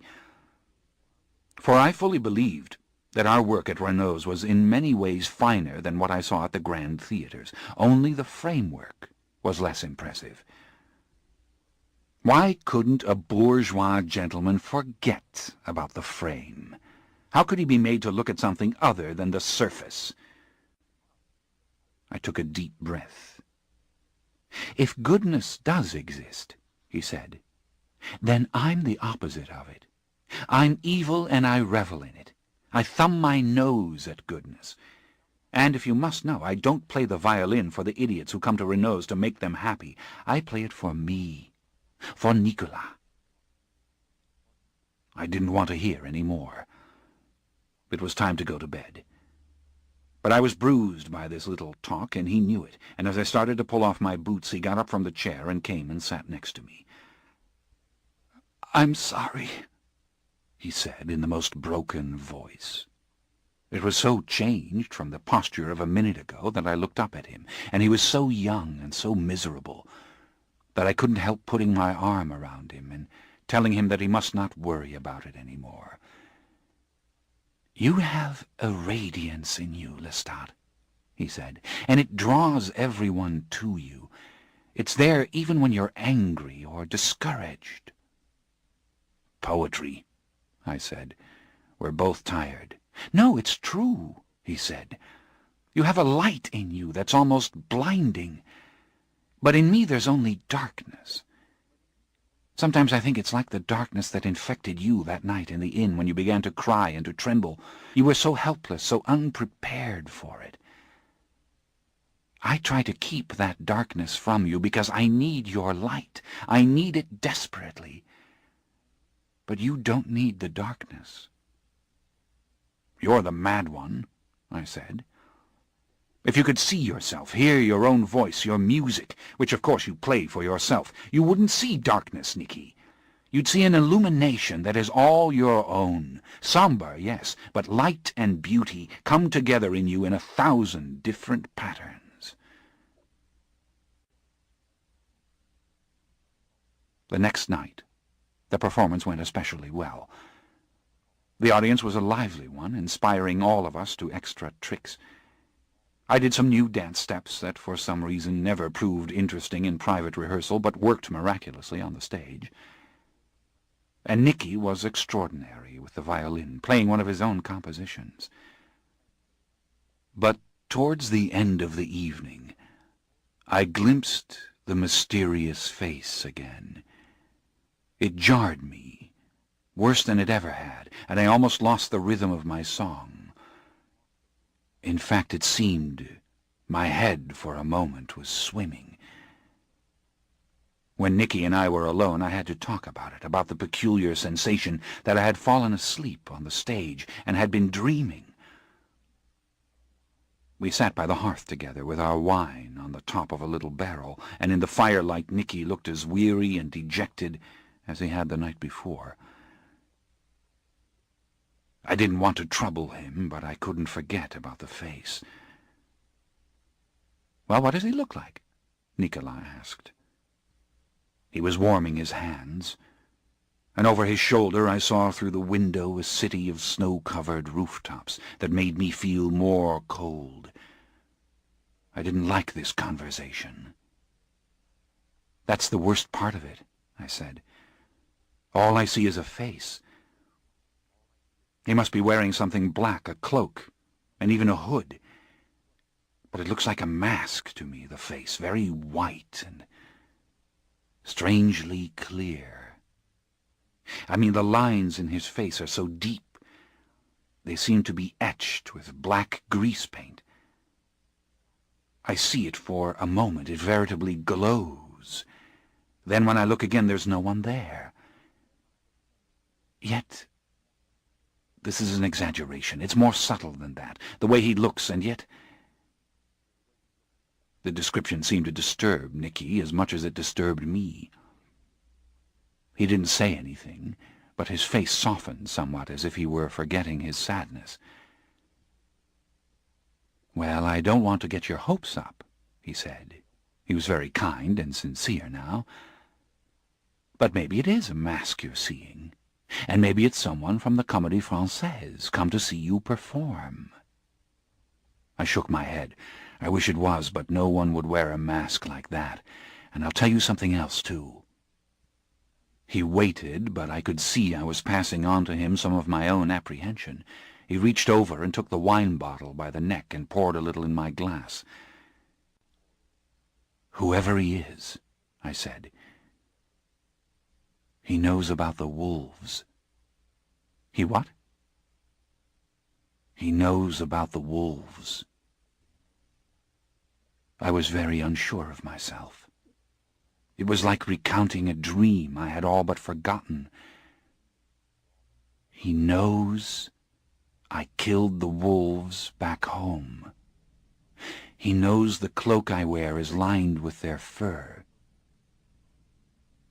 What are you talking about? You mean you've spoken to him? No.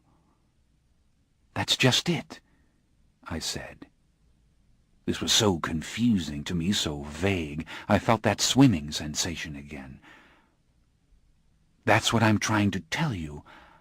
I've never spoken to him, never been near him. But he knows. "Ah, Lestat," he said. He sat back on the bench. He was smiling at me in the most endearing way. "Next you'll be seeing ghosts. You have the strongest imagination of anyone I've ever known." "There are no ghosts," I answered softly. I scowled at our little fire. I laid a few more lumps of coal on it. All the humor went out of Nicolas. How in the hell could he know about the wolves? And how could you— "I told you already, I don't know," I said. I sat thinking and not saying anything, disgusted maybe at how ridiculous it all seemed. And then, as we remained silent together, and the fire was the only sound or movement in the room, the name Wolf-Killer came to me, very distinctly, as if someone had spoken it. But nobody had. I looked at Nicky, painfully aware that his lips had never moved, and I think all the blood drained from my face. I felt not the dread of death as I had on so many other nights, but an emotion that was really alien to me. Fear. I was still sitting there, too unsure of myself to say anything, when Nicolas kissed me. "Let's go to bed," he said softly. Part 2. The Legacy of Magnus. Chapter 1. It must have been 3 o'clock in the morning. I'd heard the church bells in my sleep. And like all sensible men in Paris, we had our door barred and our window locked. Not good for a room with a coal fire, but the roof was a path to our window, and we were locked in. I was dreaming of the wolves. I was on the mountain and surrounded, and I was swinging the old medieval flail. Then the wolves were dead again. And the dream was better, only I had all those miles to walk in the snow. The horse screamed in the snow.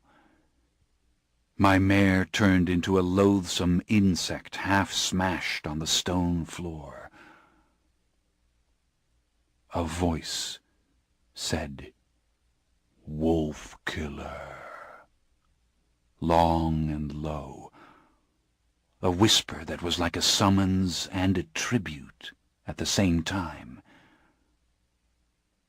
I opened my eyes, or thought I did, and there was someone standing in the room. A tall, bent figure with its back to the little hearth. Embers still glowed on the hearth. The light moved upwards, etching the edges of the figure clearly, then dying out before it reached the shoulders, the head. But I realized I was looking right at the white face I'd seen in the audience at the theater, and my mind, opening, sharpening, realized the room was locked, that Nicolas lay beside me, that this figure stood over our bed. I heard Nicolas' breathing. I looked into the white face. "Wolf killer," came the voice again. But the lips hadn't moved, and the figure drew nearer, and I saw that the face was no mask. Black eyes, quick and calculating black eyes, and white skin, and some appalling smell coming from it, like the smell of mouldering clothes in a damp room. I think I rose up, or perhaps I was lifted, because in an instant I was standing on my feet. The sleep was slipping off me like garments. I was backing up into the wall. The figure had my red cloak in its hand. Desperately I thought of my sword, my muskets. They were under the bed on the floor. And the thing thrust the red cloak towards me, and then, through the fur-lined velvet, I felt its hand close on the lapel of my coat. I was torn forward. I was drawn off my feet across the room. I shouted for Nicola. I screamed, "Nicky! Nicky!" as loud as I could. I saw the partially opened window, and then suddenly the glass burst into thousands of fragments, and the wooden frame was broken out. I was flying over the alleyway 6 stories above the ground. I screamed. I kicked at this thing that was carrying me. Caught up in the red cloak, I twisted, trying to get loose. But we were flying over the rooftop, and now going up the straight surface of a brick wall.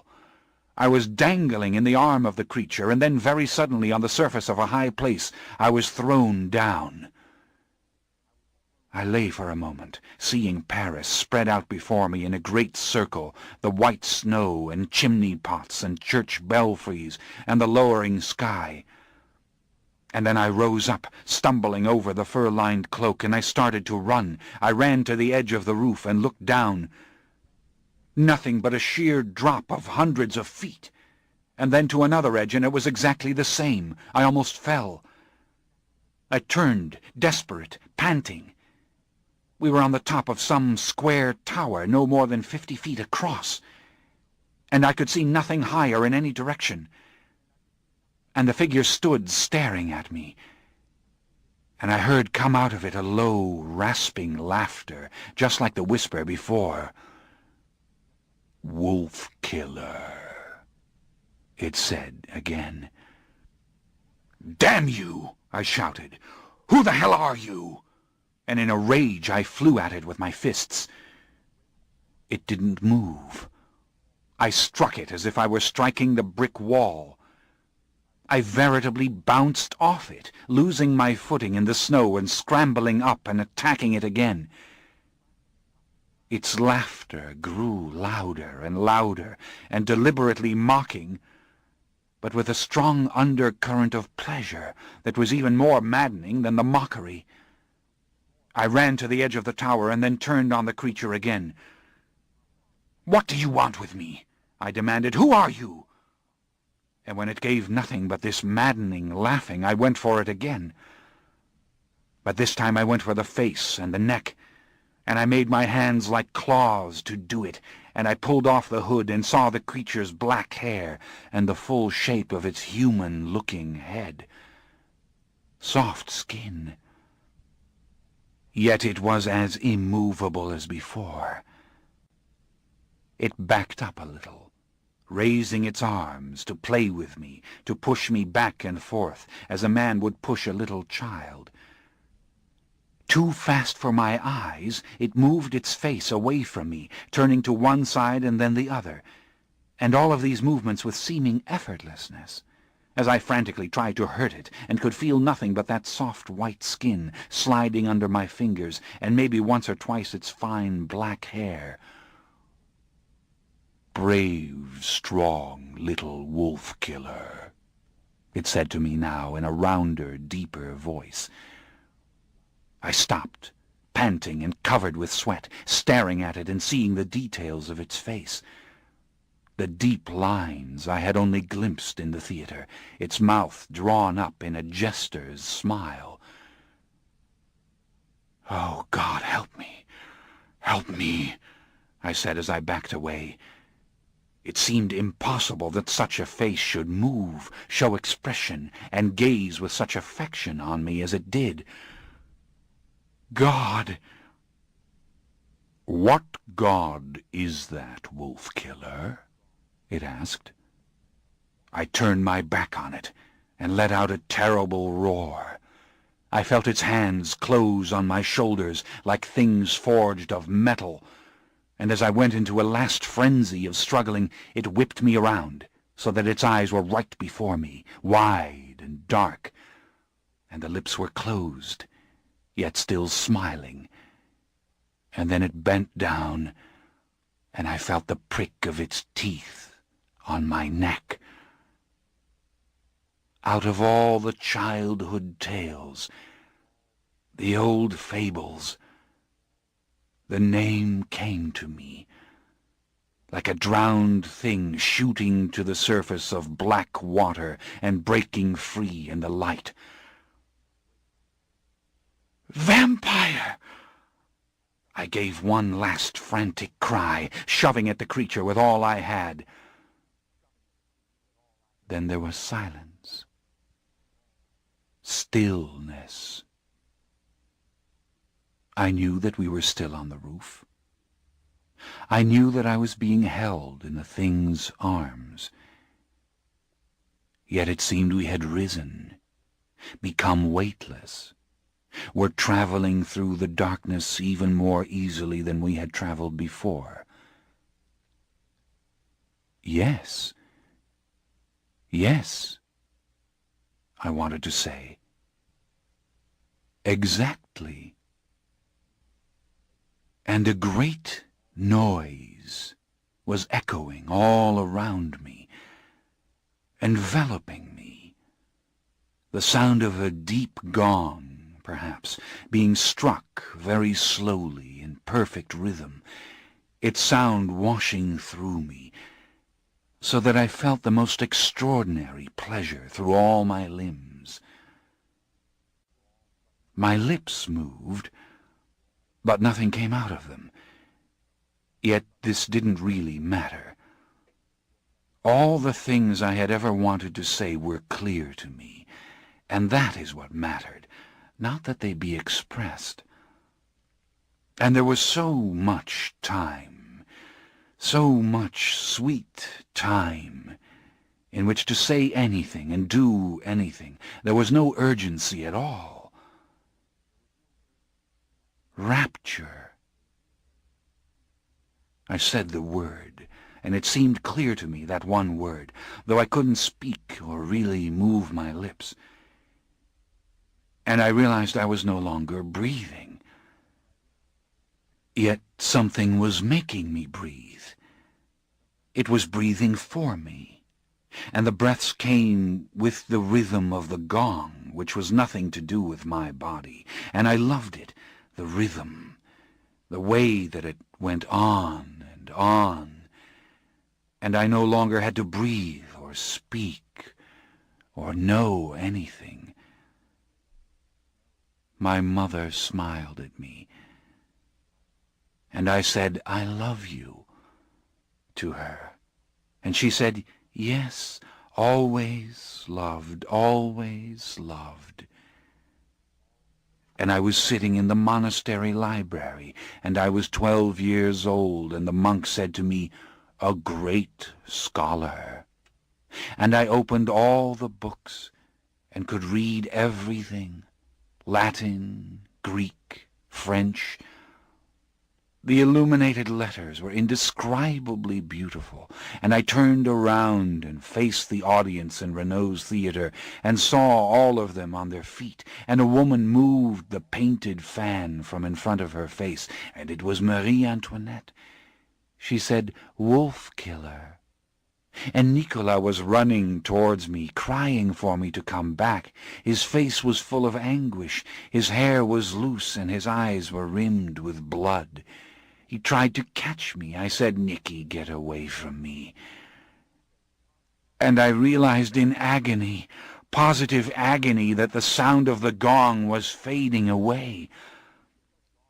I cried out, I begged, "Don't stop it, please, please, I don't want to. I don't, please." "Lelio the wolf killer," said the thing, and it was holding me in its arms, and I was crying because the spell was breaking. "Don't, don't."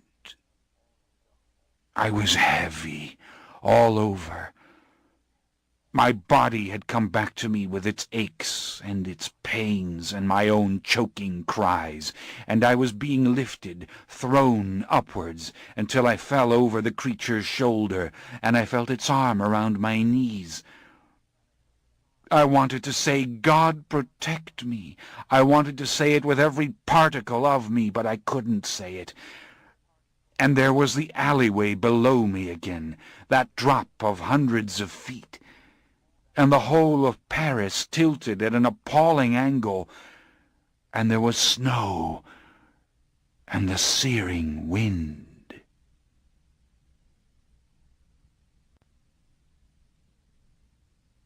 Chapter 2. I was awake, and I was very thirsty.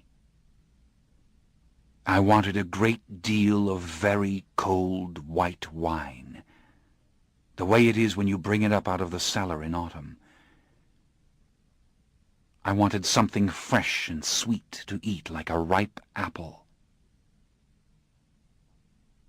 It did occur to me that I had lost my reason, though I couldn't have said why. I opened my eyes and knew it was early evening. The light might have been morning light, but too much time had passed for that. It was evening. And through a wide, heavily barred stone window I saw hills and woods blanketed with snow, and the vast, tiny collection of rooftops and towers that made up the city far away. I hadn't seen it like this since the day I came in the post-carriage. I closed my eyes, and the vision of it remained, as if I'd never opened my eyes at all. But it was no vision. It was there, and the room was warm in spite of the window. There had been a fire in the room. I could smell it, but the fire had gone out. I tried to reason, but I couldn't stop thinking about cold white wine and apples in the basket. I could see the apples. I felt myself drop down out of the branches of the tree, and I smelled all around me the freshly cut grass. The sunlight was blinding on the green fields. It shone on Nicola's brown hair and on the deep lacquer of the violin. The music climbed up to the soft, rolling clouds, and against the sky I saw the battlements of my father's house. Battlements. I opened my eyes again, and I knew I was lying in a high tower room several miles from Paris. And just in front of me, on a crude little wooden table, was a bottle of cold white wine, precisely as I had dreamed it. For a long time I looked at it, looked at the frost of droplets covering it, and I could not believe it possible to reach for it and drink. Never had I known the thirst I was suffering now. My whole body thirsted, and I was so weak, and I was getting a little cold. The room moved when I moved. The sky gleamed in the window. And when at last I did reach for the bottle and pull the cork from it and smell the tart, delicious aroma, I drank and drank without stopping, not caring what would happen to me, or where I was, or why the bottle had been set here. My head swung forward. The bottle was almost empty, and the faraway city was vanishing in the black sky, leaving a little sea of lights behind it. I put my hands to my head. The bed on which I'd been sleeping was no more than stone, with straw strewn upon it. And it was coming to me slowly that I might be in some sort of jail. But the wine... it had been too good for a jail. Who would give a prisoner wine like that? Unless, of course, the prisoner was to be executed. And another aroma came to me, rich and overpowering, and so delicious that it made me moan. I looked about. Or I should say I tried to look about because I was almost too weak to move. But the source of this aroma was near to me, and it was a large bowl of beef broth. The broth was thick with bits of meat, and I could see the steam rising from it. It was still hot. I grabbed it in both hands immediately, and I drank it as thoughtlessly and greedily as I drunk the wine. It was so satisfying. It was as if I'd never known any food like it.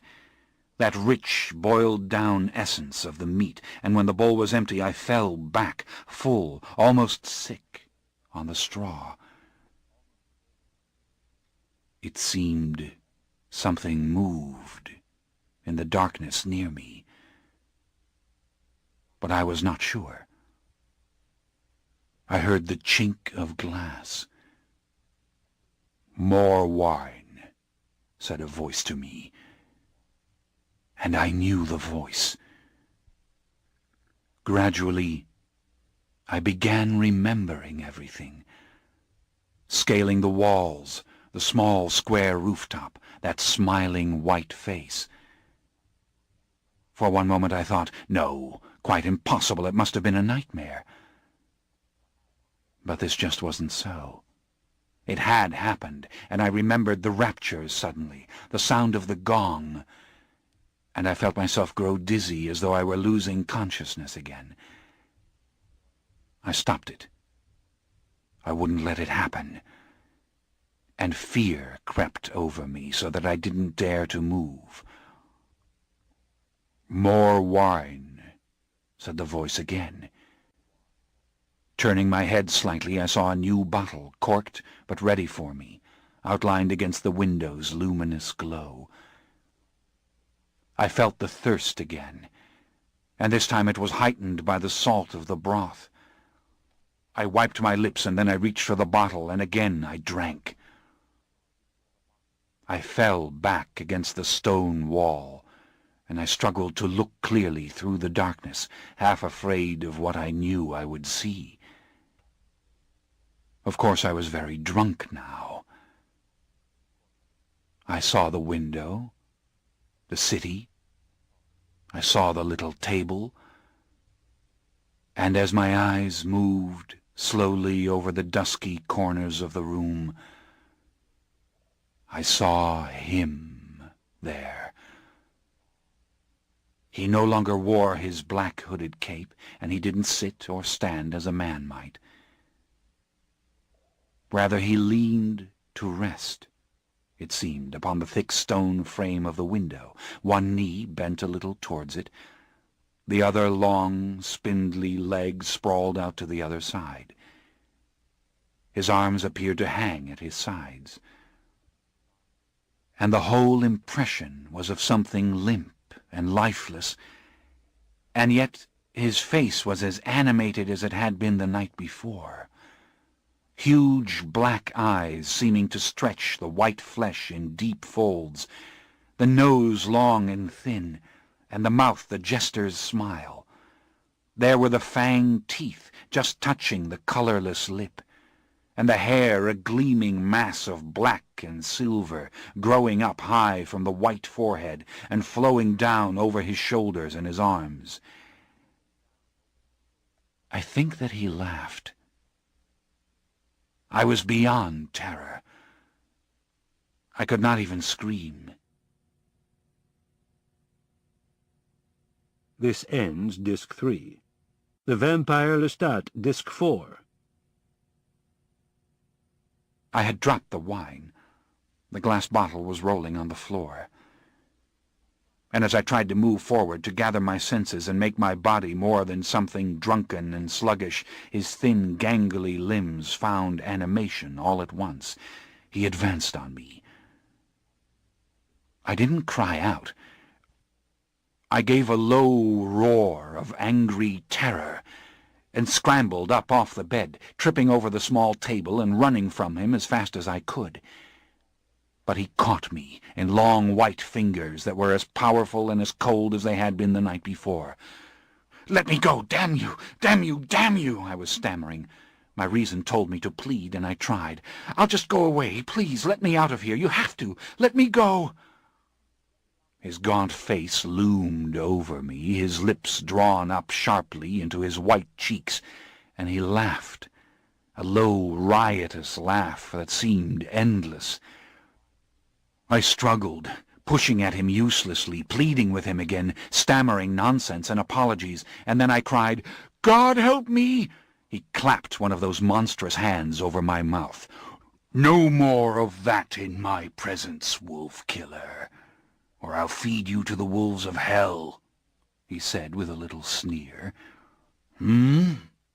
Answer me, I nodded, and he loosened his grip. His voice had had a momentary calming effect. He sounded capable of reason when he spoke. He sounded almost sophisticated. He lifted his hands and stroked my head as I cringed. "Sunlight in the hair," he whispered, "and the blue sky fixed forever in your eyes." He seemed almost meditative as he looked at me. His breath had no smell whatsoever, nor did his body, it seemed. The smell of mold was coming from his clothes. I didn't dare to move, though he was not holding me. I stared at his garments. A ruined silk shirt, with bag sleeves and smocking at the neck of it, and worsted leggings and short, ragged pantaloons. In some, he was dressed as men had been centuries before. I had seen such clothes in tapestries in my home, in the paintings of Caravaggio and Latour that hung in my mother's rooms. "You're perfect, my Lelio, my wolf-killer," he said to me, his long mouth opening wide, so that again I saw the small white fangs. They were the only teeth he possessed. I shuddered. I felt myself dropping to the floor. But he picked me up easily with one arm and laid me down gently on the bed. In my mind I was praying fiercely, "God help me! The Virgin Mary help me! Help me! Help me!" as I peered up into his face. What was it I was seeing? What had I seen the night before? The mask of old age, this grinning thing cut deeply with the marks of time, and yet frozen, it seemed, and hard as his hands. He wasn't a living thing. He was a monster. A vampire was what he was, a blood-sucking corpse from the grave, gifted with intellect. And his limbs, why did they so horrify me? He looked like a human, but he didn't move like a human. It didn't seem to matter to him whether he walked or crawled, bent over or knelt. It filled me with loathing. Yet he fascinated me. I had to admit it, he fascinated me. But I was in too much danger to allow such a strange state of mind. He gave a deep laugh now, his knees wide apart, his fingers resting on my cheek as he made a great arc over me. "Yes, lovely one. I'm hard to look at," he said. His voice was still a whisper, and he spoke in long gasps. "I was old when I was made. And you're perfect, my Lelio. my blue-eyed young one, more beautiful even without the lights of the stage. The long white hand played with my hair again, lifting up the strands and letting them drop as he sighed. "Don't weep, wolf-killer," he said.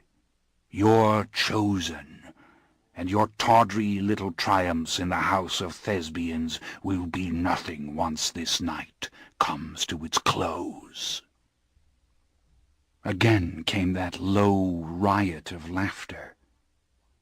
There was no doubt in my mind, at least at this moment, that he was from the devil, that God and the devil existed, that beyond the isolation I'd known only hours ago lay this vast realm of dark beings and hideous meanings, and I had been swallowed into it somehow. It occurred to me quite clearly I was being punished for my life, and yet that seemed absurd. Millions believed as I believed the world over. Why the hell was this happening to me? And a grim possibility started irresistibly to take shape.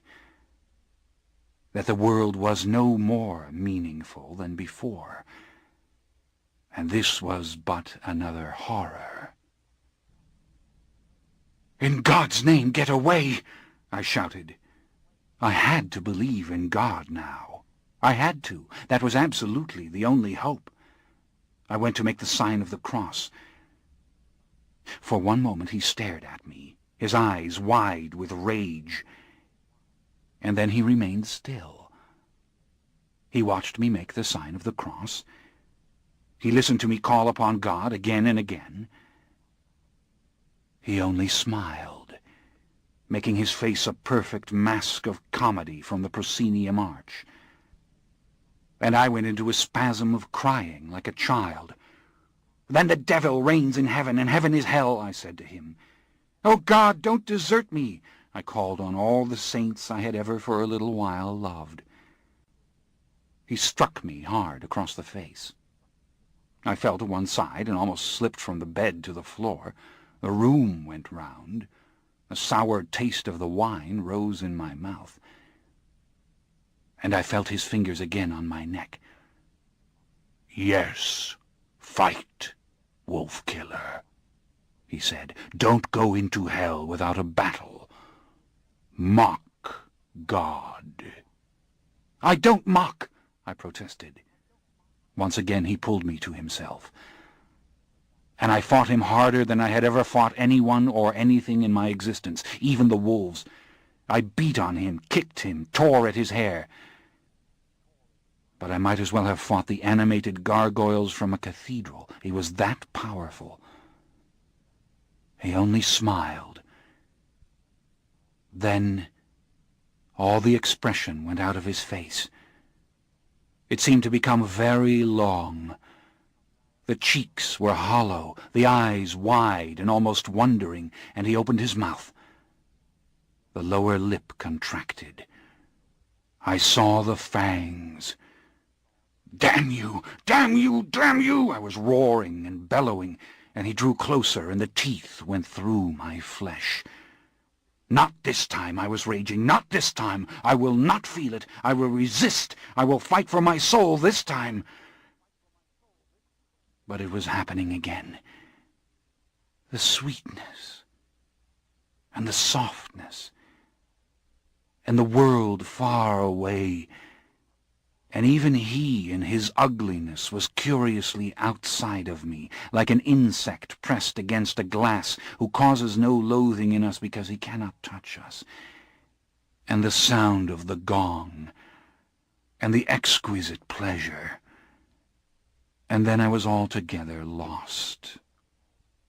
I was incorporeal, and the pleasure was incorporeal. I was nothing but pleasure.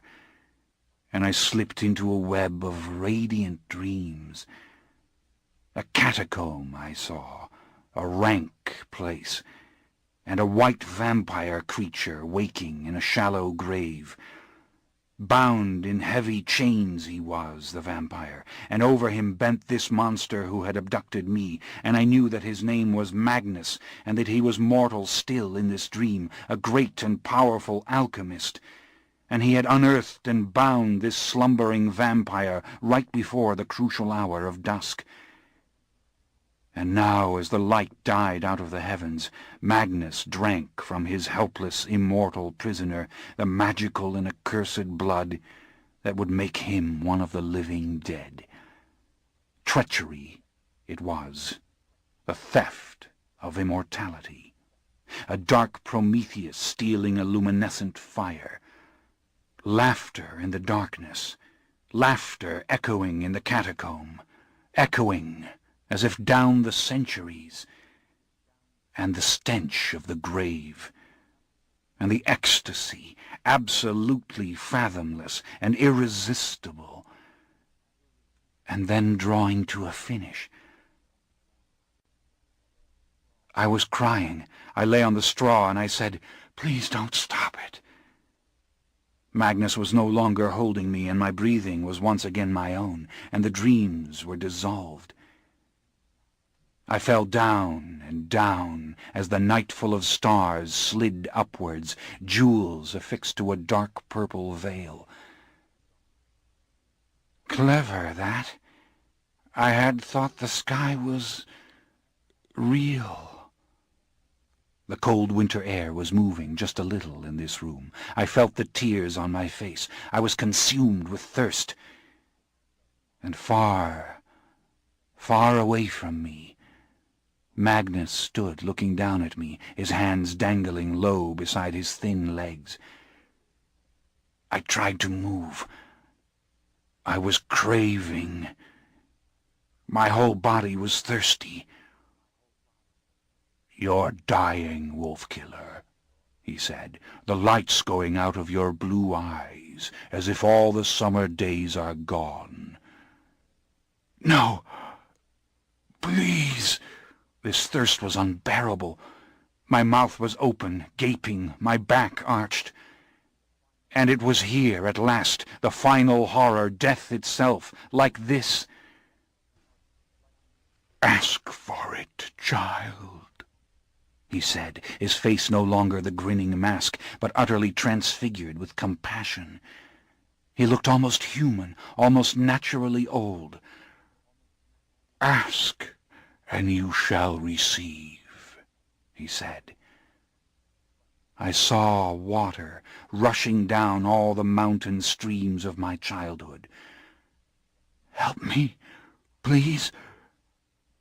"I shall give you the water of all waters," he said in my ear, and it seemed he wasn't white at all. He was just an old man, sitting there beside me. His face was human, and almost sad.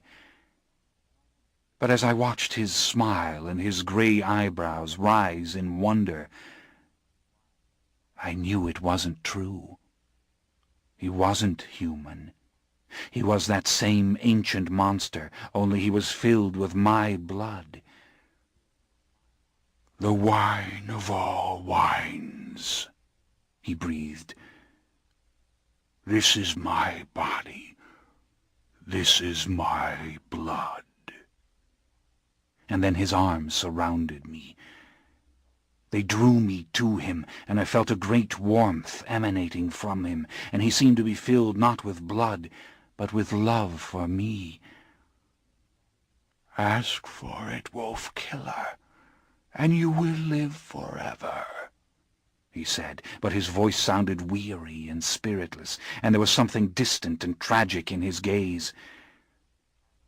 I felt my head turn to the side, my body a heavy and damp thing that I couldn't control. "I will not ask. I will die without asking." And then the great despair I feared so much lay before me, the emptiness that was death, and still I said, "No." In pure horror, I said, "No. I will not bow down to it, the chaos and the horror," I said. "No." "Life everlasting," he whispered. My head fell on his shoulder. Stubborn wolf-killer. His lips touched me, warm, odorless breath on my neck. "Not stubborn," I whispered. My voice was so weak I wondered if he could hear me. "Brave, not stubborn." It seemed pointless not to say it. What was vanity now? What was anything at all? And such a trivial word was stubborn. So cruel. He lifted my face, and holding me with his right hand, he lifted his left hand and gashed his own throat with his nails. My body bent double in a convulsion of terror, but he pressed my face to the wound as he said, "Drink." I heard my scream, deafening in my own ears, and the blood that was flowing out of the wound touched my parched and cracking lips. The thirst seemed to hiss aloud.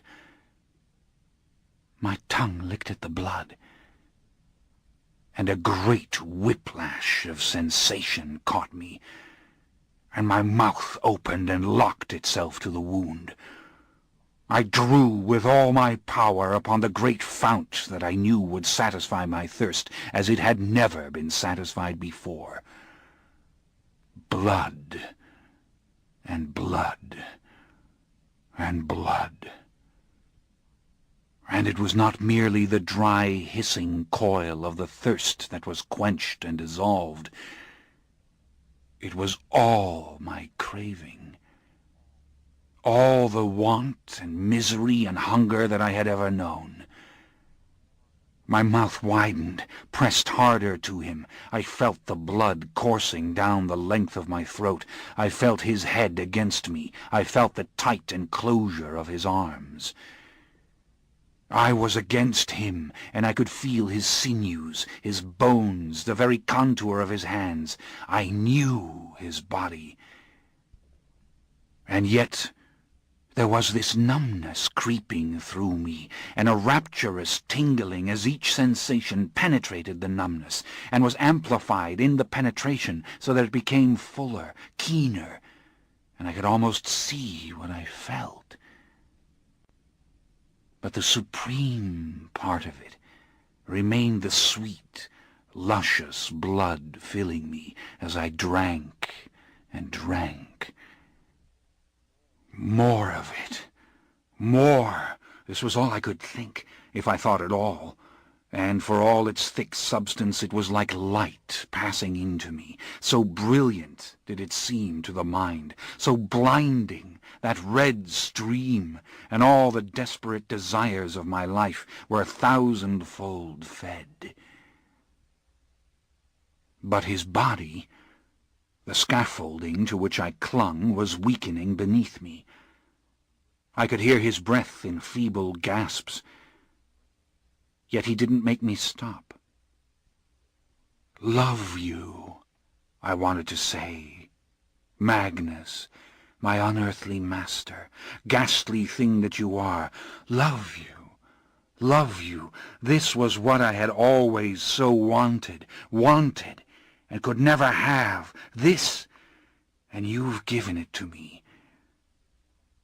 I felt I would die if it went on. And on it did go, and I did not die.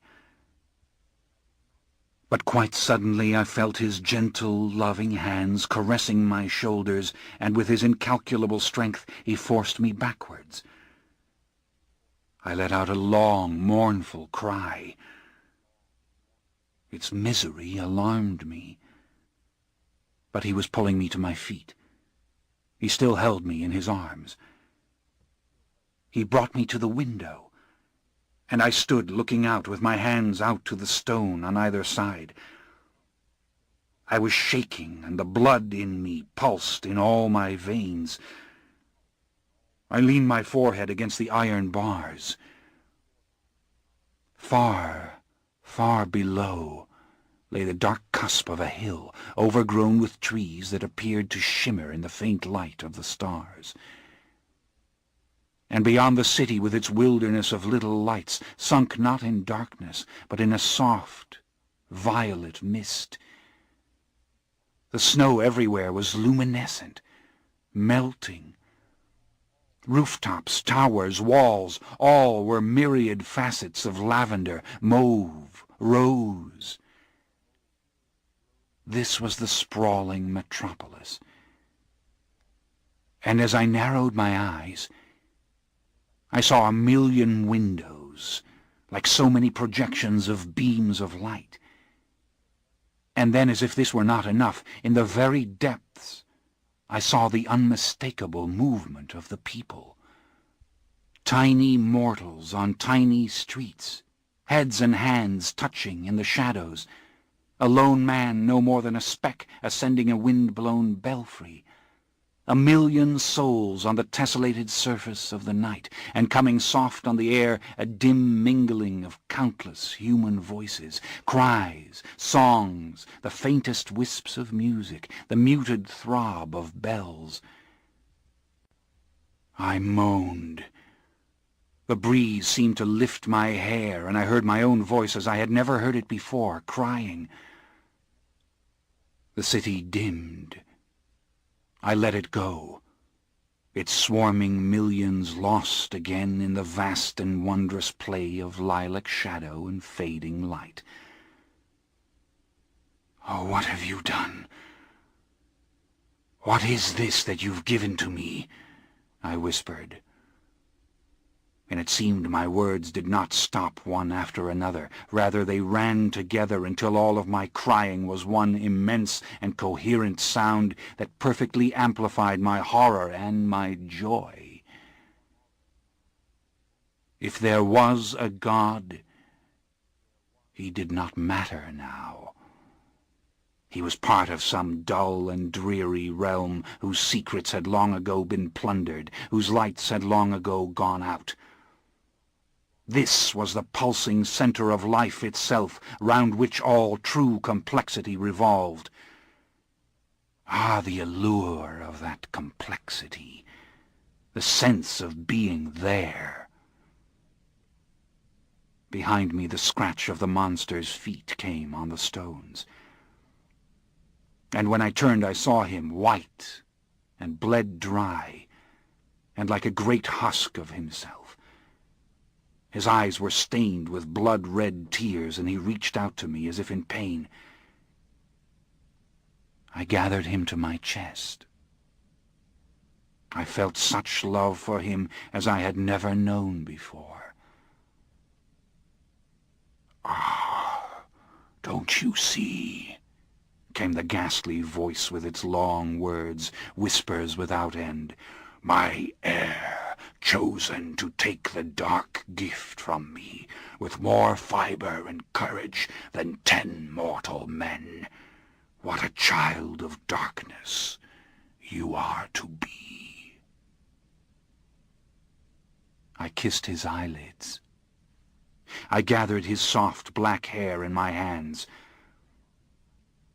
He was no ghastly thing to me now, but merely that which was strange and white, and full of some deeper lesson, perhaps, than the sighing trees below, or the shimmering city calling me over the miles. His sunken cheeks, his long throat, the thin legs, these were but the natural parts of him. "No, fledgling," he sighed. "Save your kisses for the world. My time has come, and you owe me but one obeisance only. Follow me now." Chapter 3. Down a winding stairs he drew me, and everything I beheld absorbed me. The rough-cut stones seemed to give forth their own light, and even the rats, shooting past in the dark, had a curious beauty. Then he unlocked a thick, iron-studded wooden door, and giving over his heavy key-ring to me, led me into a large and barren room. "You are now my heir, as I told you," he said. You'll take possession of this house and all my treasure. But you'll do as I say first."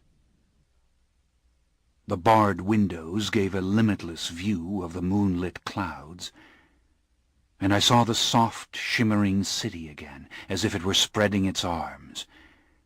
"Ah, later you may drink your fill of all you see," he said. He turned me towards him as he stood before a huge heap of wood that lay in the center of the floor. "Listen carefully," he said, "for I'm about to leave you." He gestured to the wood offhandedly. "And there are things you must know. You're immortal now, and your nature shall lead you soon enough to your first human victim. Be swift and show no mercy, but stop your feasting, no matter how delicious, before the victim's heart ceases to beat. In years to come, you'll be strong enough to feel that great moment. But for the present time, pass the cup just before it's empty, or you may pay heavily for your pride." "But why are you leaving me?" I asked desperately. I clung to him. Victims, mercy, feasting. I felt myself bombarded by these words, as if I were being physically beaten. He pulled away so easily that my hands were hurt by his movement, and I wound up staring at them, marveling at the strange quality of the pain. It wasn't like mortal pain. He stopped, however, and pointed to the stones of the wall opposite. I could see that one very large stone had been dislodged and lay a foot from the unbroken surface around it. "Grasp that stone," he said, "and pull it out of the wall." "But I can't," I said. "It must weigh—" "Pull it out." He pointed with one of his long, bony fingers and grimaced, so that I tried to do it as he said. To my pure astonishment, I was able to move the stone easily, and I saw beyond it a dark opening just large enough for a man to enter if he crawled on his face. He gave a dry, cackling laugh and nodded his head. "There, my son, is the passageway that leads to my treasure," he said. "Do with my treasure as you like, and with all my earthly property. But for now, I must have my vows." And again astonishing me, he snatched up 2 twigs from the wood and rubbed them together so fiercely they were soon burning with bright small flames. This he tossed at the heap, and the pitch in it caused the fire to leap up at once, throwing an immense light over the curved ceiling and the stone walls. I gasped and stepped back. The riot of yellow and orange color enchanted and frightened me, and the heat, though I felt it, did not cause me a sensation I understood. There was no natural alarm that I should be burned by it. Rather, the warmth was exquisite, and I realized for the first time how cold I had been. The cold was an icing on me, and the fire melted it, and I almost moaned. He laughed again, that hollow, gasping laugh, and started to dance about in the light, his thin legs making him look like a skeleton dancing with the white face of a man. He crooked his arms over his head, bent his torso and his knees, and turned round and round as he circled the fire. "Mon Dieu," I whispered. I was reeling. Horrifying it might have been only an hour ago to see him dancing like this, but now, in the flickering glare, he was a spectacle that drew me after it step by step. The light exploded on his satin rags, the pantaloons he wore, the tattered shirt. "But you can't leave me," I pleaded, trying to keep my thoughts clear, trying to realize what he had been saying. My voice was monstrous in my ears. I tried to make it lower, softer, more like it should have been. Where will you go?" He gave his loudest laugh then, slapping his thigh and dancing faster and farther away from me, his hands out as if to embrace the fire. The thickest logs were only now catching. The room, for all its size, was like a great clay oven, smoke pouring out its windows. Not the fire! I flew backwards, flattening myself against the wall. "You can't go into the fire!" Fear was overwhelming me, as every sight and sound had overwhelmed me. It was like every sensation I had known so far. I couldn't resist it or deny it. I was half whimpering and half screaming. "Oh, yes, I can," he laughed. "Yes, I can." He threw back his head and let his laughter stretch into howls. "But from you, fledgling," he said, stopping before me with his finger out again. "Promises now. Come, a little mortal honor, my brave wolf-killer. Or though it will cleave my heart in two, I shall throw you into the fire and claim for myself another offspring. Answer me." I tried to speak. I nodded my head. In the raging light I could see my hands had become white, and I felt a stab of pain in my lower lip that almost made me cry out. My eye teeth had become fangs already. I felt them and looked to him in panic, but he was leering at me as if he enjoyed my terror. "Now, after I am burned up," he said, snatching my wrist, "and the fire is out, you must scatter the ashes. Hear me, little one, scatter the ashes, or else I might return, and in what shape that would be I dare not contemplate. But mark my words, if you allow me to come back more hideous than I am now, I shall hunt you down and burn you till you are scarred the same as I. Do you hear me?" I still couldn't bring myself to answer. This was not fear, it was hell. I could feel my teeth growing and my body tingling all over. Frantically I nodded my head. "Ah, yes." He smiled, nodding too, the fire licking the ceiling behind him, the light leaking all about the edges of his face. "It's only mercy I ask, that I go now to find hell, if there is a hell, or sweet oblivion which surely I do not deserve. If there is a prince of darkness, then I shall set eyes upon him at last. I shall spit in his face. So scatter what is burned as I command you, and when that is done, take yourself to my lair through that low passage, being most careful to replace the stone behind you as you enter here. Within you shall find my coffin, and in that box or the like of it you must seal yourself by day, or the sun's light shall burn you to a cinder.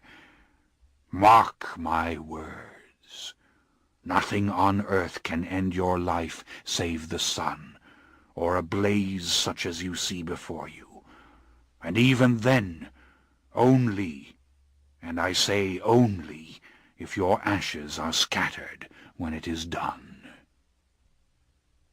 I turned my face away from him and away from the flames. I had begun to cry, and the only thing that kept me from sobbing was the hand I clapped to my mouth. But he pulled me about the edge of the fire until we stood before the loose stone, his finger pointing at it again. "Please stay with me, please," I begged him. "Only a little while, only one night, I beg you." Again the volume of my voice terrified me. It wasn't my voice at all. I put my arms around him. I held tight to him. His gaunt, white face was inexplicably beautiful to me, his black eyes filled with the strangest expression. The light flickered on his hair, his eyes, and then again he made his mouth into a jester's smile.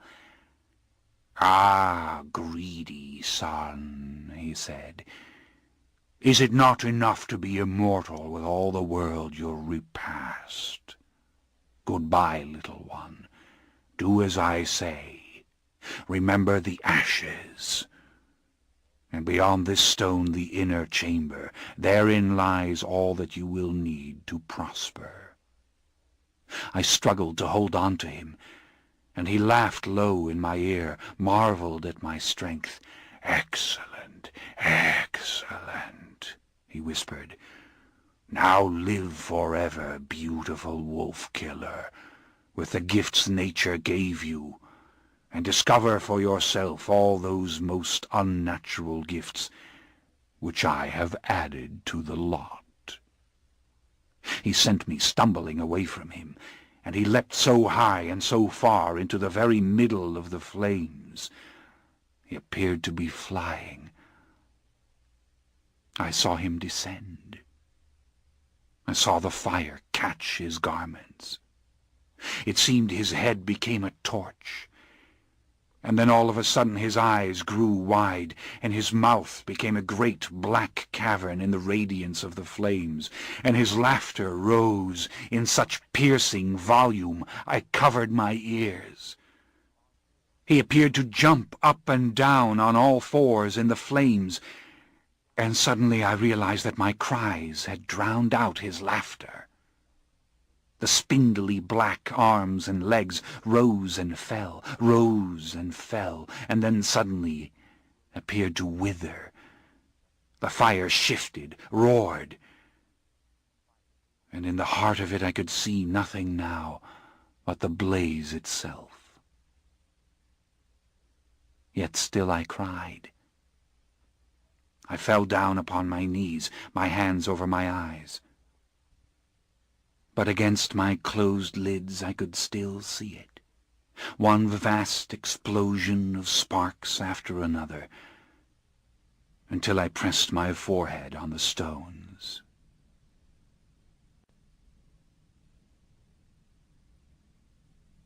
Chapter 4. For years, it seemed, I lay on the floor, watching the fire burn itself out to charred timbers.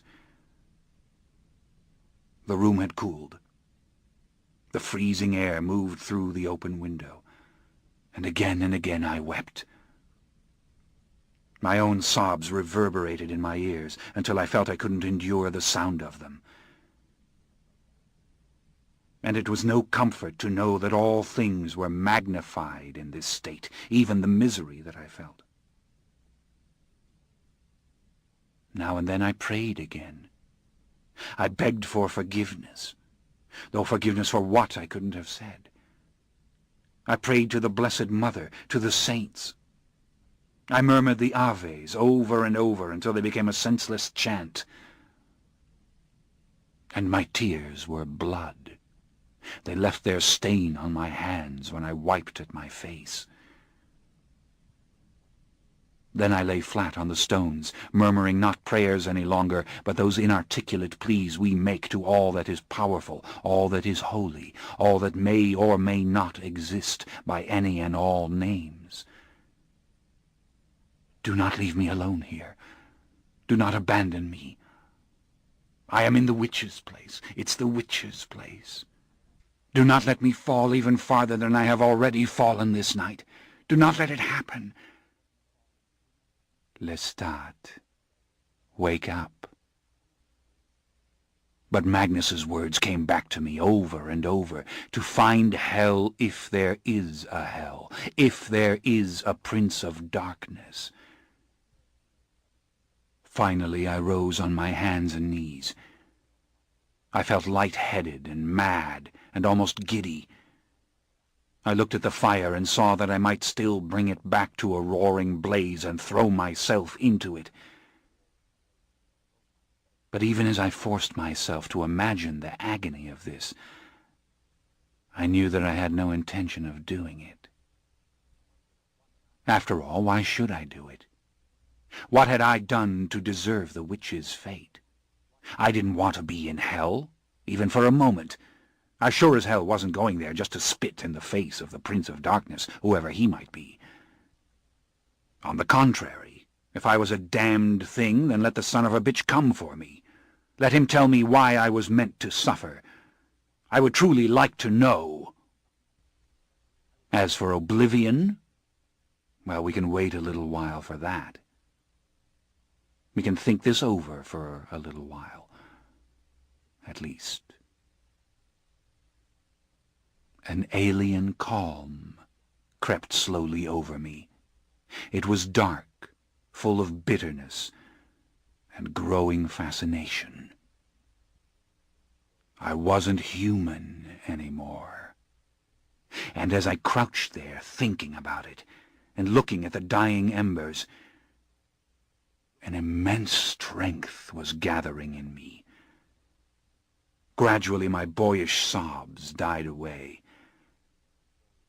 and I commenced to study the whiteness of my skin, the sharpness of the two evil little teeth, and the way that my fingernails gleamed in the dark as though they'd been lacquered.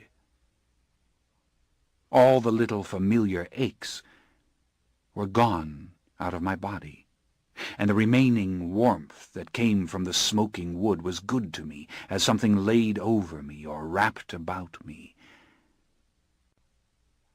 Time passed, yet it did not pass. Each change in the moving air was caressing, and when there came from the softly lighted city beyond a chorus of dim church bells ringing the hour, they did not mark the passage of mortal time. They were only the purest music, and I lay stunned, my mouth open, as I stared at the passing clouds. But in my chest I started to feel a new pain, very hot and mercurial. It moved through my veins, tightened about my head, and then seemed to collect itself in my bowels and belly. I narrowed my eyes. I cocked my head to one side. I realized I wasn't afraid of this pain. Rather, I was feeling it as if I were listening to it. And I saw the cause of it then. My waist was leaving me in a small torrent. I found myself unable to control it. Yet as I watched the foulness stain my clothes, this didn't disgust me.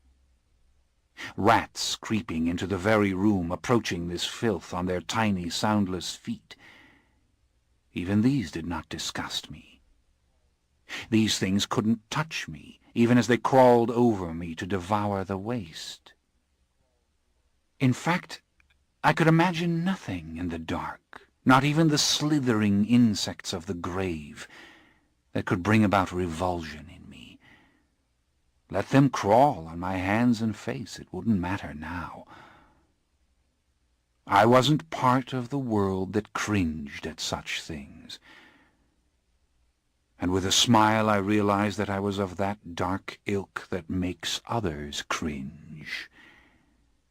Slowly, and with great pleasure, I laughed. And yet my grief was not entirely gone from me. It lingered like an idea, and the idea had a pure truth to it. I am dead. I am a vampire, and things will die so that I may live. I will drink their blood so that I may live, and I will never, never see Nicola again, nor my mother, nor any of the humans I have known and loved, nor any of my human family. I'll drink blood, and I'll live forever. That is exactly what will be. And what will be is only beginning. It is just born. And the labor that brought it forth was rapture, such as I have never known. I climbed to my feet. I felt myself light and powerful and strangely numbed. and I went to the dead fire and walked through the burnt timbers. There were no bones. It was as if the fiend had disintegrated. What ashes I could gather in my hands I took to the window, and as the wind caught them I whispered a farewell to Magnus, wondering if he could yet hear me. At last only charred logs were left, and the soot that I wiped up with my hands and dusted off into the darkness. It was time now to examine the inner room.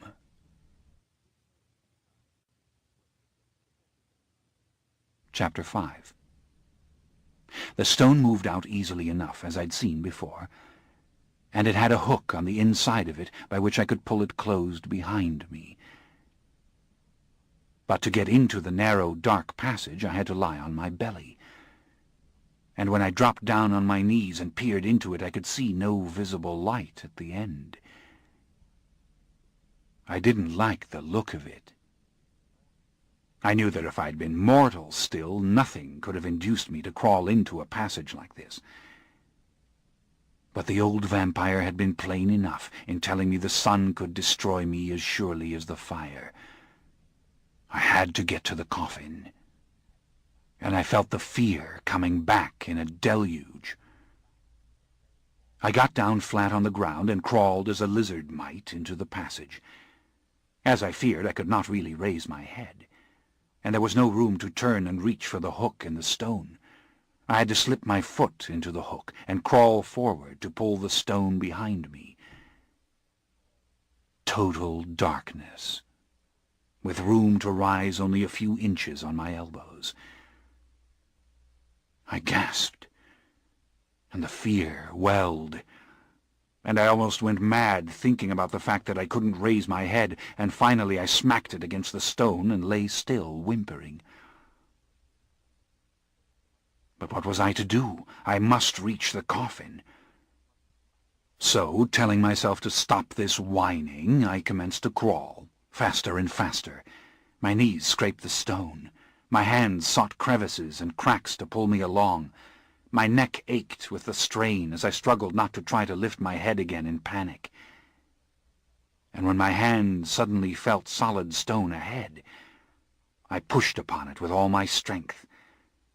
I felt it move as a pale light seeped in. I scrambled out of the passage and found myself standing in a small room. The ceiling was low, curved, and the high window was narrow with the familiar heavy grid of iron bars. But the sweet, violet light of the night poured in, revealing a great fireplace cut in the far wall, the wood ready for the torch, and beside it, beneath the window, an ancient stone sarcophagus. My red velvet fur-lined cape lay over the sarcophagus, and on a rude bench I glimpsed a splendid suit of red velvet worked with gold and much Italian lace, as well as red silk breeches and white silk hose and red-heeled slippers. I smoothed back my hair from my face and wiped the thin film of sweat from my upper lip and my forehead. It was bloody, this sweat, and when I saw this on my hands I felt a curious excitement. Ah, what am I thought, and what lies before me? For a long moment I looked at this blood, and then I licked my fingers. A lovely, zinging pleasure passed through me. It was a moment before I could collect myself sufficiently to approach the fireplace. I lifted 2 sticks of kindling, as the old vampire had done, and rubbing them very hard and fast, saw them almost disappear as the flame shot up from them. There was no magic in this, only skill. And as the fire warmed me, I took off my soiled clothes, and with my shirt wiped every last trace of human waste away, and threw all this in the fire, before putting on the new garments. Red. Dazzling red. Not even Nicola had had such clothes as these. They were clothes for the court at Versailles, with pearls and tiny rubies worked into their embroidery. The lace of the shirt was Valenciennes, which I had seen on my mother's wedding gown. I put the wolf cape over my shoulders, and though the white chill was gone from my limbs, I felt like a creature carved from ice.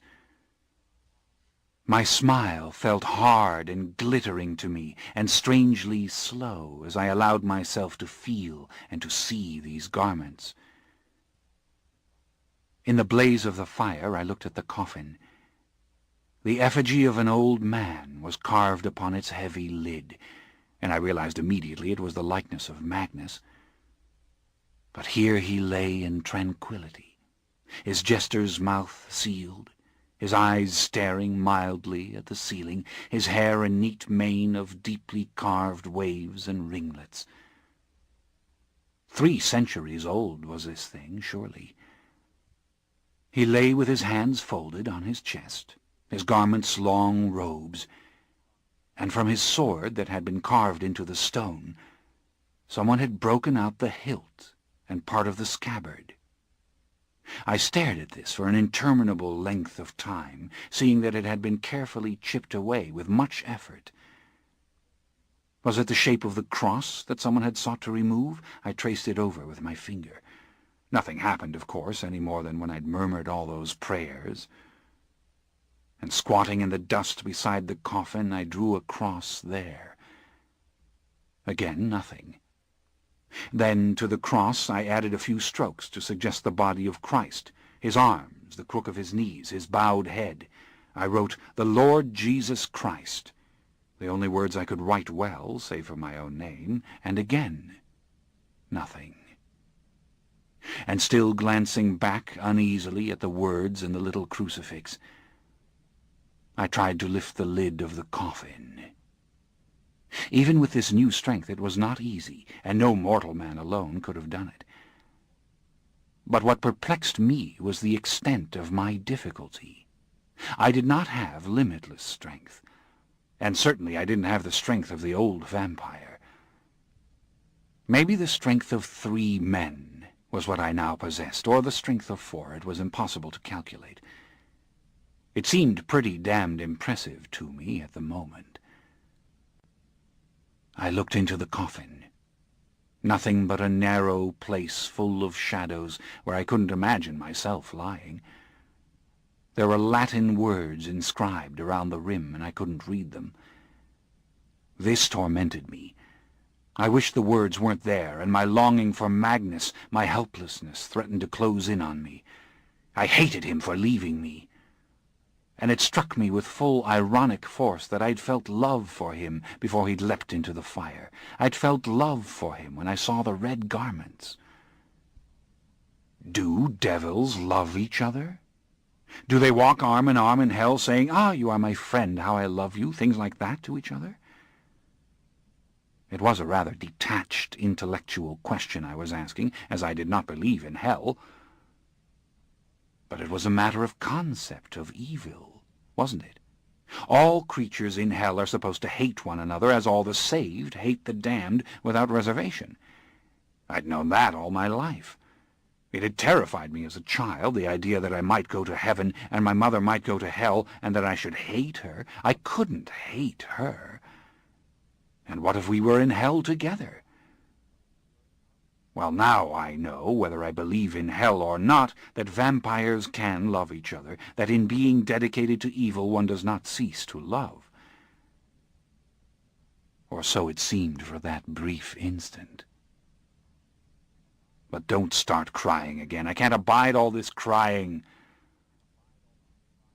I turned my eyes to a large wooden chest that was partially hidden at the head of the coffin.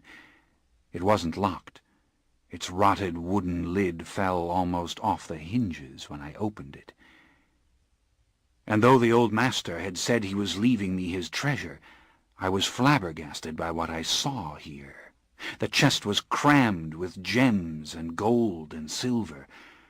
There were countless jeweled rings, diamond necklaces, ropes of pearls, plates and coins, and hundreds upon hundreds of miscellaneous valuables. I ran my fingers lightly over the heap, and then held up handfuls of it, gasping as the light ignited the red of the rubies, the green of the emeralds. I saw refractions of color of which I'd never dreamed, and wealth beyond any calculation. It was the fabled Caribbean pirate's chest, the proverbial king's ransom. And it was mine now. More slowly I examined it. Scattered throughout were personal and perishable articles, satin masks rotting away from their trimming of gold, lace handkerchiefs and bits of cloth to which were fixed pins and brooches. Here was a strip of leather harness hung with gold bells, a mouldering bit of lace slipped through a ring, snuff-boxes by the dozens, lockets on velvet ribbon. Had Magnus taken all this from his victims? I lifted up a jewel-encrusted sword, far too heavy for these times, and a worn slipper, saved perhaps for its rhinestone buckle. Of course he had taken what he wanted. Yet he himself had worn rags, the tattered costume of another age, and he lived here as a hermit might have lived in some earlier century. I couldn't understand it. But there were other objects scattered about in this treasure, rosaries made up of gorgeous gems, and they still had their crucifixes. I touched the small sacred images. I shook my head and bit my lip, as if to say how awful that he should have stolen these.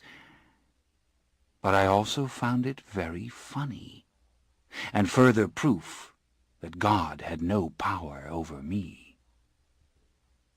And as I was thinking about this, trying to decide if it was as fortuitous as it seemed for the moment, I lifted from the treasure an exquisite pearl-handled mirror.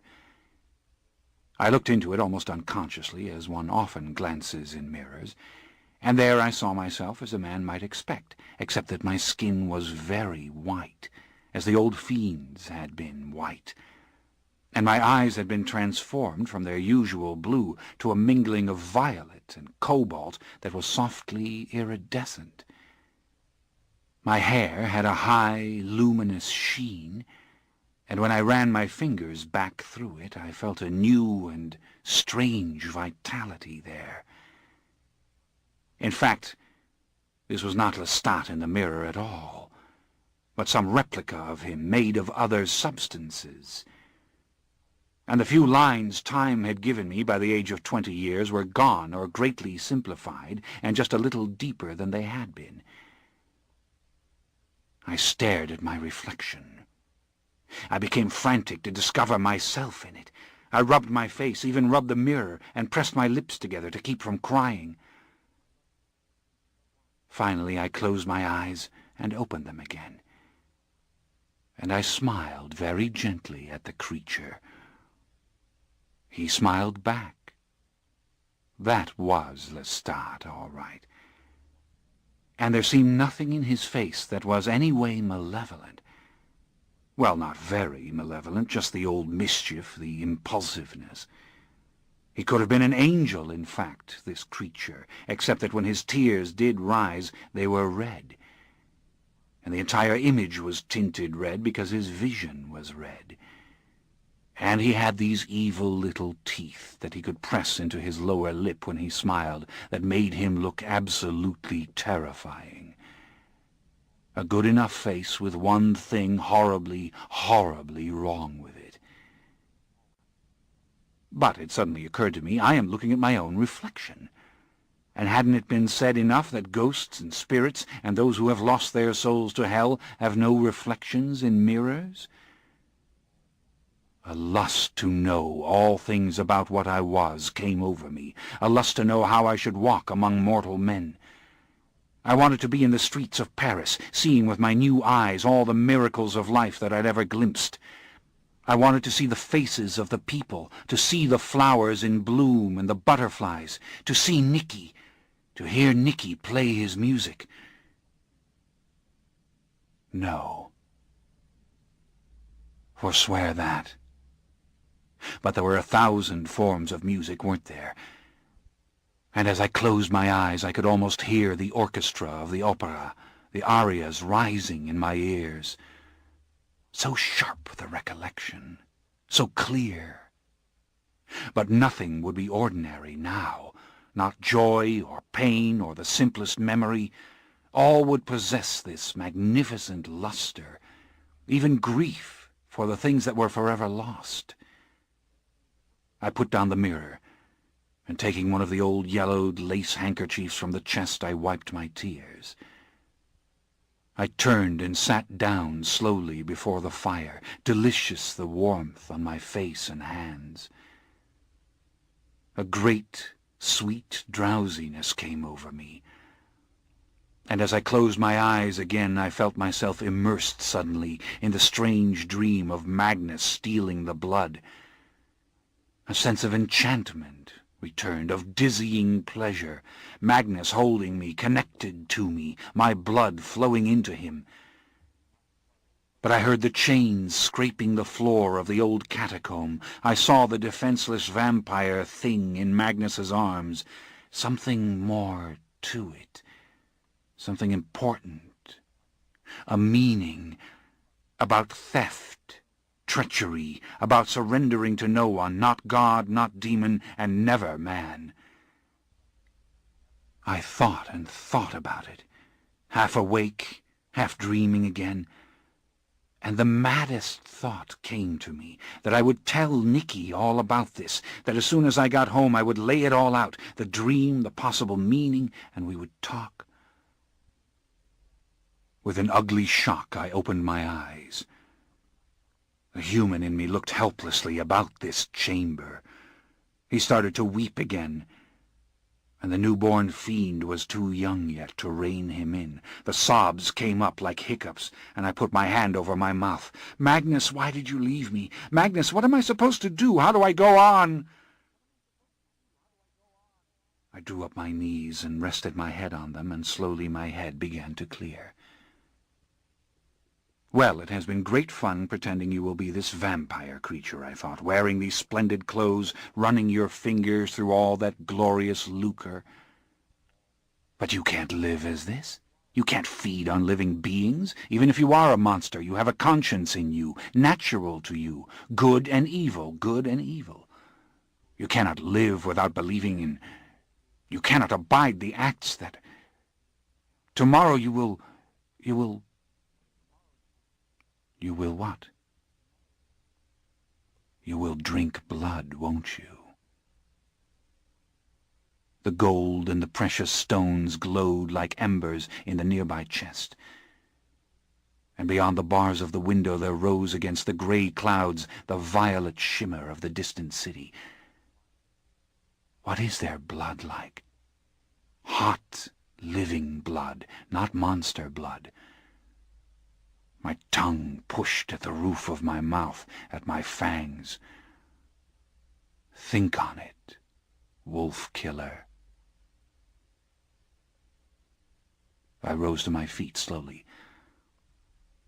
It was as if the will made it happen rather than the body, so easy was it. And I picked up the iron key-ring, which I'd brought with me from the outer chamber, and I went to inspect the rest of my tower.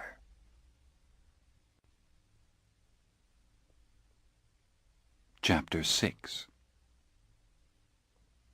Empty chambers, barred windows, the great endless sweep of the night above the battlements, that is all I found above ground.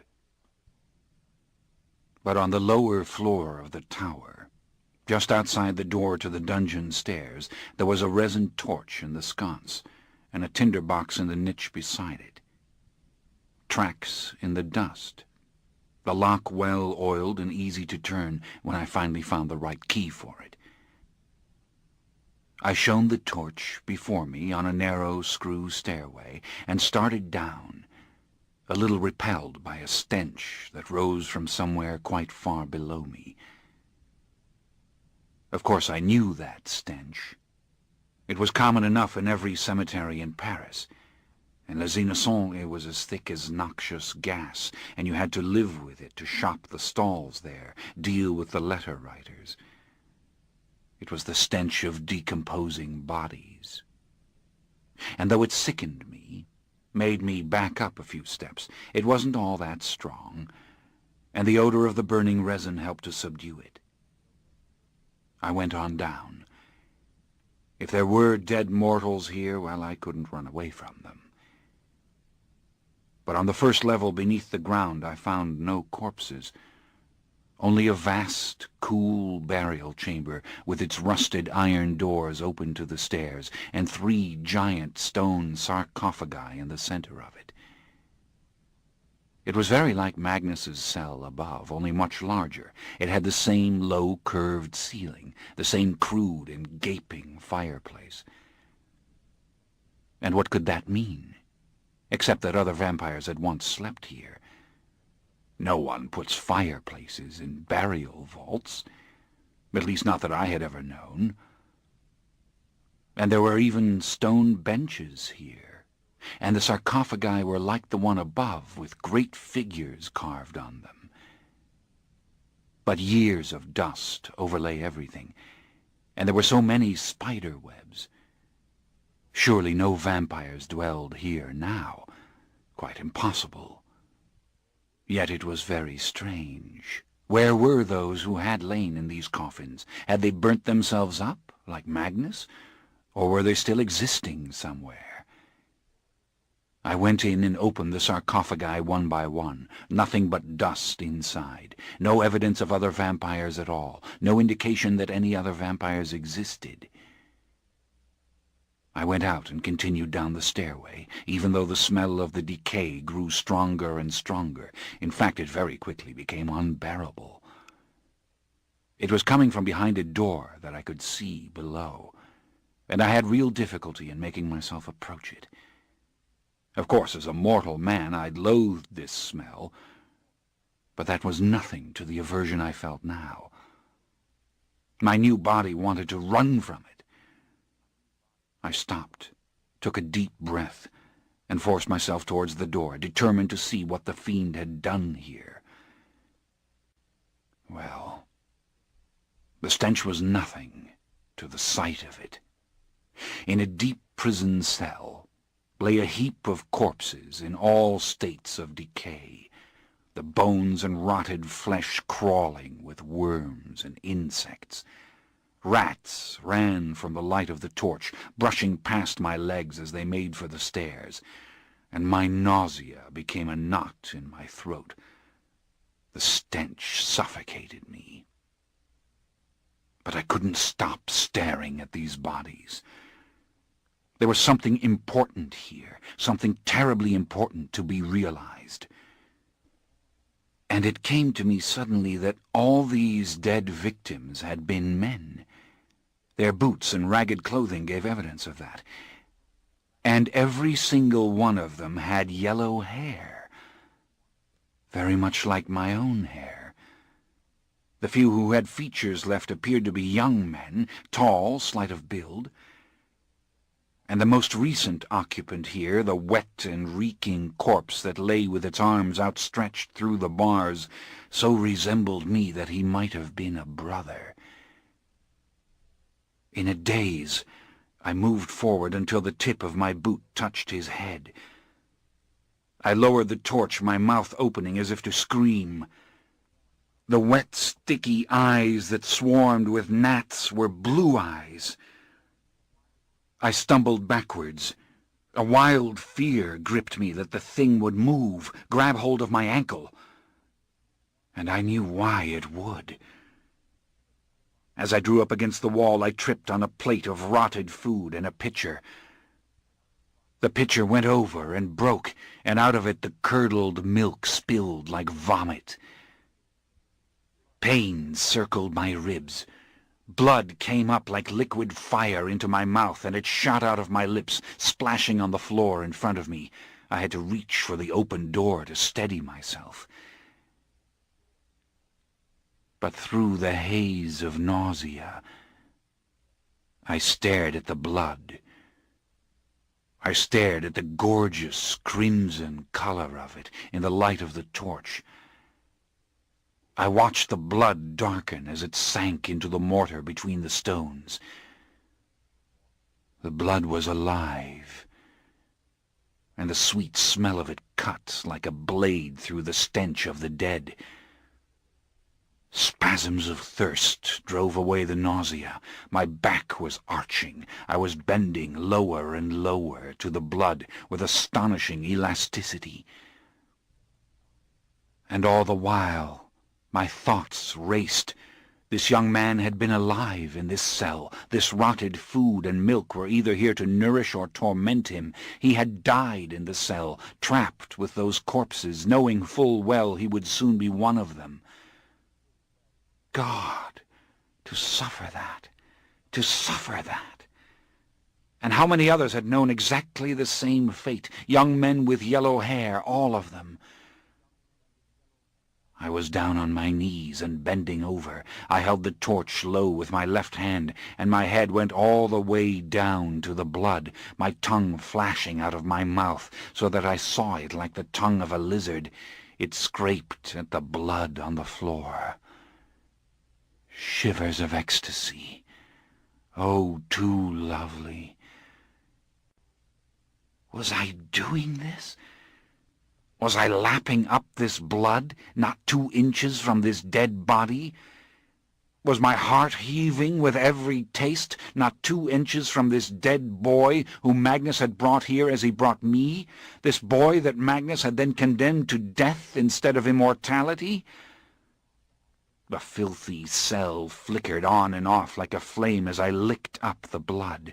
The dead man's hair touched my forehead. His eye, like a fractured crystal, stared at me. Why wasn't I locked in this cell? What test had I passed that I was not screaming now as I shook the bars, the horror that I had foreseen in the village inn slowly closing in on me? The blood tremors passed through my arms and legs. And the sound I heard, the gorgeous sound, as enthralling as the crimson of the blood, the blue of the boy's eye, the glistening wings of the gnat, the sliding opaline body of the worm, the blaze of the torch, was my own raw and guttural screaming. I dropped the torch and struggled backwards on my knees, crashing against the tin plate and the broken pitcher. I climbed to my feet and ran up the stairway, and as I slammed shut the dungeon door, my screams rose up and up to the very top of the tower. I was lost in the sound as it bounced off the stones and came back at me. I couldn't stop, couldn't close my mouth or cover it. But through the barred entranceway and through a dozen narrow windows above, I saw the unmistakable light of morning coming. My screams died. The stones had begun to glow. The light seeped around me like scalding steam, burning my eyelids. I made no decision to run. I was simply doing it, running up and up to the inner chamber. As I came out of the passage, the room was full of a dim, purple fire. The jewels overflowing the chest appeared to be moving. I was almost blind as I lifted the lid of the sarcophagus. Quickly it fell into place above me. The pain in my face and hands died away, and I was still, and I was safe, and fear and sorrow melted into a cool and fathomless darkness. This ends Disc 4. The Vampire Lestat, Disc 5. Chapter 7.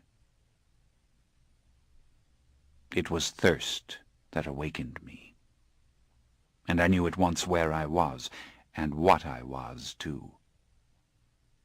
There were no sweet mortal dreams of chilled white wine or the fresh green grass beneath the apple trees in my father's orchard. In the narrow darkness of the stone coffin, I felt of my fangs with my fingers, and found them dangerously long and keen as little knife blades. And a mortal was in the tower, and although he hadn't reached the door of the outer chamber, I could hear his thoughts. I heard his consternation when he discovered the door to the stairs unlocked. That had never happened before. I heard his fear as he discovered the burnt timbers on the floor and called out, "Master?" A servant was what he was, and a somewhat treacherous one at that. It fascinated me, this soundless hearing of his mind. But something else was disturbing me. It was his scent. I lifted the stone lid of the sarcophagus and climbed out. The scent was faint, but it was almost irresistible. It was the musky smell of the first whore in whose bed I had spent my passion. It was the roasted venison after days and days of starvation in winter.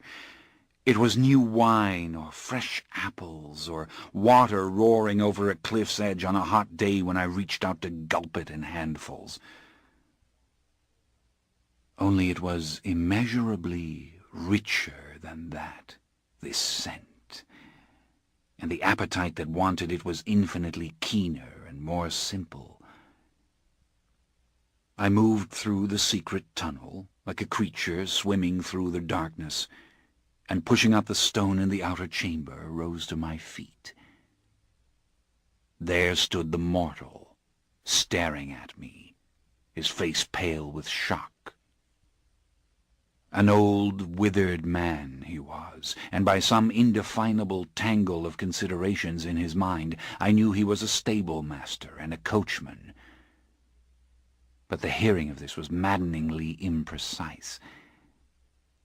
Then the immediate malice he felt towards me came like the heat of a stove, and there was no misunderstanding that. His eyes raced over my face and form. The hatred boiled, crested. It was he who had procured the fine clothes I wore, he who had tended the unfortunates in the dungeon while they had lived, and why, he demanded in silent outrage, was I not there? This made me love him very much, as you can imagine. I could have crushed him to death in my bare hands for this. "The master," he said desperately. "Where is he? Master!"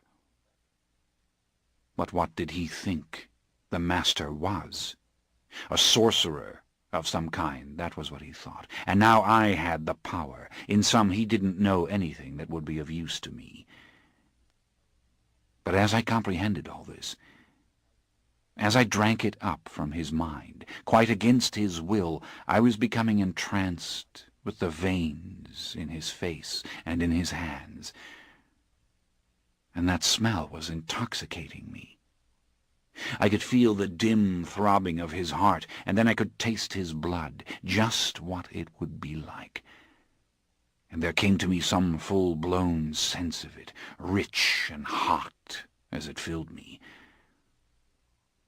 "The master's gone, burned in the fire," I murmured, hearing a strange monotone coming from myself. I moved slowly towards him. He glanced at the blackened floor. He looked up at the blackened ceiling. "No, this is a lie," he said. He was outraged, and his anger pulsed like a light in my eye. I felt the bitterness of his mind and its desperate reasoning. Ah, but that living flesh could look like this. I was in the grip of remorseless appetite. And he knew it.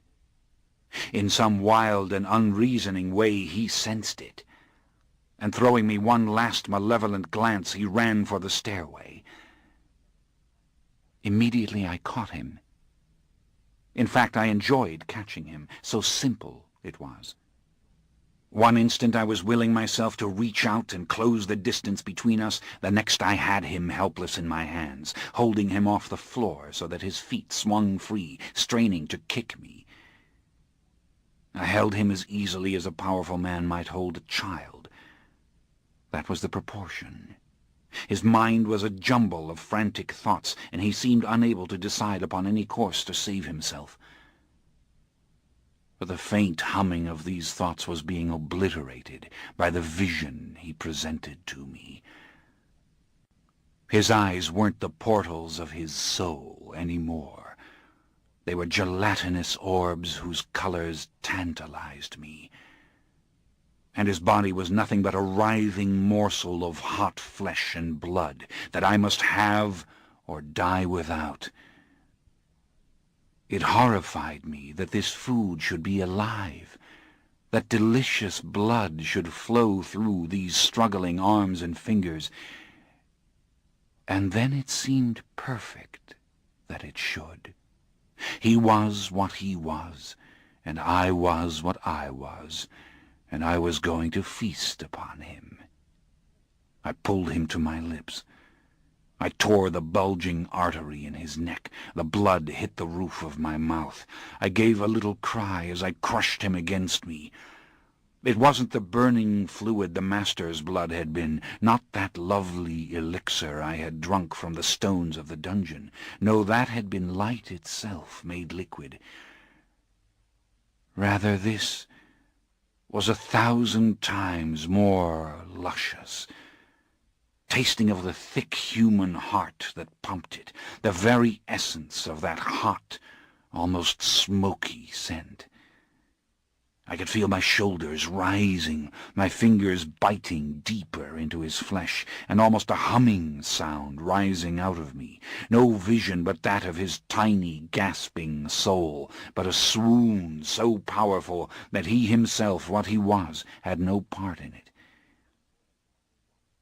It was with all my will that before the final moment I forced him away.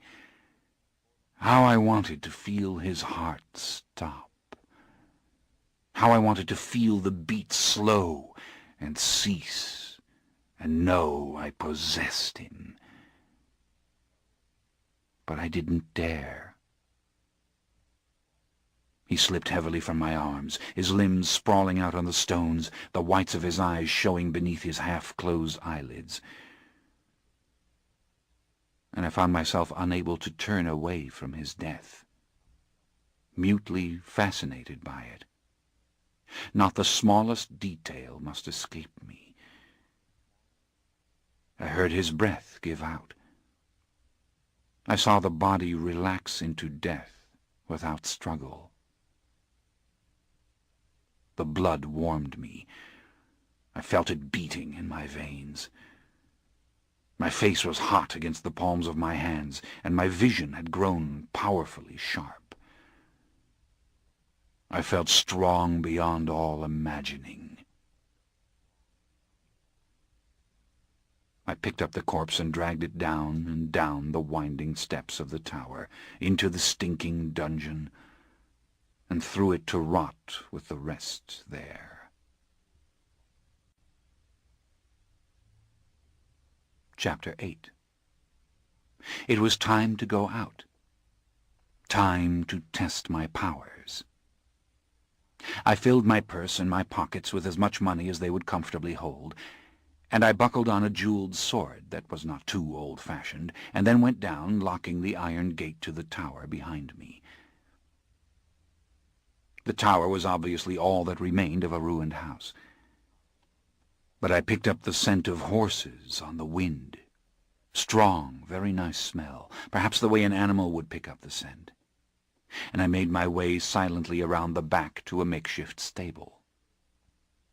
It contained not only a handsome old carriage, but 4 magnificent black mares. Perfectly wonderful that they weren't afraid of me. I kissed their smooth flanks and their long, soft noses. In fact, I was so in love with them I could have spent hours just learning all I could of them through my new senses. But I was eager for other things. There was a human in the stable also, and I'd caught his scent too as soon as I entered. But he was sound asleep, and when I roused him I saw he was a dull-witted boy who posed no danger to me. "I'm your master now," I said as I gave him a gold coin, "but I won't be needing you tonight except to saddle a horse for me." He understood well enough to tell me there was no saddle in the stable before he fell back to dozing. All right. I cut the long carriage reins from one of the bridles, put it on the most beautiful of the mares myself, and rode out bareback. I can't tell you what it was like.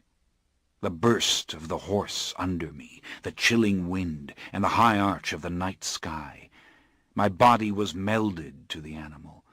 I was flying over the snow, laughing aloud and now and then singing.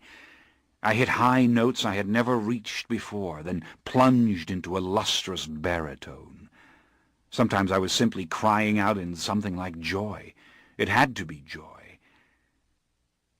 But how could a monster feel joy? I wanted to ride to Paris, of course, but I knew I wasn't ready.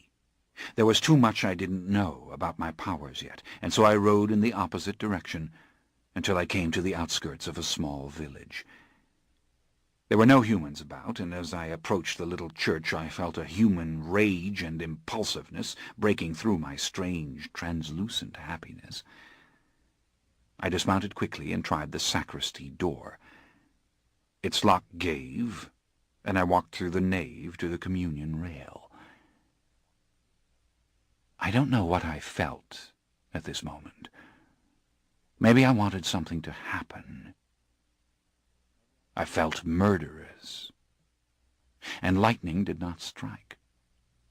I stared at the red glare of the vigil lights on the altar. I looked up at the figures frozen in the unilluminated blackness of the stained glass. And in desperation I went up over the communion rail and put my hands on the tabernacle itself. I broke open its tiny little doors, and I reached in and took out the jeweled ciborium with its consecrated hosts. No, there was no power here. Nothing that I could feel or see or know with any of my monstrous senses, nothing that responded to me. There were wafers and gold and wax and light. I bowed my head on the altar. I must have looked like the priest in the middle of Mass. Then I shut up everything in the tabernacle again. I closed it all up just fine, so nobody would know a sacrilege had been committed. And then I made my way down one side of the church and up the other, the lurid paintings and statues captivating me. I realized I was seeing the process of the sculptor and the painter, not merely the creative miracle.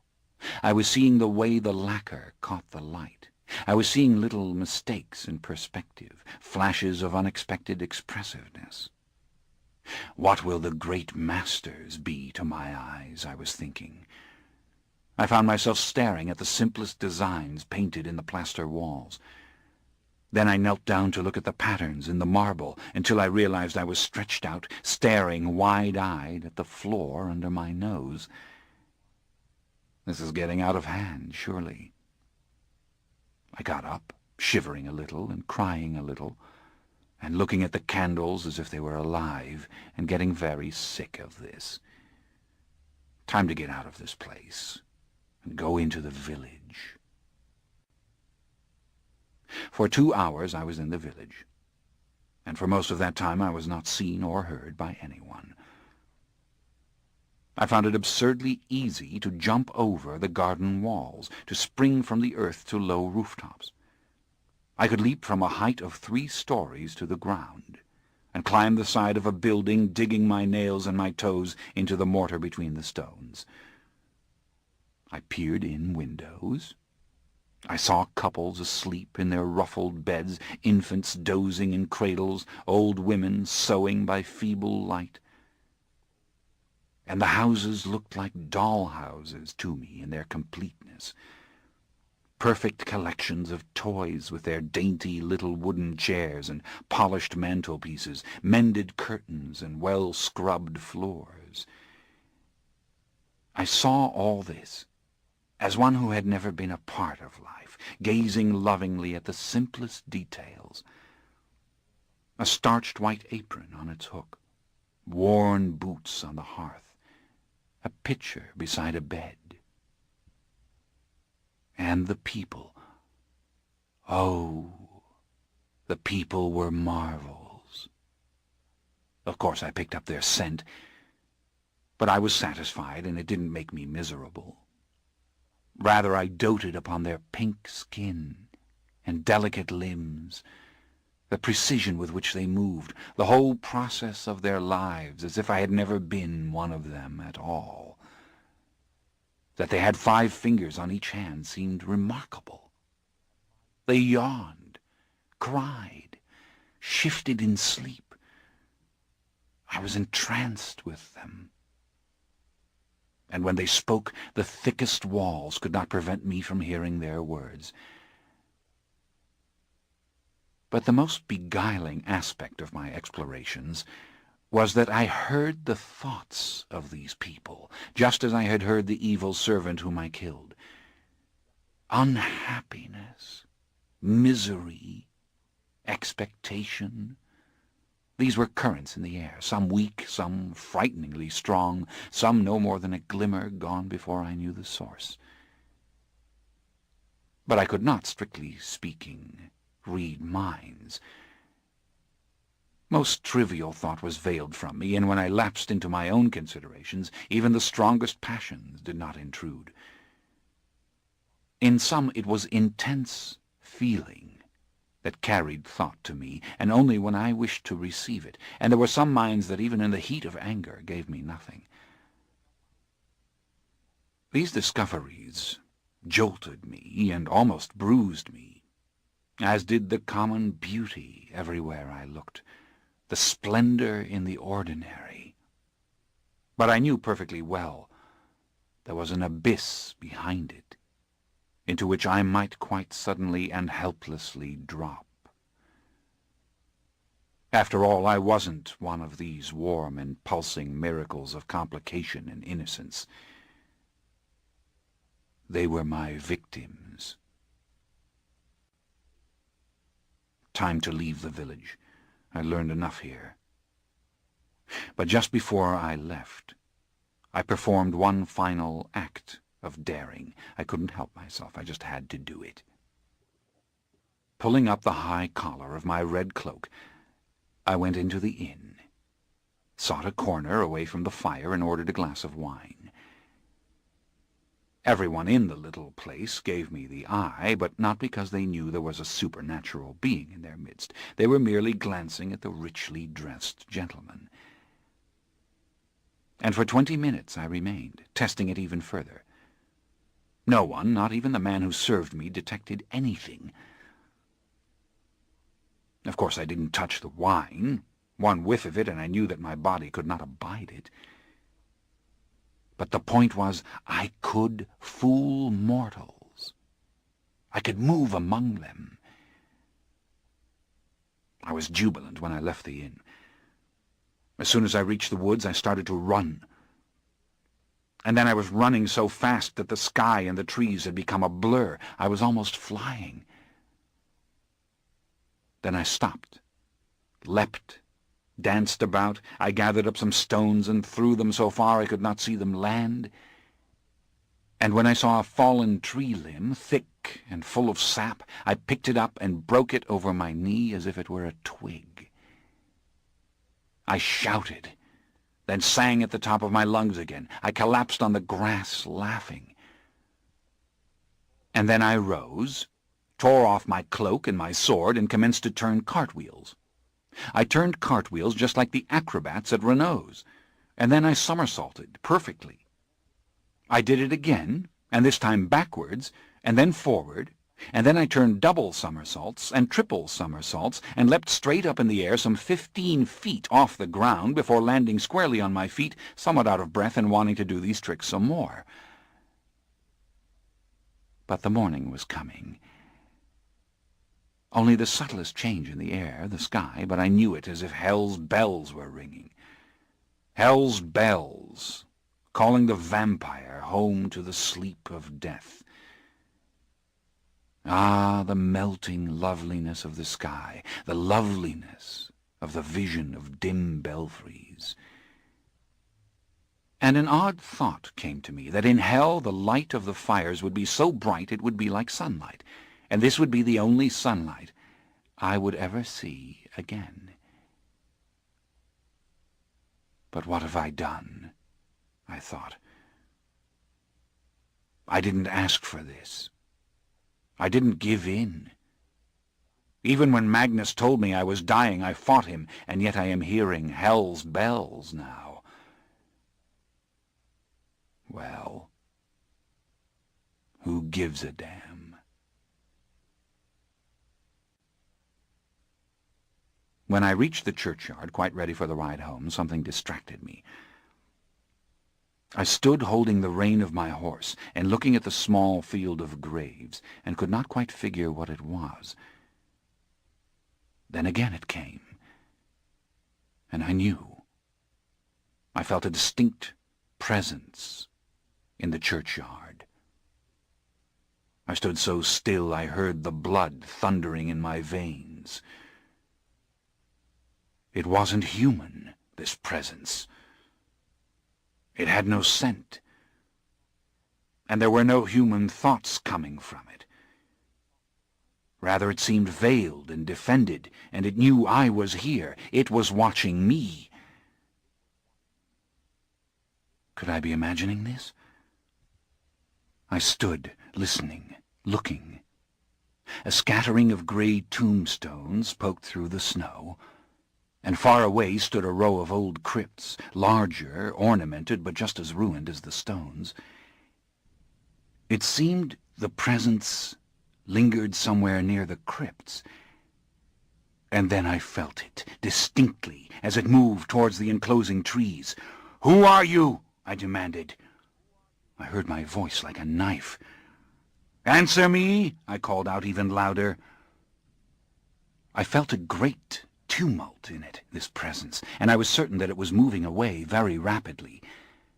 I dashed across the churchyard after it, and I could feel it receding.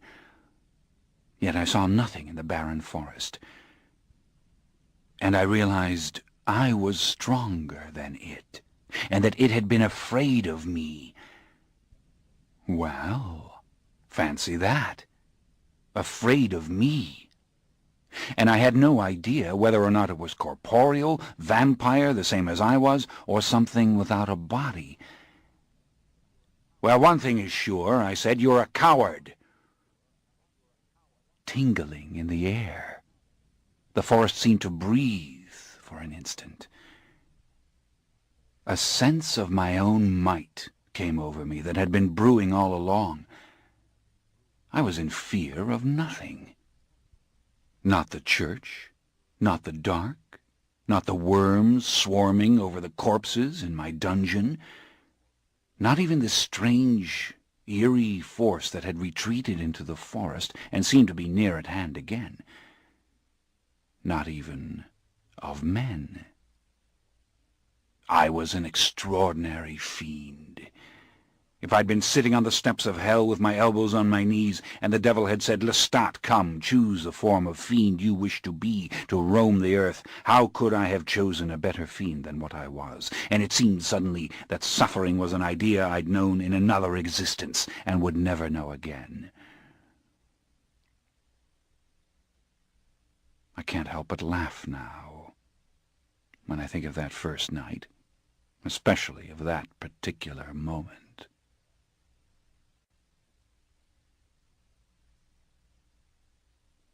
Chapter 9. The next night I went tearing into Paris, with as much gold as I could carry. The sun had just sunk beneath the horizon when I opened my eyes, and a clear azure light still emanated from the sky as I mounted and rode off to the city. I was starving.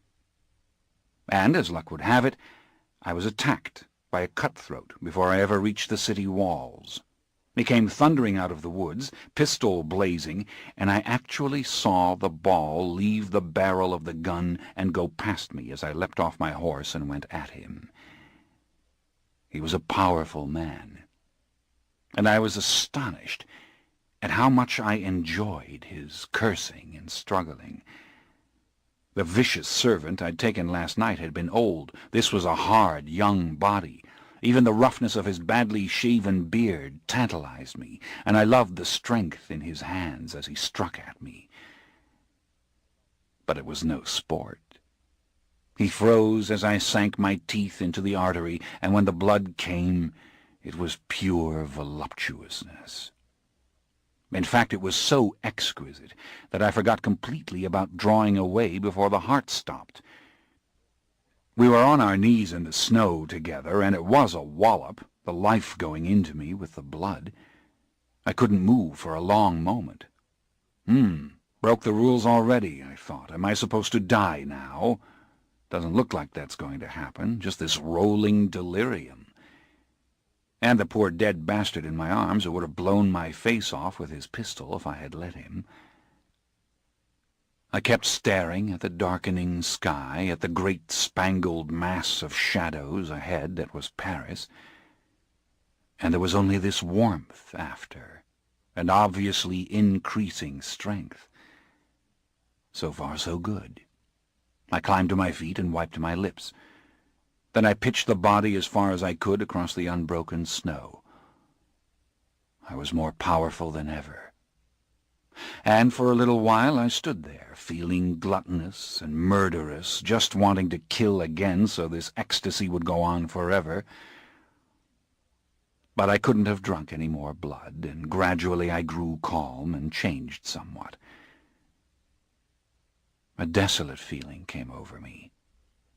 An aloneness, as though the thief had been a friend to me or kin to me and had deserted me. I couldn't understand it, except that the drinking had been so intimate. His scent was on me now, and I sort of liked it. But he lay there, yards away, on the crumpled crust of the snow, hands and face looking gray under the rising moon. Hell, the son of a bitch was going to kill me, wasn't he?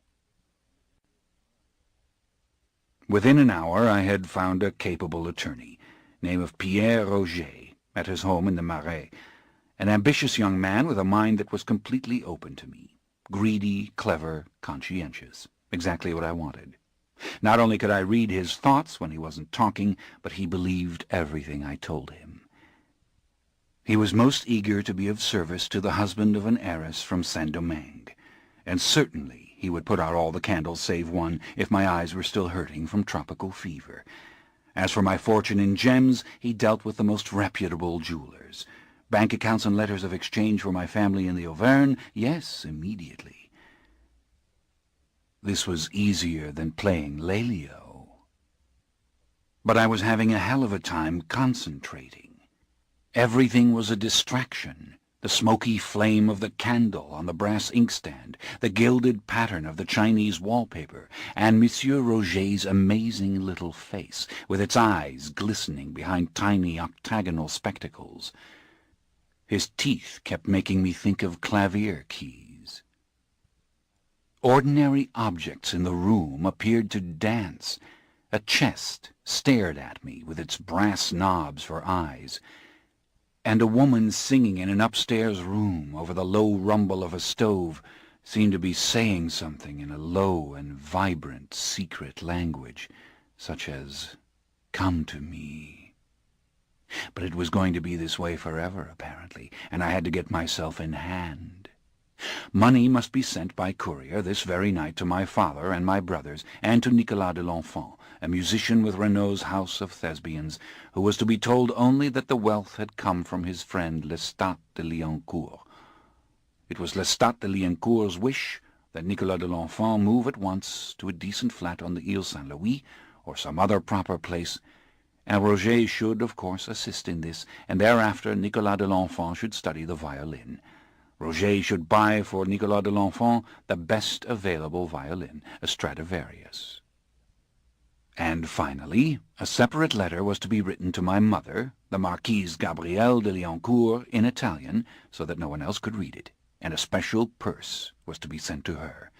If she could undertake a journey to southern Italy, the place where she'd been born, maybe she could stop the course of her consumption. It made me positively dizzy to think of her with the freedom to escape.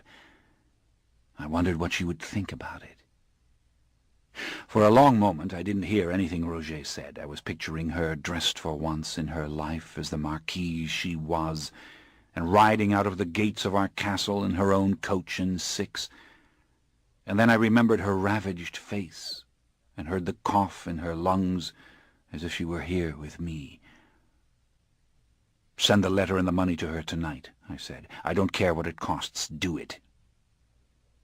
I laid down enough gold to keep her in comfort for a lifetime, if she had a lifetime.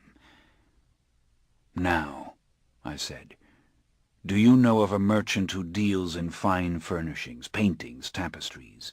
Someone who might open his shops and storehouses to us this very evening?" "Of course, monsieur. Allow me to get my coat. We shall go immediately." We were headed for the Faubourg Saint-Denis within minutes. And for hours after that I roamed with my mortal attendants through a paradise of material wealth, claiming everything that I wanted: couches and chairs, china and silver plate, drapery and statuary. All things were mine for the taking. And in my mind I transformed the castle where I'd grown up, as more and more goods were carried out to be crated and shipped south immediately.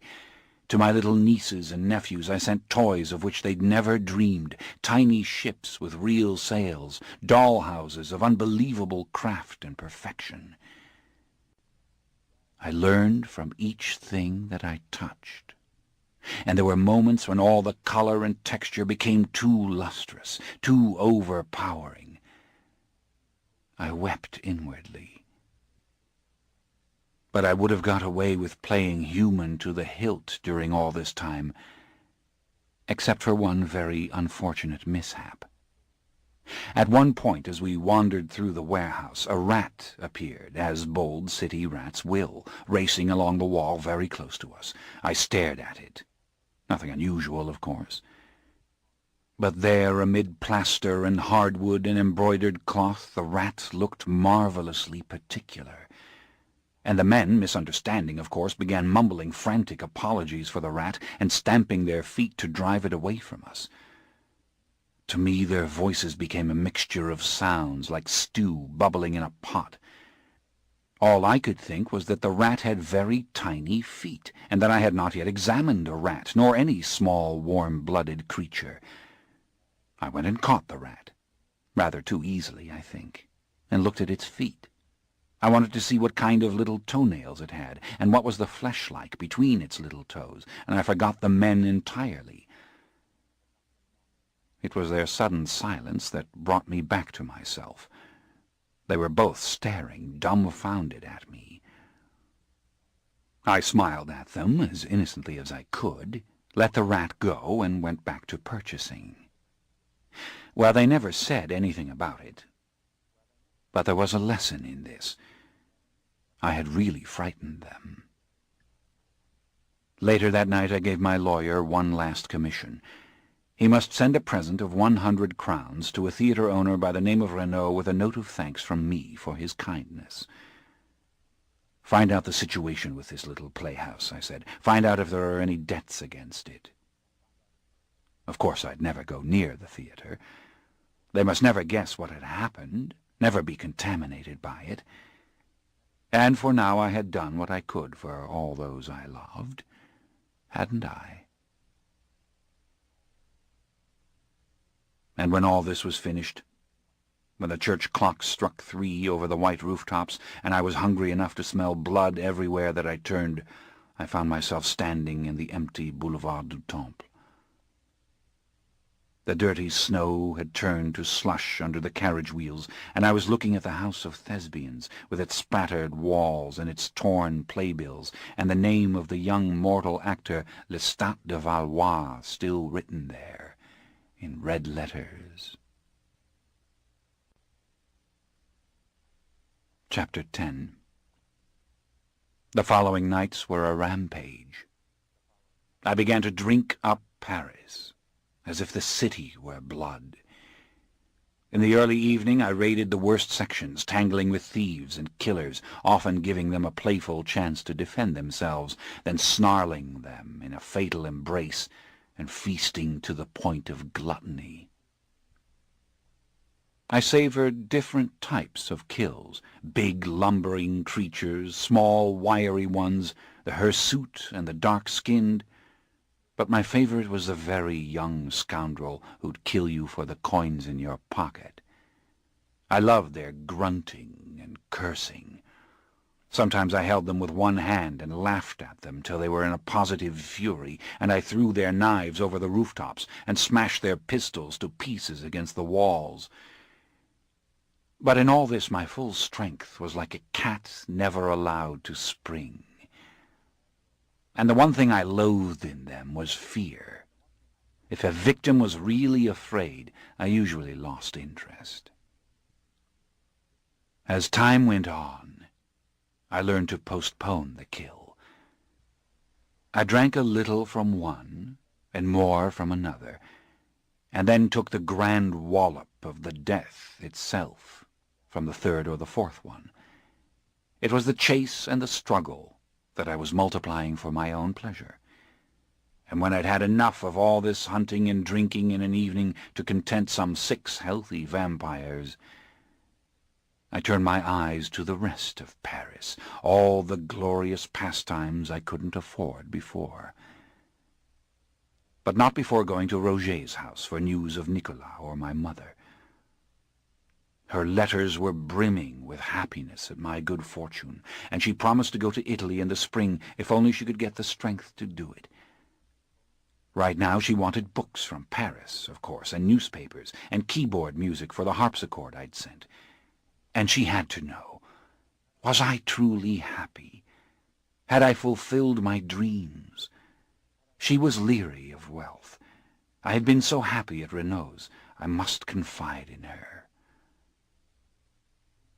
It was agony to hear these words read to me. Time to become a liar in earnest, which I had never been. But for her I would do it. As for Nicky, I should have known he wouldn't settle for gifts and vague tales, that he would demand to see me and keep on demanding it. He was frightening Roget a little bit. But it didn't do any good. There was nothing the attorney could tell him except what I've explained, and I was so wary of seeing Nicky that I didn't even ask for the location of the house into which he'd moved. I told the lawyer to make certain he studied with his Italian maestro and that he had everything he could possibly desire.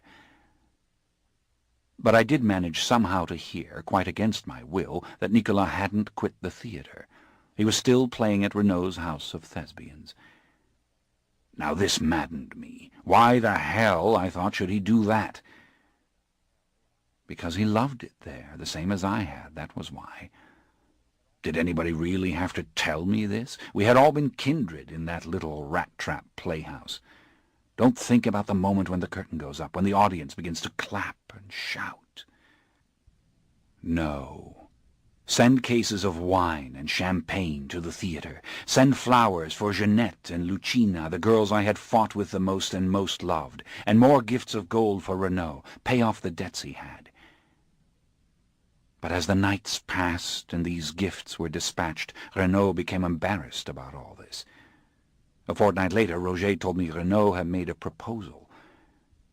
He wanted me to buy the House of Thespians and keep him on as manager with enough capital to stage larger and more wondrous spectacles than he'd ever before attempted. With my money and his cleverness, we could make the house the talk of Paris. I didn't answer right away. It took me more than a moment to realize that I could own the theatre just like that, own it, like the gems in the chest, or the clothes I wore, or the dollhouse I'd sent to my nieces. I said no, and went out slamming the door. Then I came right back. "All right, buy the theatre," I said, "and give him 10,000 crowns to do whatever he wants." This was a fortune, and I didn't even know why I had done this.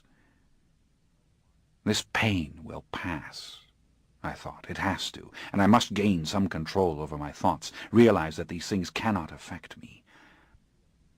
After all, where did I spend my time now? At the grandest theatres in Paris. I had the finest seats for the ballet and the opera, for the dramas of Molière and Racine. I was hanging about before the footlights, gazing up at the great actors and actresses. I had suits made in every color of the rainbow, jewels on my fingers, wigs in the latest fashion, shoes with diamond buckles as well as gold heels. And I had eternity to be drunk on the poetry I was hearing, drunk on the singing and the sweep of the dancers' arms, drunk on the organ throbbing in the great cavern of Notre Dame, and drunk on the chimes that counted out the hours to me, drunk on the snow falling soundlessly on the empty gardens of the Tuileries.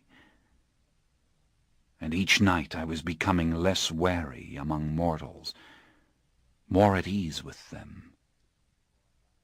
Not even a month had passed before I got up the courage to plunge right into a crowded ball at the Palais Royal. I was warm and ruddy from the kill, and at once I joined the dance. I didn't arouse the slightest suspicion. Rather, the women seemed drawn to me, and I loved the touch of their hot fingers and the soft crush of their arms and their breasts.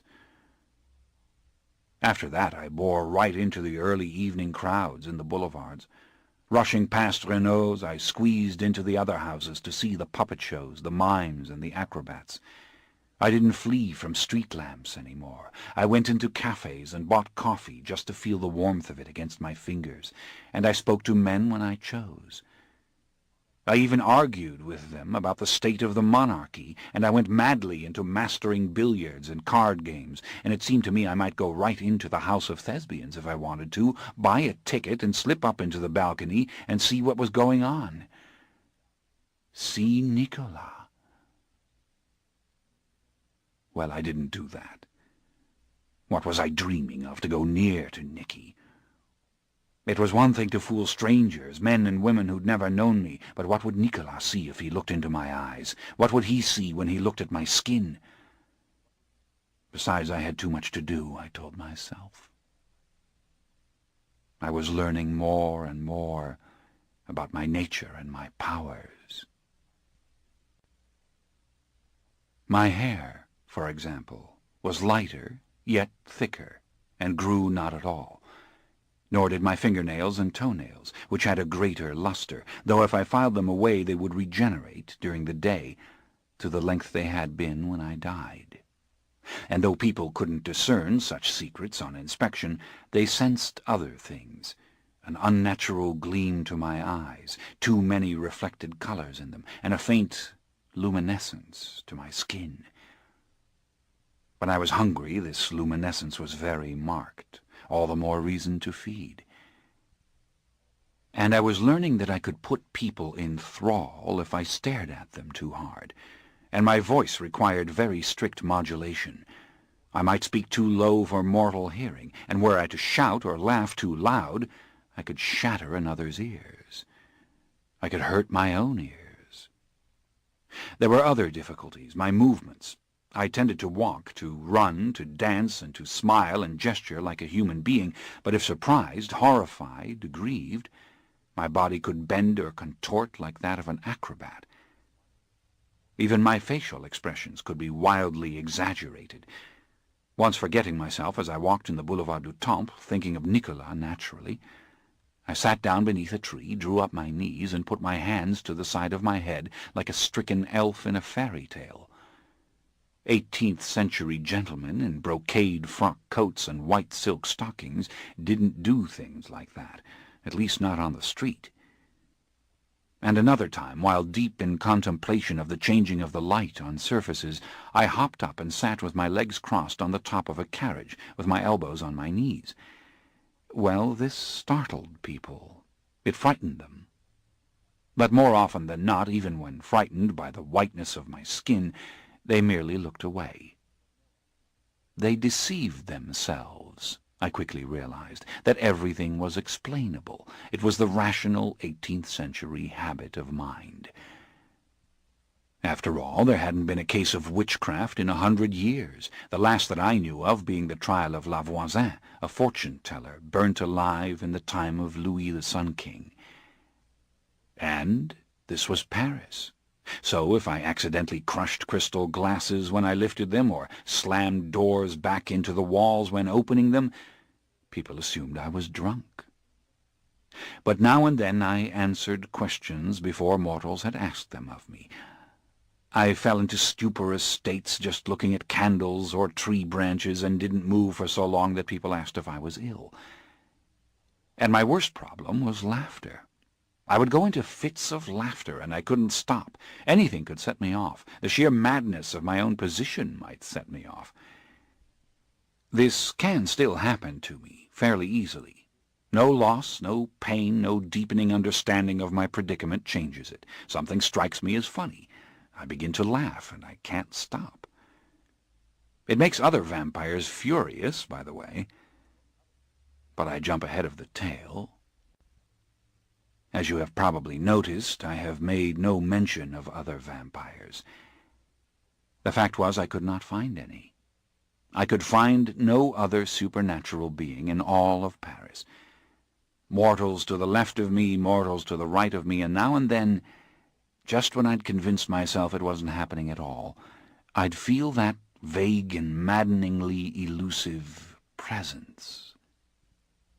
It was never any more substantial than it had been the first night in the village churchyard, and invariably it was in the vicinity of a Paris cemetery. Always I'd stop, turn, and try to draw it out. But it was never any good. The thing was gone before I could be certain of it. I could never find it on my own, and the stench of city cemeteries was so revolting I couldn't go into them. This was coming to seem more than fastidiousness or bad memories of my own dungeon beneath the tower. Revulsion at the sight or smell of death seemed part of my nature. I couldn't watch executions any more than when I was that trembling boy from the Auvergne, and corpses made me cover my face. I think I was offended by death unless I was the cause of it, and I had to get clean away from my dead victims almost immediately. But to return to the matter of the presence, I came to wonder if it wasn't some other species of haunt, something that couldn't commune with me. On the other hand, I had the distinct impression that the presence was watching me, maybe even deliberately revealing itself to me. Whatever the case, I saw no other vampires in Paris, and I was beginning to wonder if there could be more than one of us at any given time. Maybe Magnus destroyed the vampire from whom he stole the blood. Maybe he had to perish once he passed on his powers, and I too would die if I were to make another vampire. But no, that didn't make sense.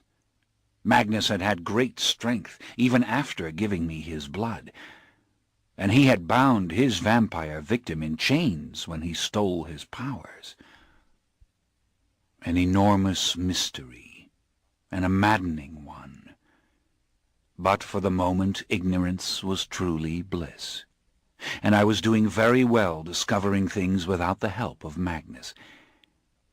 And maybe this was what Magnus had intended. Maybe this had been his way of learning, centuries ago. I remembered his words, that in the secret chamber of the tower I would find all that I needed to prosper. The hours flew as I roamed the city, and only to conceal myself in the tower by day did I ever deliberately leave the company of human beings. Yet I was beginning to wonder, if you can dance with them, and play billiards with them, and talk with them, why can't you dwell among them just the way you did when you were living? Why couldn't you pass for one of them, and enter again into the very fabric of life, where there is... What? Say it.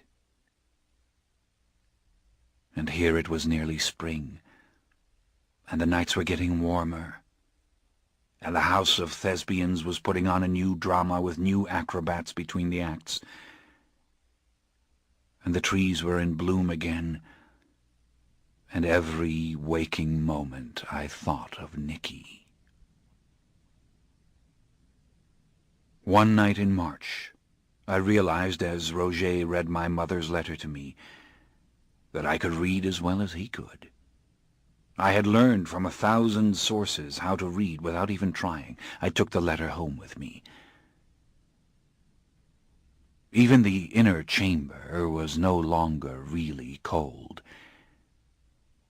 and I sat by the window, reading my mother's words for the first time in private. I could almost hear her voice speaking to me. Nicolas writes that you have purchased Renault's. So you own the little theater on the boulevard where you were so happy. But do you possess the happiness still? When will you answer me? I folded up the letter and put it in my pocket. The blood tears were coming into my eyes. Why must she understand so much, yet so little?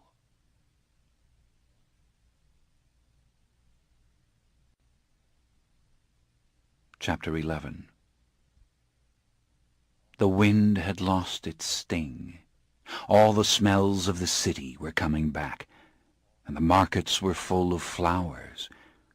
I dashed to Roger's house without even thinking of what I was doing, and demanded that he tell me where Nicolas lived. I would just have a look at him, make certain he was in good health, be certain the house was fine enough. It was on the Ile Saint-Louis, and very impressive, just as I'd wanted. But the windows were all shuttered along the quay.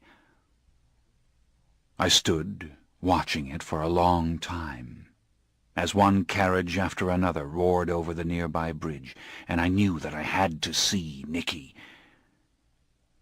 I started to climb the wall just as I had climbed walls in the village, and I found it amazingly easy. One story after another I climbed, much higher than I had ever dared to climb in the past, and then I sped over the roof and down the inside of the courtyard to look for Nicky's flat. I passed a handful of open windows before I came to the right one.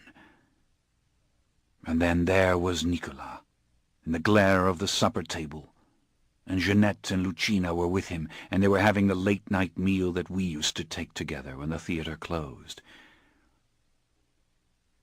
At the first sight of him, I drew back away from the casement and closed my eyes.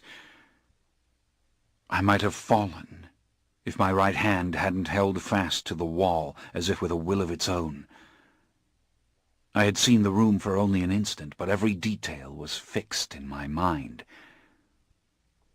He was dressed in old green velvet, finery he'd worn so casually in the crooked streets at home.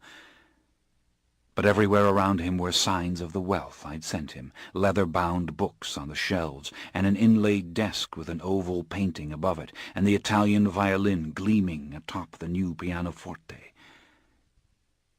He wore a jeweled ring I'd sent, and his brown hair was tied back with a black silk ribbon, and he sat brooding with his elbows on the table, eating nothing from the expensive china plate before him. Carefully I opened my eyes and looked at him again. All his natural gifts were there in a blaze of light, the delicate but strong limbs, large sober brown eyes, and his mouth that, for all the irony and sarcasm that could come out of it, was childlike and ready to be kissed. There seemed in him a frailty I'd never perceived or understood. Yet he looked infinitely intelligent, my Nicky, full of tangled, uncompromising thoughts, as he listened to Jeanette, who was talking rapidly. "Lestat's married," she said, as Lucina nodded. "The wife's rich, and he can't let her know he was a common actor. It's simple enough." "I say we let him in peace," Lucina said. "He saved the theater from closing, and he showers us with gifts." "I don't believe it," Nicolas said bitterly. "He wouldn't be ashamed of us." There was a suppressed rage in his voice, an ugly grief. "And why did he leave the way he did? I heard him calling me. The window was smashed to pieces. I tell you, I was half awake, and I heard his voice." An uneasy silence fell among them. They didn't believe his account of things, how I'd vanished from the garret, and telling it again would only isolate him and embitter him further. I could sense this from all their thoughts. "You didn't really know Lestat," he said now, almost in a surly fashion, returning to the manageable conversation that other mortals would allow him. "Lestat would spit in the face of anyone who would be ashamed of us. He sends me money. What am I supposed to do with it? He plays games with us." No answer from the others, the solid, practical beings who would not speak against the mysterious benefactor. Things were going too well. And in the lengthening silence, I felt the depth of Nicky's anguish. I knew it as if I were peering into his skull. And I couldn't bear it.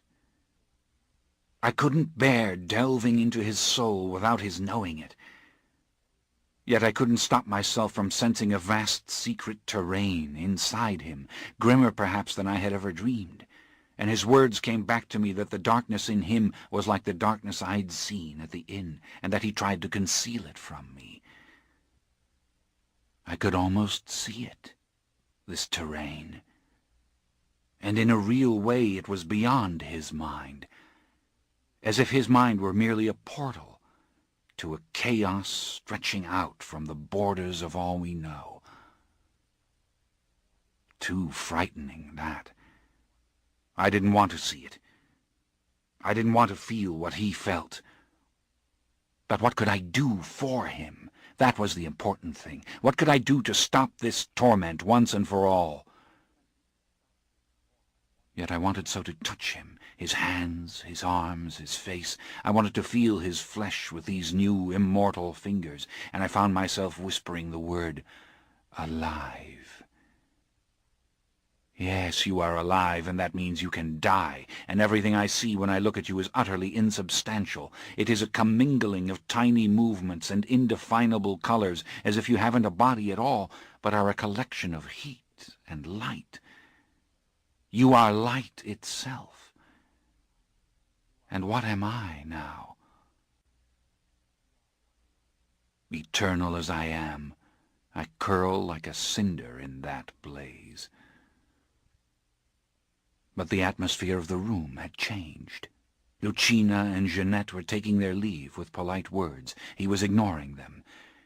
He had turned to the window, and he was rising as if he'd been called by a secret voice. The look on his face was indescribable. He knew I was there. Instantly I shot up the slippery wall to the roof. But I could still hear him below. I looked down and I saw his naked hands on the window ledge, and through the silence I heard his panic. He'd sensed that I was there. My presence, mind you, that is what he sensed, just as I sensed the presence in the graveyards. But how, he argued with himself, could Lestat have been here? I was too shocked to do anything. I clung to the roof gutter, and I could feel the departure of the others, feel that he was now alone. And all I could think was, what in the name of hell is this presence that he felt? I mean, I wasn't Lestat anymore. I was this demon, this powerful and greedy vampire, and yet he felt my presence, the presence of Lestat, the young man he knew. It was a very different thing from a mortal seeing my face and blurting out my name in confusion. He had recognized in my monster's self something that he knew and loved. I stopped listening to him. I merely lay on the roof. But I knew he was moving below. I knew it when he lifted the violin from its place on the pianoforte, and I knew he was again at the window. And I put my hands over my ears. Still the sound came. It came rising out of the instrument and cleaving the night as if it were some shining element other than air and light and matter that might climb to the very stars. He bore down on the strings, and I could almost see him against my eyelids, swaying back and forth, his head bowed against the violin, as if he meant to pass into the music, and then all sense of him vanished, and there was only the sound, the long, vibrant notes, and the chilling glissandos, and the violin singing in its own tongue to make every other form of speech seem false. Yet as the song deepened, it became the very essence of despair, as if its beauty were a horrid coincidence, grotesquerie, without a particle of truth. Was this what he believed? What he had always believed when I talked on and on about goodness? Was he making the violin say it? Was he deliberately creating those long, pure, liquid notes to say that beauty meant nothing because it came from the despair inside him, and it had nothing to do with the despair finally, because the despair wasn't beautiful, and beauty, then, was a horrid irony? I didn't know the answer. But the sound went beyond him as it always had. It grew bigger than the despair. It fell effortlessly into a slow melody, like water seeking its own downward mountain path. It grew richer and darker still, and there seemed something undisciplined and chastening in it, and heart-breaking and vast. I lay on my back on the roof now, with my eyes on the stars. Pinpoints of light mortals could not have seen, phantom clouds, and the raw, piercing sound of the violin coming slowly with exquisite tension to a close. I didn't move. I was in some silent understanding of the language the violin spoke to me. Nicky, if we could talk again, if our conversation could only continue. Beauty wasn't the treachery he imagined it to be. Rather, it was an uncharted land where one could make 1,000 fatal errors, a wide and indifferent paradise without signposts of evil or good. In spite of all the refinements of civilization that conspired to make art, the dizzying perfection of the string quartet, or the sprawling grandeur of Fragonard's canvases, beauty was savage. It was as dangerous and lawless as the earth had been, eons before man had one single coherent thought in his head, or wrote codes of conduct on tablets of clay. Beauty was a savage garden. So why must it wound him that the most despairing music is full of beauty? Why must it hurt him and make him cynical and sad and untrusting? Good and evil, those are concepts man has made. And man is better, really, than the savage garden. But maybe deep inside, Nicky had always dreamed of a harmony among all things that I had always known was impossible. Nicky had dreamed not of goodness, but of justice. But we could never discuss these things now with each other. We could never again be in the inn. Forgive me, Nicky. Good and evil exist still as they always will, but our conversation is over forever.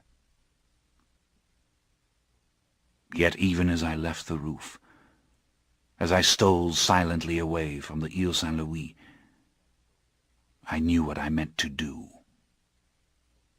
I didn't admit it to myself, but I knew. The next night it was already late when I reached the Boulevard du Temple. I'd fed well in the Ile de la Cité, and the first act at Renaud's House of Thespians was already under way. Chapter 12. I'd dressed as if I were going to court, in silver brocade with a lavender velvet roquelaure over my shoulders, I had a new sword with a deep-carved silver handle, and the usual heavy, ornate buckles on my shoes, the usual lace, gloves, tricorn. And I came to the theatre in a hired carriage. But as soon as I paid the driver, I went back the alley and opened the stage door exactly as I used to do.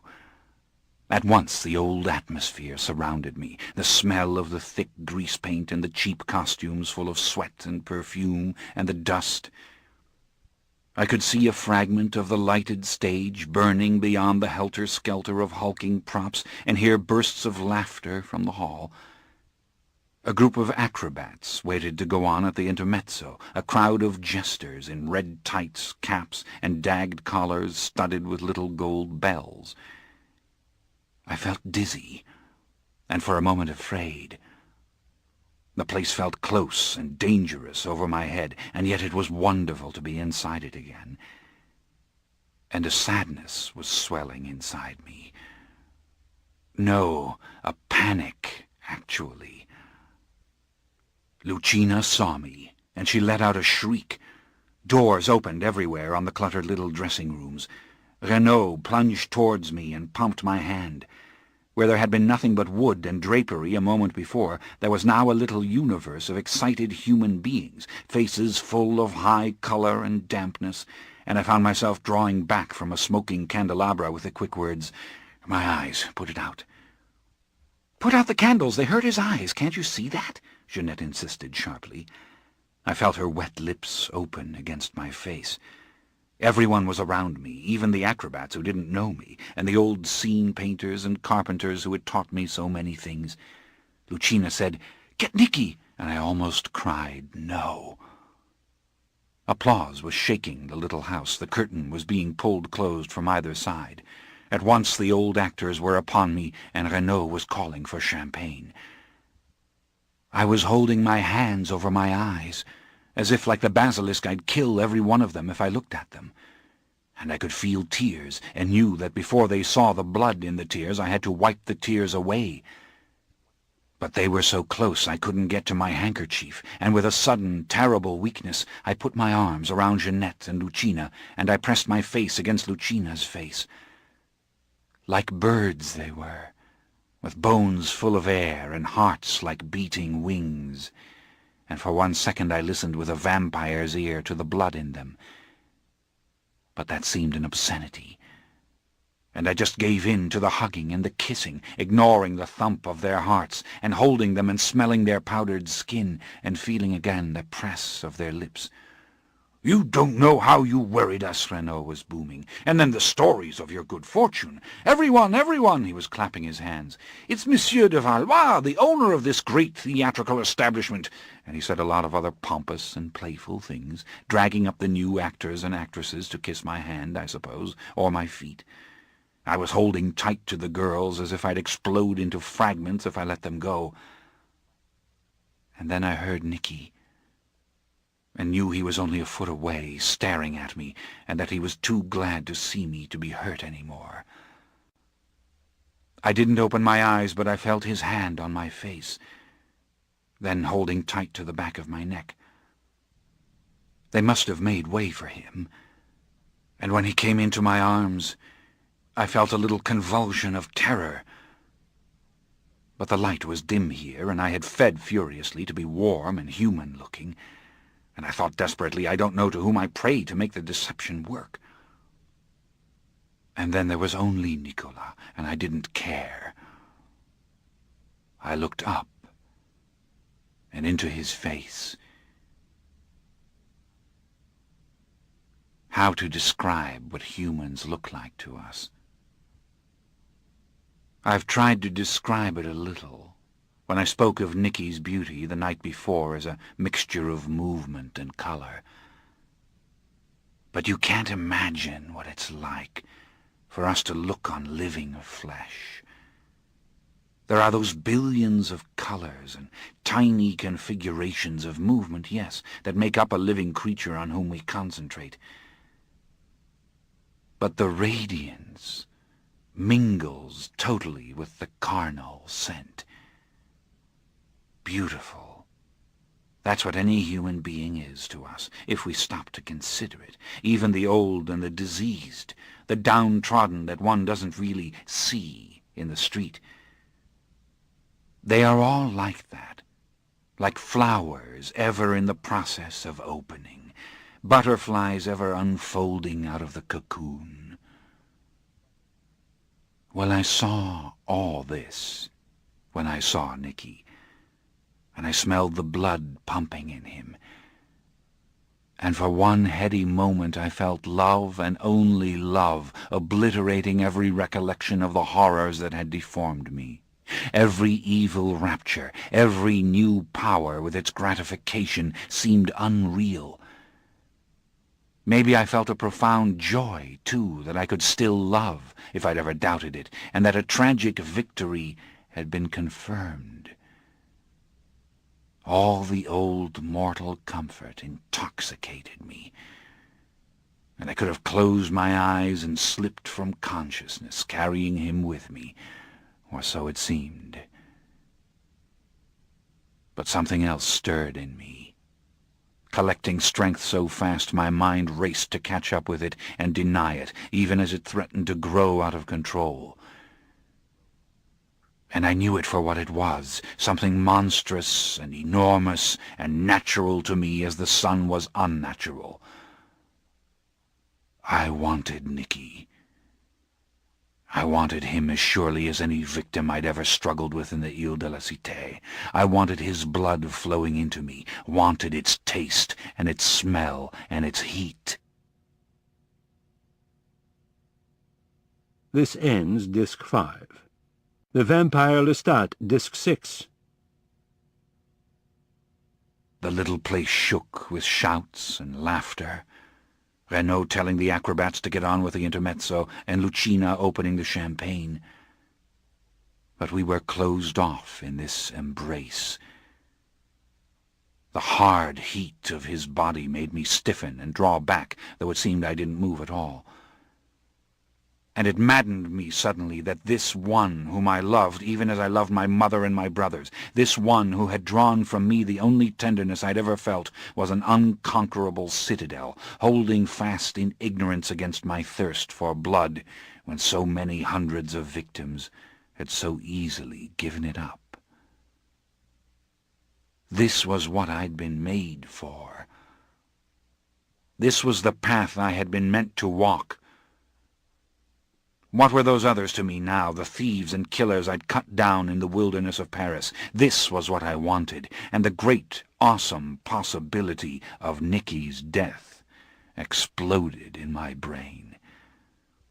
The darkness against my closed eyelids had become blood-red. Nicky's mind, emptying in that last moment, giving up its complexity with its life. I couldn't move. I could feel the blood as if it were passing into me, and I let my lips rest against his neck. Every particle in me said, "Take him, spirit him out of this place and away from it, and feed on him, and feed on him, until what? Until he's dead." I broke loose and pushed him away.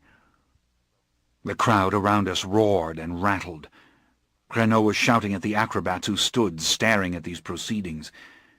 The audience outside demanded the intermezzo entertainment with a steady, rhythmic clap.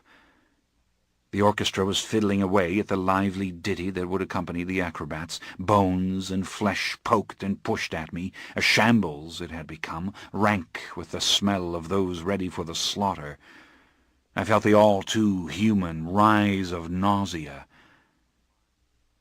Nicky seemed to have lost his equilibrium, and when our eyes met, I felt the accusations emanating from him. I felt the misery, and worse, the near despair.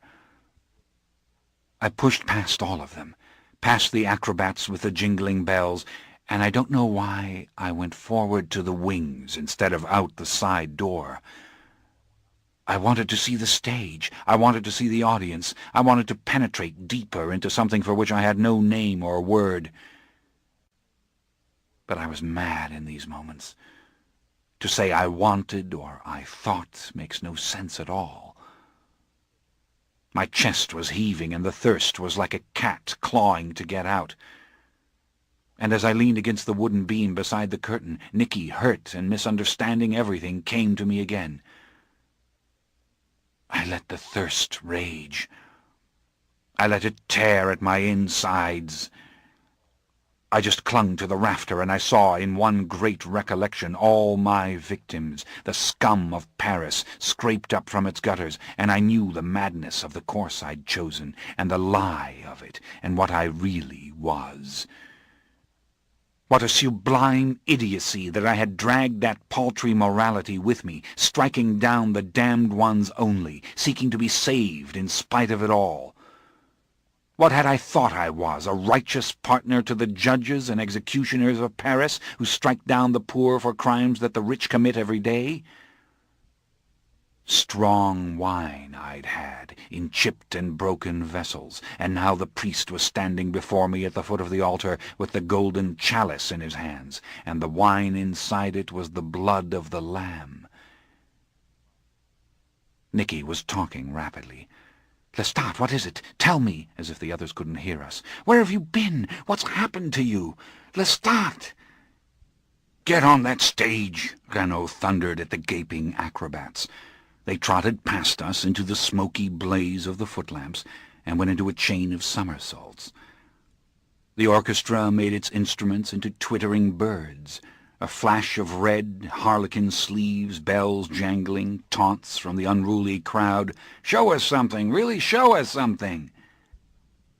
Lucina kissed me, and I stared at her white throat, her milky hands. I could see the veins in Jeanette's face and the soft cushion of her lower lip coming ever closer. The champagne, splashed into dozens of little glasses, was being drunk. Some speech was issuing forth from Renaud about our partnership, and how tonight's little farce was but the beginning, and we would soon be the grandest theatre on the boulevards. I saw myself decked out for the part of Lelio, and heard the ditty I had sung to Flaminia on bended knee. Before me, little mortals flip-flopped heavily, and the audience was howling as the leader of the acrobats made some vulgar movement with his hind end.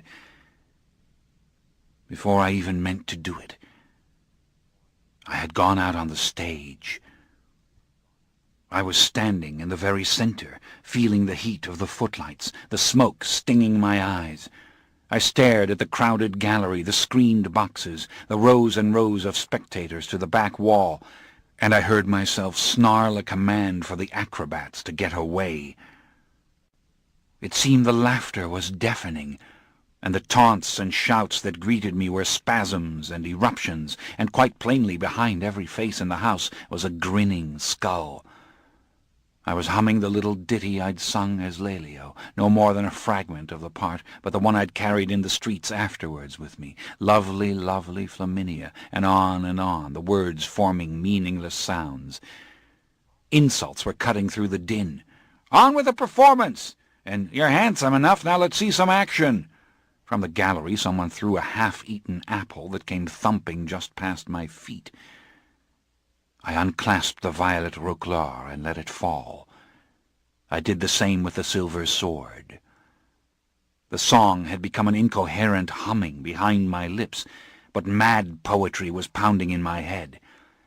I saw the wilderness of beauty and its savagery, the way I'd seen it last night when Nicky was playing, and the moral world seemed some desperate dream of rationality that in this lush and fetid jungle had not the slightest chance. It was a vision, and I saw rather than understood, except that I was part of it, natural as the cat with her exquisite and passionless face digging her claws into the back of the screaming rat. "Handsome enough is this grim reaper," I half-uttered, "who can snuff all these brief candles, every fluttering soul sucking the air from this hall." But the words were really beyond my reach. They floated in some stratum, perhaps, where a god existed who understood the colors patterned on a cobra's skin, and the 8 glorious notes that make up the music erupting out of Nicky's instrument, but never the principle beyond ugliness or beauty, "Thou shalt not kill." Hundreds of greasy faces peered back at me from the gloom. Shabby wigs and paste jewels and filthy finery, skin like water flowing over crooked bones. A crew of ragged beggars whistled and hooted from the gallery, humpback and one eye and stinking underarm crutch, and teeth the color of the skull's teeth you sift from the dirt of the grave. I threw out my arms. I crooked my knee, and I began turning as the acrobats and dancers could turn, round and round on the ball of one foot, effortlessly, going faster and faster, until I broke, flipping over backwards into a circle of cartwheels, and then somersaults, imitating everything I had ever seen the players at the fairs perform. Applause came immediately. I was agile as I'd been in the village, and the stage was tiny and hampering, and the ceiling seemed to press down on me, and the smoke from the footlights to close me in. The little song to Flaminia came back to me, and I started singing it loudly as I turned and jumped and spun again, and then gazing at the ceiling, I willed my body upwards as I bent my knees to spring. In an instant I touched the rafters, and I was dropping down gracefully, soundlessly, to the boards. Gasps rose from the audience. The little crowd in the wings was stunned. The musicians in the pit, who had been silent all the while, were turning to one another. They could see there was no wire. But I was soaring again, to the delight of the audience, this time somersaulting all the way up, beyond the painted arch, again to descend in even slower, finer turns. Shouts and cheers broke out over the clapping, but those backstage were mute. Nicky stood at the very edge, his lips silently shaping my name. "It has to be trickery, an illusion." The same avowals came from all directions. People demanded agreement from those around them. Renaud's face shone before me for an instant, with gaping mouth and squinting eyes. But I had gone into a dance again, and this time the grace of it no longer mattered to the audience. I could feel it, because the dance became a parody, each gesture broader, longer, slower than a human dancer could have sustained. Someone shouted from the wings and was told to be still, and little cries burst from the musicians and those in the front rows. People were growing uneasy and whispering to one another, but the rabble in the gallery continued to clap. I dashed suddenly towards the audience, as if I meant to admonish it for its rudeness. Several persons were so startled they rose and tried to escape into the aisles. One of the horn players dropped his instrument and climbed out of the pit. I could see the agitation, even the anger, in their faces. What were these illusions? It wasn't amusing them suddenly. They couldn't comprehend the skill of it, and something in my serious manner made them afraid. For one terrible moment I felt their helplessness, and I felt their doom. A great horde of jangling skeletons, snared in flesh and rags, that's what they were. And yet their courage blazed out of them. They shouted at me in their irrepressible pride. I raised my hand slowly to command their attention, and very loudly and steadily I sang the ditty to Flaminia, my lovely Flaminia, a dull little couplet spilling into another couplet, and I let my voice grow louder and louder, until suddenly people were rising and screaming before me. But louder still I sang it, until it obliterated every other noise, and in the intolerable roar I saw them all, hundreds of them, overturning the benches as they stood up, their hands clamped to the sides of their heads. Their mouths were grimaces, toneless screams. Pandemonium. Shrieks, curses, all stumbling and struggling towards the doors. Curtains were pulled from their fastenings. Men dropped down from the gallery to rush for the street. I stopped the horrid song, I stood watching them in a ringing silence, the weak, sweating bodies straining clumsily in every direction.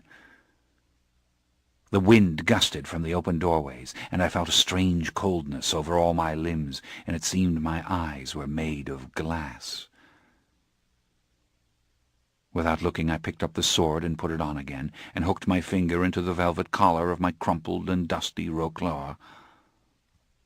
All these gestures seemed as grotesque as everything else I had done, and it seemed of no import that Nicolas was trying to get loose from two of the actors who held him in fear of his life as he shouted my name. But something out of the chaos caught my attention.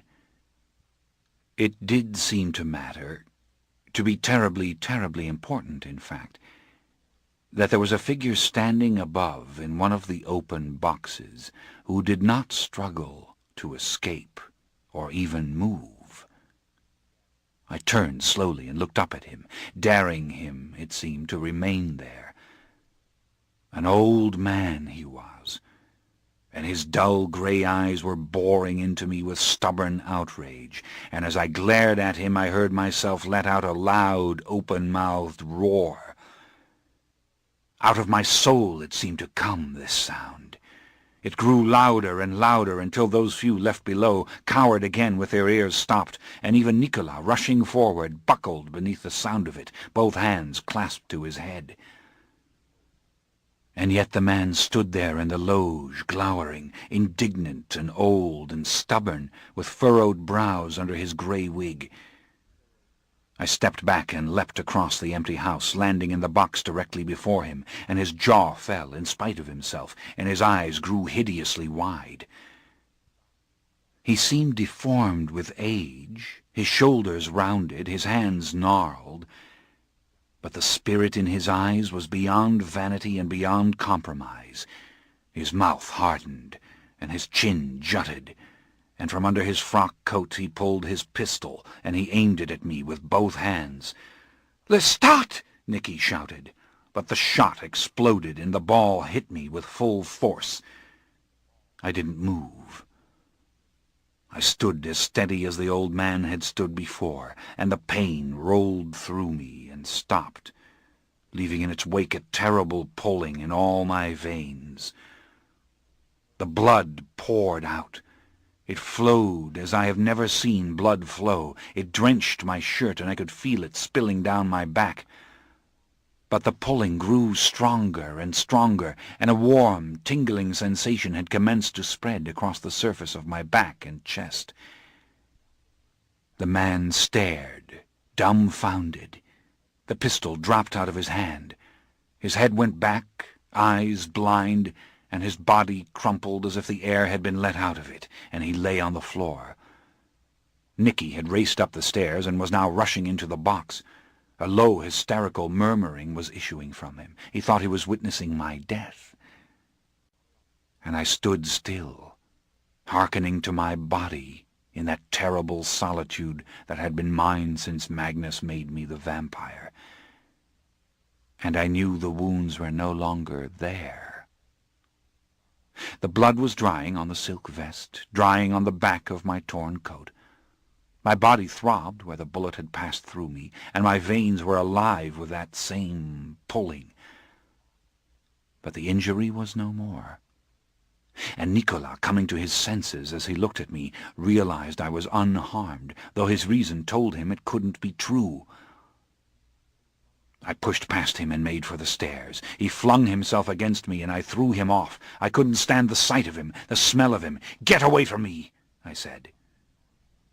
But he came back again, and he locked his arm around my neck. His face was bloated, and there was an awful sound coming out of him. "Let go of me, Nicky," I threatened him.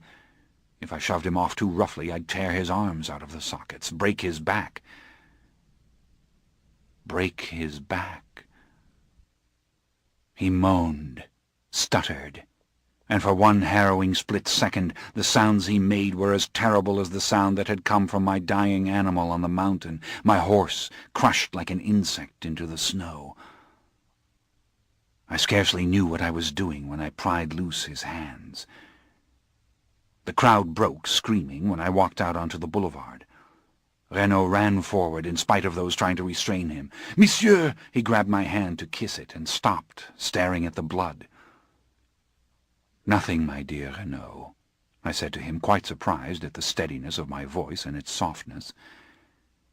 But something distracted me as I started to speak again, something I should hearken to, I thought vaguely. Yet I went on. "Don't give it a thought, my dear Renaud," I said. "Stage blood. Nothing but an illusion. It was all an illusion, a new kind of theatrical. Drama of the grotesque. Yes, the grotesque." But again came that distraction, something I was sensing in the melee around me, people shuffling and pushing to get close but not too close, Nicolas stunned and staring. "Go on with your plays," I was saying, almost unable to concentrate on my own words. "Your acrobats, your tragedies, your more civilized theatricals, if you like." I pulled the banknotes out of my pocket and put them in his unsteady hand. I spilled gold coins onto the pavement. The actors darted forward fearfully to gather them up. I scanned the crowd around for the source of this strange distraction. What was it? Not Nicolas in the door of the deserted theatre, watching me with a broken soul. No, something else both familiar and unfamiliar, having to do with the dark. "Hire the finest mummers," I was half babbling, "the best musicians, the great scene painters." More banknotes. My voice was getting loud again, the vampire voice. I could see the grimaces again, and the hands going up, but they were afraid to let me see them cover their ears. "There is no limit to what you can do here." I broke away, dragging my roquelaire with me, the sword clanking awkwardly because it was not buckled right. Something of the dark. And I knew when I hurried into the first alleyway and started to run what it was that I had heard, what had distracted me. It had been the presence, undeniably, in the crowd. I knew it for one simple reason. I was running now in the back streets faster than a mortal can run, and the presence was keeping time with me, and the presence was more than one. I came to a halt when I knew it for certain.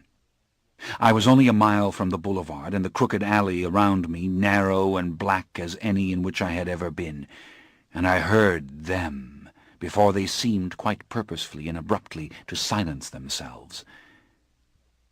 I was too anxious and miserable to play with them. I was too dazed. I shouted the old question, "Who are you? Speak to me!" The glass panes rattled in the nearby windows. Mortals stirred in their little chambers. There was no cemetery here. "Answer me, you pack of cowards! Speak if you have a voice, or once and for all get away from me!" And then I knew, though how I knew I can't tell you, that they could hear me, and they could answer me if they chose. And I knew that what I had always heard was the irrepressible evidence of their proximity and their intensity which they couldn't disguise. But their thoughts they could cloak, and they had. I mean, they had intellect, and they had words. I let out a long, low breath. I was stung by their silence, but I was stung 1,000 times more by what had just happened, and as I'd done so many times in the past, I turned my back on them. They followed me. This time they followed, and no matter how swiftly I moved, they came on. And I did not lose that strange, toneless shimmer of them until I reached the Place de Grève and went into the Cathedral of Notre Dame. I spent the remainder of the night in the cathedral, huddled in a shadowy place by the right wall. I hungered for the blood I'd lost, and each time a mortal drew near, I felt a strong pulling and tingling where the wounds had been. But I waited, and when a young beggar woman with a little child approached, I knew the moment had come. She saw the dried blood and became frantic to get me to the nearby hospital, the Hôtel Dieu. Her face was thin with hunger, but she tried to lift me herself with her little arms. I looked into her eyes until I saw them glaze over. I felt the heat of her breasts swelling beneath her rags. Her soft, succulent body tumbled against me, giving itself to me, as I nestled her in all the blood-stained brocade and lace. I kissed her, feeding on her heat as I pushed the dirty cloth away from her throat, and I bent for the drink so skillfully that the sleepy child never saw it. Then I opened, with careful, trembling fingers, the child's ragged shirt. This was mine too, this little neck. There weren't any words for the rapture. Before, I'd had all the ecstasy that rape could give, but these victims had been taken in the perfect semblance of love. The very blood seemed warmer with their innocence, richer with their goodness. I looked at them afterwards as they slept together in death. They had found no sanctuary in the cathedral on this night. And I knew my vision of the garden of savage beauty had been a true vision. There was meaning in the world, yes, and laws and inevitability, but they had only to do with the aesthetic. And in this savage garden, these innocent ones belonged in the vampire's arms. 1,000 other things can be said about the world, but only aesthetic principles can be verified, and these things alone remain the same. I was now ready to go home, and as I went out in the early morning I knew that the last barrier between my appetite and the world had been dissolved. No one was safe from me now, no matter how innocent. And that included my dear friends at Renault's, and it included my beloved Nicky.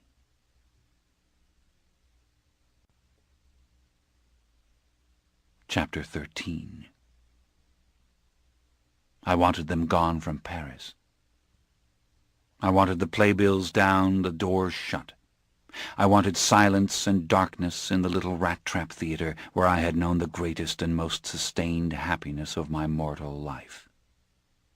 Not a dozen innocent victims a night could make me stop thinking about them, could make this ache in me dissolve. Every street in Paris led to their door. And an ugly shame came over me when I thought of my frightening them. How could I have done that to them? Why did I need to prove to myself with such violence that I could never be part of them again? No. I'd bought Renault's, I'd turned it into the showcase of the boulevard, now I would close it down. It was not that they suspected anything, however. They believed the simple, stupid excuses Roger gave them, that I was just back from the heat of the tropical colonies, that the good Paris wine had gone right to my head, plenty of money again to repair the damage. God only knows what they really thought. The fact was, they went back to regular performances the following evening, and the jaded crowds of the Boulevard du Temple undoubtedly put upon the mayhem a dozen sensible explanations. There was a queue under the chestnut trees. Only Nicky was having none of it. He had taken to heavy drinking and refused to return to the theatre or study his music any more. He insulted Roger when he came to call. To the worst cafes and taverns he went, and wandered alone through the dangerous nighttime streets. Well, we have that in common, I thought.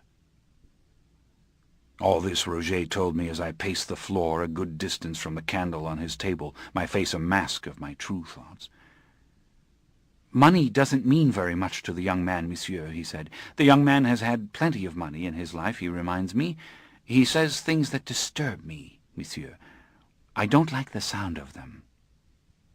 Roger looked like a nursery rhyme figure in his flannel cap and gown, legs and feet naked because I had roused him again in the middle of the night and given him no time to put on his slippers even or to comb his hair. "What does he say?" I demanded. "He talks about sorcery, monsieur. He says that you possess unusual powers. He speaks of La Voisin and the Chambre Ardente, an old case of sorcery under the Sun King, the witch who made charms and poisons for members of the court. Who would believe that trash now? I affected absolute bewilderment. The truth was, the hair was standing up on the back of my neck. Monsieur, he says bitter things, he went on, that your kind, as he puts it, has always had access to great secrets. He keeps speaking of some place in your town called the Witch's Place. My kind? That you are an aristocrat, monsieur, Roger said. He was a little embarrassed. When a man is as angry as Monsieur de l'Enfant is angry, these things come to be important. But he doesn't whisper his suspicions to the others. He tells only me. He says that you will understand why he despises you. You have refused to share with him your discoveries. Yes, monsieur, your discoveries. He goes on about La Voisin, about things between heaven and earth for which there are no rational explanations. He says he knows now why you cried at the Witch's Place. I couldn't look at Roger for a moment. It was such a lovely perversion of everything, and yet it hit right at the truth. How gorgeous, and how perfectly irrelevant. In his own way, Nicky was right. Monsieur, you are the kindest man, Roger said. Spare me, please. But Monsieur de l'Enfant says fantastical things. Things he should not say, even in this day and age. That he saw a bullet pass through your body that should have killed you. The bullet missed me, I said. Roger, don't go on with it. Get them out of Paris, all of them. Get them out? He asked. But you've put so much money into this little enterprise. So what? Who gives a damn? I said. Send them to London, to Drury Lane. Offer Renault enough for his own London theatre. From there they might go to America. Saint-Domingue, New Orleans, New York. Do it, monsieur. I don't care what it takes. Close up my theatre and get them gone. And then the ache will be gone, won't it? I'll stop seeing them gathered around me in the wings, stop thinking about Lelio, the boy from the provinces who emptied their slop buckets and loved it. Roger looked so profoundly timid. What is it like, working for a well-dressed lunatic who pays you triple what anyone else would pay you to forget your better judgment? I'll never know. I'll never know what it is like to be human in any way, shape, or form again. As for Nicolas, I said, you're going to persuade him to go to Italy, and I'll tell you how. Monsieur, even persuading him to change his clothes would take some doing. This will be easier. You know how ill my mother is. Well, get him to take her to Italy. It's the perfect thing. He can very well study music at the conservatories in Naples, and that is exactly where my mother should go. He does write to her, is very fond of her. Precisely. Convince him she'll never make the journey without him. Make all the arrangements for him. Monsieur, you must accomplish this. He must leave Paris. I give you till the end of the week, and then I'll be back for the news that he's gone. It was asking a lot of Roger, of course, but I could think of no other way. Nobody would believe Nicky's ideas about sorcery, that was no worry, but I knew now that if Nicky didn't leave Paris, he would be driven slowly out of his mind. As the nights passed, I fought with myself every waking hour not to seek him out, not to risk one last exchange.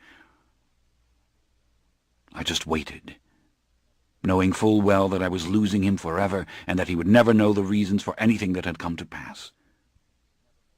I, who had once railed against the meaninglessness of our existence, was driving him off without explanation, an injustice that might torment him to the end of his days. Better that than the truth, Nicky. Maybe I understand all illusions a little better now. And if you can only get my mother to go to Italy, if there is only time for my mother still. Meantime, I could see for myself that Renaud's house of thespians was closed down. In the nearby cafe, I heard talk of the troup's departure for England. So that much of the plan had been accomplished. It was near dawn on the 8th night when I finally wandered up to Roget's door and pulled the bell. He answered sooner than I expected, looking befuddled and anxious in the usual white flannel nightshirt. "I'm getting to like that garb of yours, monsieur," I said wearily. "I don't think I'd trust you half as much if you wore a shirt and breeches and a coat." "Monsieur," he interrupted me, "something quite unexpected." "Answer me first. Renaud and the others went happily to England?" "Yes, monsieur. They're in London by now, but—" "And Nicky? Gone to my mother in the Auvergne? Tell me I'm right. It's done." "But, monsieur," he said, and then he stopped, and quite unexpectedly I saw the image of my mother in his mind. Had I been thinking, I would have known what it meant. This man had never to my knowledge laid eyes upon my mother, so how could he picture her in his thoughts? But I wasn't using my reason. In fact, my reason had flown. "She hasn't. You're not telling me that it's too late," I said. "Monsieur, let me get my coat," he said inexplicably. He reached for the bell. And there it was, her image again, her face drawn and white and all too vivid for me to stand it. I took Roget by the shoulders. "You've seen her. She's here." "Yes, monsieur. She's in Paris. I'll take you to her now. Young de l'Enfant told me she was coming. But I couldn't reach you, monsieur. I never know where to reach you, and yesterday she arrived." I was too stunned to answer. I sank down into the chair, and my own images of her blazed hot enough to eclipse everything that was emanating from him. She was alive, and she was in Paris. And Nicky was still here, and he was with her. Roget came close to me, reached out as if he wanted to touch me. "Monsieur, you go ahead while I dress. She is in the Ile Saint-Louis, 3 doors to the right of Monsieur Nicolas. You must go at once." I looked up at him stupidly. I couldn't even really see him. I was seeing her. There was less than an hour before sunrise, and it would take me 3/4 of that time to reach the tower. Tomorrow night," I think I stammered. That line came back to me from Shakespeare's Macbeth. Tomorrow, and tomorrow, and tomorrow. "Monsieur, you don't understand. There will be no trips to Italy for your mother. She has made her last journey in coming here to see you." When I didn't answer, he grabbed hold of me and tried to shake me. I'd never seen him like this before. I was a boy to him, and he was the man who had to bring me to my senses. "I've gotten lodgings for her," he said. "Nurses, doctors, all that you could wish. But they aren't keeping her alive. You are keeping her alive, monsieur. She must see you before she closes her eyes. Now forget the hour and go to her. Even a will as strong as hers can't work miracles." I couldn't answer. I couldn't form a coherent thought. I stood up and went to the door, pulling him along with me. "Go to her now," I said, "and tell her I'll be there tomorrow night." He shook his head. He was angry and disgusted, and he tried to turn his back on me. I wouldn't let him. "You go there at once, Roget," I said. "Sit with her all day, do you understand, and see that she waits for me to come. Watch her if she sleeps. Wake her and talk to her if she starts to go. But don't let her die before I get there."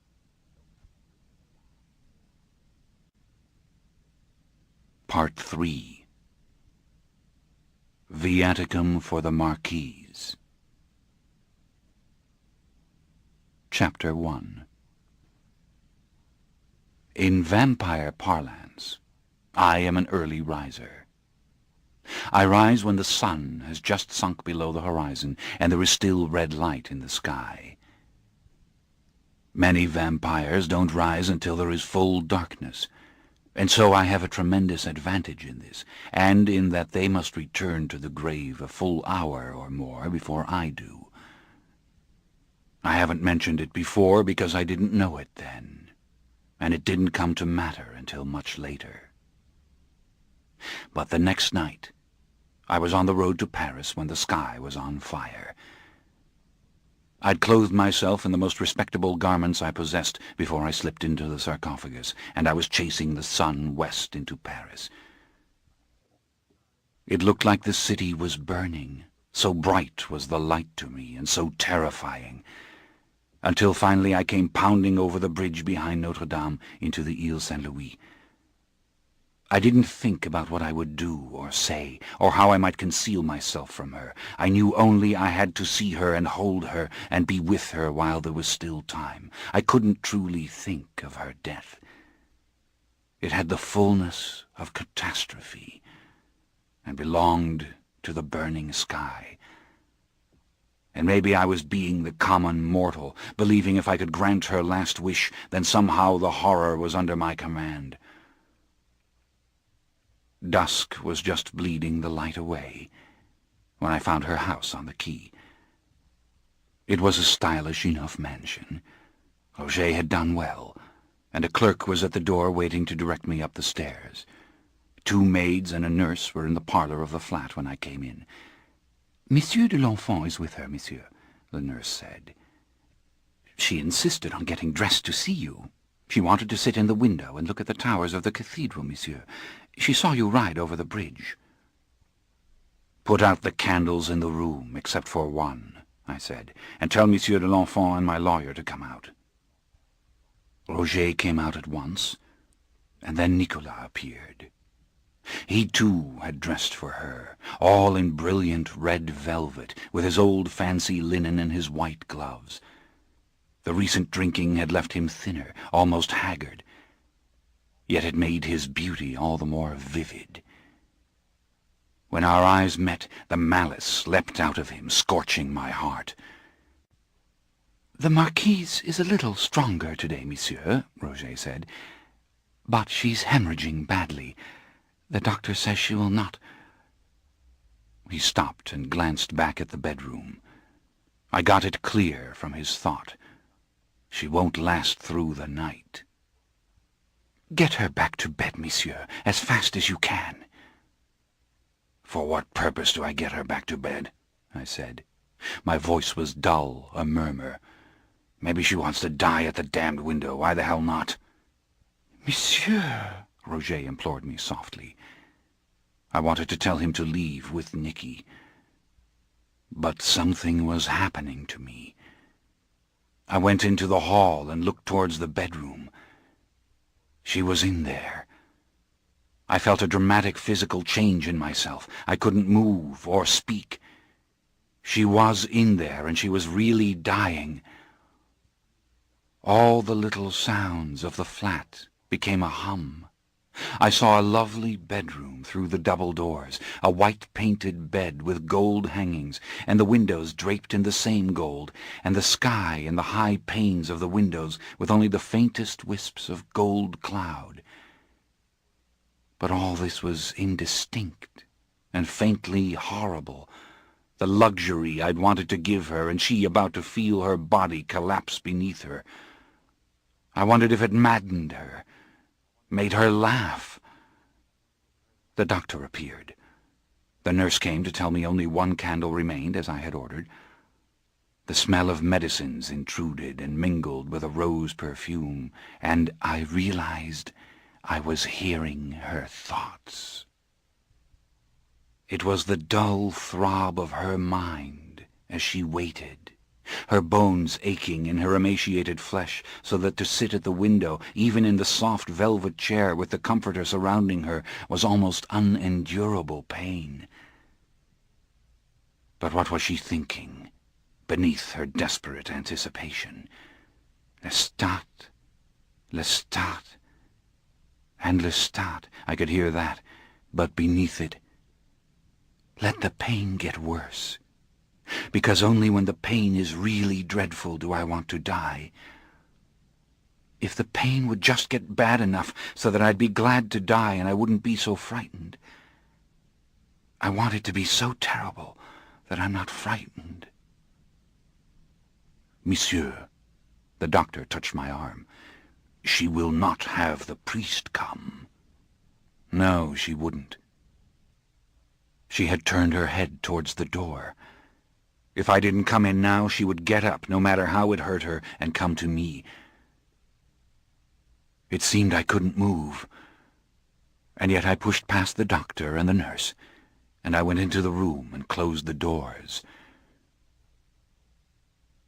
Blood scent. In the pale violet light of the window she sat, beautifully dressed in dark blue taffeta, her hand in her lap and the other on the arm of the chair, her thick yellow hair gathered behind her ears so that the curls spilled over her shoulders from the pink ribbons. There was the faintest bit of rouge on her cheeks. For one eerie moment she looked to me as she had when I was a little boy, so pretty. The symmetry of her face was unchanged by time or illness, and so was her hair, and a heart-breaking happiness came over me, a warm delusion that I was mortal again, and innocent again, and with her, and everything was all right, really, truly all right. There was no death and no terror, just she and I in her bedroom, and she would take me in her arms. I stopped. I'd come very close to her, and she was crying as she looked up. The girdle of the Paris dress bound her too tightly, and her skin was so thin and colourless over her throat and her hands that I couldn't bear to look at them, and her eyes looked up at me from flesh that was almost bruised. I could smell death on her. I could smell decay. But she was radiant, and she was mine. She was as she'd always been, and I told her so, silently, with all my power, that she was as lovely as my earliest memory of her, when she had her old fancy clothes still, and she would dress up so carefully and carry me on her lap in the carriage to church. And in this strange moment, when I gave her to know this, how much I cherished her, I realized she heard me, and she answered me that she loved me and always had. It was the answer to a question I hadn't even asked. And she knew the importance of it. Her eyes were clear, unentranced. If she realized the oddity of this, that we could talk to each other without words, she gave no clue. Surely she didn't grasp it fully. She must have felt only an outpouring of love. "Come here, so I can see you," she said, "as you are now." The candle was by her arm on the window-sill, and quite deliberately I pinched it out. I saw her frown, a tightening of her blonde brows, and her blue eyes grew just a little larger as she looked at me, at the bright silk brocade and the usual lace I'd chosen to wear for her, and the sword on my hip with its rather imposing jeweled hilt. "Why don't you want me to see you?" she asked. "I came to Paris to see you. Light the candle again." But there was no real chastisement in the words. I was here with her, and that was enough. I knelt down before her. I had some mortal conversation in mind, that she should go to Italy with Nicky, and quite distinctly, before I could speak, she said, "Too late, my darling. I could never finish the journey. I've come far enough." A clamp of pain stopped her, circling her waist where the girdle bound it, and to hide it from me she made her face very blank. She looked like a girl when she did this, and again I smelt the sickness in her, the decay in her lungs, and the clots of blood. Her mind became a riot of fear. She wanted to scream out to me that she was afraid. She wanted to beg me to hold on to her and remain with her until it was finished, but she couldn't do this, and to my astonishment I realized she thought I would refuse her, that I was too young and too thoughtless to ever understand. This was agony. I wasn't even conscious of moving away from her, but I'd walked across the room. Stupid little details embedded themselves in my consciousness. Nymphs playing on the painted ceiling, the high gilt door handles, and the melted wax in brittle stalactites on the white candles that I wanted to break off and crumple in my hand. The place looked hideous, overdressed. Did she hate it? Did she want those barren stone rooms again? I was thinking about her as if there were tomorrow and tomorrow and tomorrow. I looked back at her, her stately figure holding to the windowsill. The sky had deepened behind her, and a new light, the light of house lamps and passing carriages and nearby windows, gently touched the small inverted triangle of her thin face. "Can't you talk to me?"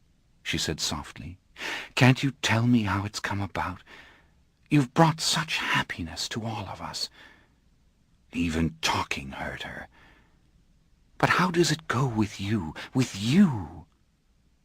I think I was on the verge of deceiving her, of creating some strong emanation of contentment with all the powers I had. I'd tell mortal lies with immortal skill. I'd start talking and testing my every word to make it perfect. But something happened in the silence. I don't think I stood still more than a moment, but something changed inside of me. An awesome shift took place. In one instant I saw a vast and terrifying possibility, and in that same instant, without question, I made up my mind. It had no words to it, or scheme, or plan, and I would have denied it had anyone questioned me at that moment. I would have said, "No, never, farthest from my thoughts. What do you think I am? What sort of monster?" And yet the choice had been made. I understood something absolute. Her words had completely died away. She was afraid again, and in pain again, and in spite of the pain she rose from her chair. I saw the comforter slip away from her, and I knew she was coming towards me, and that I should stop her, but I didn't do it. I saw her hands close to me, reaching for me, and the next thing I knew she had leapt backwards, as if blown by a mighty wind.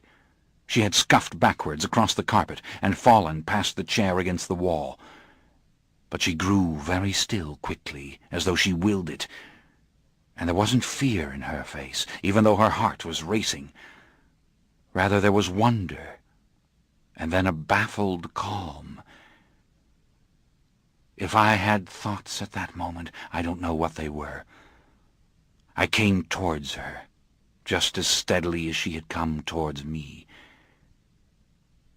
Gauging her every reaction, I drew closer, until we were as near to each other as we had been when she leapt away. She was staring at my skin and my eyes, and quite suddenly she reached out and touched my face. Not alive. That was the horrifying perception that came from her silently. Changed into something, but not alive. Quietly I said, "No, that was not right." And I sent a cool torrent of images to her, a procession of glimpses of what my existence had become. Bits, pieces of the fabric of the nighttime Paris, the sense of a blade cutting through the world soundlessly. With a little hiss, she let out her breath. The pain balled its fist in her, opened its claw. She swallowed, sealing her lips against it, her eyes veritably burning into me. She knew now these were not sensations, these communications, but that they were thoughts. "How, then?" she demanded. And without questioning what I meant to do, I gave her the tale, link by link, the shattered window through which I'd been torn by the ghostly figure who had stalked me at the theatre, the tower, and the exchange of blood. I revealed to her the crypt in which I slept, and its treasure, my wanderings, my powers, and above all, the nature of the thirst, the taste of blood, and the feel of blood, and what it meant for all passion, all greed, to be sharpened in that one desire, and that one desire to be satisfied over and over with the feeding and the death. The pain ate at her, but she no longer felt it. Her eyes were all that was left of her as she stared at me. And though I didn't mean to reveal all these things, I found I had taken hold of her, and was turning so that the light of the carriages crashing along the quay below fell full on my face. Without taking my eyes from her, I reached for the silver candelabra on the window-sill, and lifting it, I slowly bent the metal, working it with my fingers into loops and twists. The candles fell to the floor. Her eyes rolled up into her head. She slipped backwards and away from me, and as she caught the curtains of the bed in her left hand, the blood came up out of her mouth. It was coming from her lungs in a great silent cough. She was slipping down on her knees, and the blood was all over the side of the draped bed. I looked at the twisted silver thing in my hands, the idiotic loops that meant nothing, and I let it drop. And I stared at her struggling against unconsciousness and pain, and wiping her mouth suddenly in sluggish gestures like a vomiting drunk on the bedclothes, as she sank, unable to support herself, to the floor. I was standing over her. I was watching her, and her momentary pain meant nothing in light of the vow that I was speaking to her now. No words again, just the silent thrust of it, and the question, more immense than could ever be put into words. Do you want to come with me now? Do you want to come with me into this now? I hide nothing from you. Not my ignorance, not my fear, not the simple terror that if I try I might fail. I do not even know if it is mine to give more than once, or what is the price of giving it, but I will risk this for you, and we will discover it together, whatever the mystery and the terror, just as I've discovered alone all else. With her whole being, she said, "Yes." "Yes!" she screamed aloud suddenly, drunkenly, the voice maybe that had always been her voice, yet one that I had never heard. Her eyes closed and tightened, and her head turned from the left and to the right. "Yes!" I leant forward and kissed the blood on her open lips. It sent a zinging through all my limbs, and the thirst leapt out for her and tried to transform her into mere flesh. My arms slipped around her light little form, and I lifted her up and up until I was standing with her against the window, and her hair was falling down behind her, and the blood came up in her out of her lungs again, but it didn't matter now. All the memories of my life with her surrounded us. They wove their shroud around us, and closed us off from the world, the soft poems and songs of childhood, and the sense of her before words, when there had only been the flicker of the light on the ceiling above her pillows, and the smell of her all around me, and her voice silencing my crying, and then the hatred of her, and the need of her, and the losing of her behind 1,000 closed doors and cruel answers, and the terror of her, and her complexity, and her indifference, and her indefinable strength. And jetting up into the current came the thirst, not obliterating but heating every concept of her, until she was flesh and blood and mother and lover, and all things beneath the cruel pressure of my fingers and my lips, everything I had ever desired. I drove my teeth into her, feeling her stiffen and gasp, and I felt my mouth grow wide to catch the hot flood when it came. Her heart and soul split open. There was no age to her, no single moment. My knowledge dimmed and flickered, and there was no mother any more, no petty need and petty terror. She was simply who she was. She was Gabrielle. And all her life came to her defense, the years and years of suffering and loneliness, the waste in those damp, hollow chambers to which she'd been condemned, and the books that were her solace, and the children who devoured her and abandoned her, and the pain and disease, her final enemy, which had, in promising release, pretended to be her friend. Beyond words and images, there came the secret thudding of her passion, her seeming madness, her refusal to despair. I was holding her off her feet, my arms crossed behind her narrow back, my hand cradling her limp head, and I was groaning so loud against her with the pumping of the blood that it was a song in time with her heart. But the heart was slowing too quickly.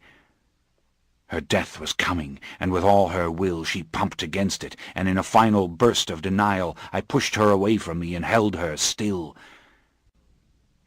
I was almost swooning. The thirst wanted her heart. It was no alchemist, the thirst. And I was standing there with my lips parted and my eyes glazed, and I held her far, far away from me, as if I were two beings, the one wanting to crush her and the other to bring her to me. Her eyes were open and seemingly blind. For a moment she was in some place beyond all suffering, where there was nothing but sweetness, and even something that might be understanding. But then I heard her calling to me by name. I lifted my right wrist to my mouth and slashed the vein and pushed it against her lips. She didn't move as the blood spilled over her tongue. "Mother, drink!" I said frantically, and pushed it harder. But some change had already commenced. Her lips quivered, and her mouth locked to me, and the pain whipped through me suddenly, encircling my heart. Her body lengthened, tensed, her left hand rising to grasp my wrist as she swallowed the first spurt. And the pain grew stronger and stronger, so that I almost cried out. I could see it as if it were molten metal coursing through my vessels, branching through every sinew and limb. Yet it was only her pulling, her sucking, her taking the blood out of me that I had taken from her. She was standing now on her own feet, her head barely leaning against my chest. And a numbness crept over me with the pulling, burning through the numbness, and my heart thundered against it, feeding the pain as it fed her pulling with every beat. Harder and harder she drew, and faster, and I felt her grip tighten and her body grow hard. I wanted to force her away, but I would not do it, and when my legs gave under me it was she who held me up. I was swaying, and the room was tilting, but she went on with it, and a vast silence stretched out in all directions from me. And then, without will or conviction, I thrust her backwards away. She stumbled and stood before the window, her long fingers pressed flat against her open mouth. And before I turned and collapsed into the nearby chair, I looked full at her white face for an instant, and her form, swelling, it seemed, under the thin peeling of dark blue taffeta, her eyes like two crystal orbs gathering the light. I think I said, "Mother," in that instant, like some stupid mortal, and I closed my eyes.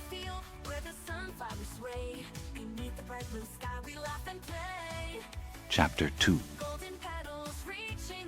I was sitting in the chair. It seemed I'd been asleep forever, but I hadn't been asleep at all. I was home in my father's house. I looked around for the fire poker and my dogs and to see if there was any wine left, and then I saw the gold drapery around the windows and the back of Notre Dame against the evening stars, and I saw her there. We were in Paris, and we were going to live forever. She had something in her hands, another candelabra, a tinder box. She stood very straight and her movements were quick. She made a spark and touched it to the candles one by one, and the little flames rose, and the painted flowers on the walls rolled up to the ceiling, and the dancers on the ceiling moved for one moment and then were frozen in their circle again. She was standing in front of me, the candelabra to the right of her, and her face was white and perfectly smooth. The dark bruises under her eyes had gone away. In fact, every blemish or flaw she had ever had gone away, though what those flaws had been I couldn't have told you. She was perfect now. And the lines given her by age had been reduced and curiously deepened, so that there were tiny laugh lines at the edge of each eye and a very tiny crease on either side of her mouth. The barest fold of extra flesh remained to each eyelid, heightening her symmetry, the sense of triangles in her face, and her lips were the softest shade of pink. She looked delicate, as a diamond can look delicate when preyed upon by the light. I closed my eyes and opened them again and saw it was no delusion, any more than her silence was a delusion. And I saw that her body was even more profoundly changed. She had the fullness of young womanhood again, the breasts that the illness had withered away. They were swelling above the dark blue taffeta of her corset, the pale pink tint of her flesh, so subtle it might have been reflected light. But her hair was even more astonishing, because it appeared to be alive. So much color moved in it that the hair itself appeared to be writhing, billions of tiny strands stirring around the flawless white face and throat. The wounds on her throat were gone. Now nothing remained but the final act of courage. Look into her eyes. Look with these vampire eyes at another being like yourself for the first time since Magnus leapt into the fire. I must have made some sound, because she responded ever so slightly, as if I had. Gabrielle. That was the only name I could ever call her now. Gabrielle, I said to her, never having called her that except in some very private thoughts, and I saw her almost smile. I looked down at my wrist. The wound was gone, but the thirst gnashed in me. My veins spoke to me as if I had spoken to them, and I stared at her and saw her lips move in a tiny gesture of hunger, and she gave me a strange, meaningful expression, as if to say, "Don't you understand?" But I heard nothing from her. Silence. Only the beauty of her eyes looking full at me, and the love, perhaps, with which we saw each other. But silence stretching in all directions, ratifying nothing. I couldn't fathom it. Was she closing her mind? I asked her silently, and she didn't appear to comprehend. "Now," she said, and her voice startled me. It was softer, more resonant than before. For one moment we were in Auvergne. The snow was falling, and she was singing to me, and it was echoing as if in a great cave. But that was finished. She said, "Go. Done with all of this, quickly, now." She nodded to coax me, and she came closer, and she tugged at my hand. "Look at yourself in the mirror," she whispered. But I knew. I had given her more blood than I had taken from her. I was starved. I hadn't even fed before I came to her. But I was so taken with the sound of the syllables, and that glimpse of snow falling, and the memory of the singing, that for a moment I didn't respond. I looked at her fingers, touching mine. I saw our flesh was the same. I rose up out of the chair and held her two hands, and then I felt of her arms and her face. It was done, and I was alive still. She was with me now. She had come through that awful solitude, and she was with me, and I could think of nothing suddenly except holding her, crushing her to me, never letting her go. I lifted her off her feet. I swung her up in my arms, and we turned round and round. She threw back her head, and her laughter shook loose from her, growing louder and louder, until I put my hand over her mouth. "You can shatter all the glass in the room with your voice," I whispered. I glanced towards the doors. Nicky and Roger were out there. "Then let me shatter it," she said, and there was nothing playful in her expression. I set her on her feet. I think we embraced again and again, almost foolishly. I couldn't keep myself from it. But other mortals were moving in the flat, the doctor and the nurses thinking that they should come in. I saw her look to the door. She was hearing them too. But why wasn't I hearing her? She broke away from me, eyes darting from one object to another. She snatched up the candles again and brought them to the mirror where she looked at her face.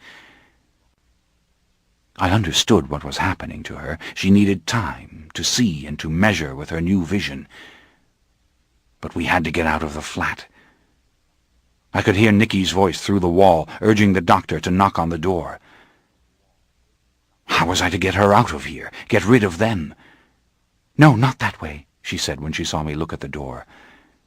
She was looking at the bed. She went to the bed and took her jewels from under the pillow. She examined them and put them back into the worn velvet purse. Then she fastened the purse to her skirt so that it was lost in the folds of cloth. There was an air of importance to these little gestures. I knew, even though her mind was giving me nothing, that this was all she wanted from this room.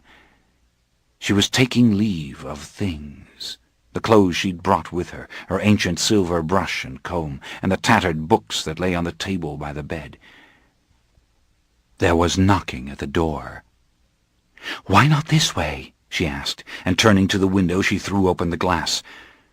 The breeze gusted into the gold draperies and lifted her hair off the back of her neck, and when she turned I shivered at the sight of her hair tangling around her face, and her eyes wide and filled with myriad fragments of color and an almost tragic light.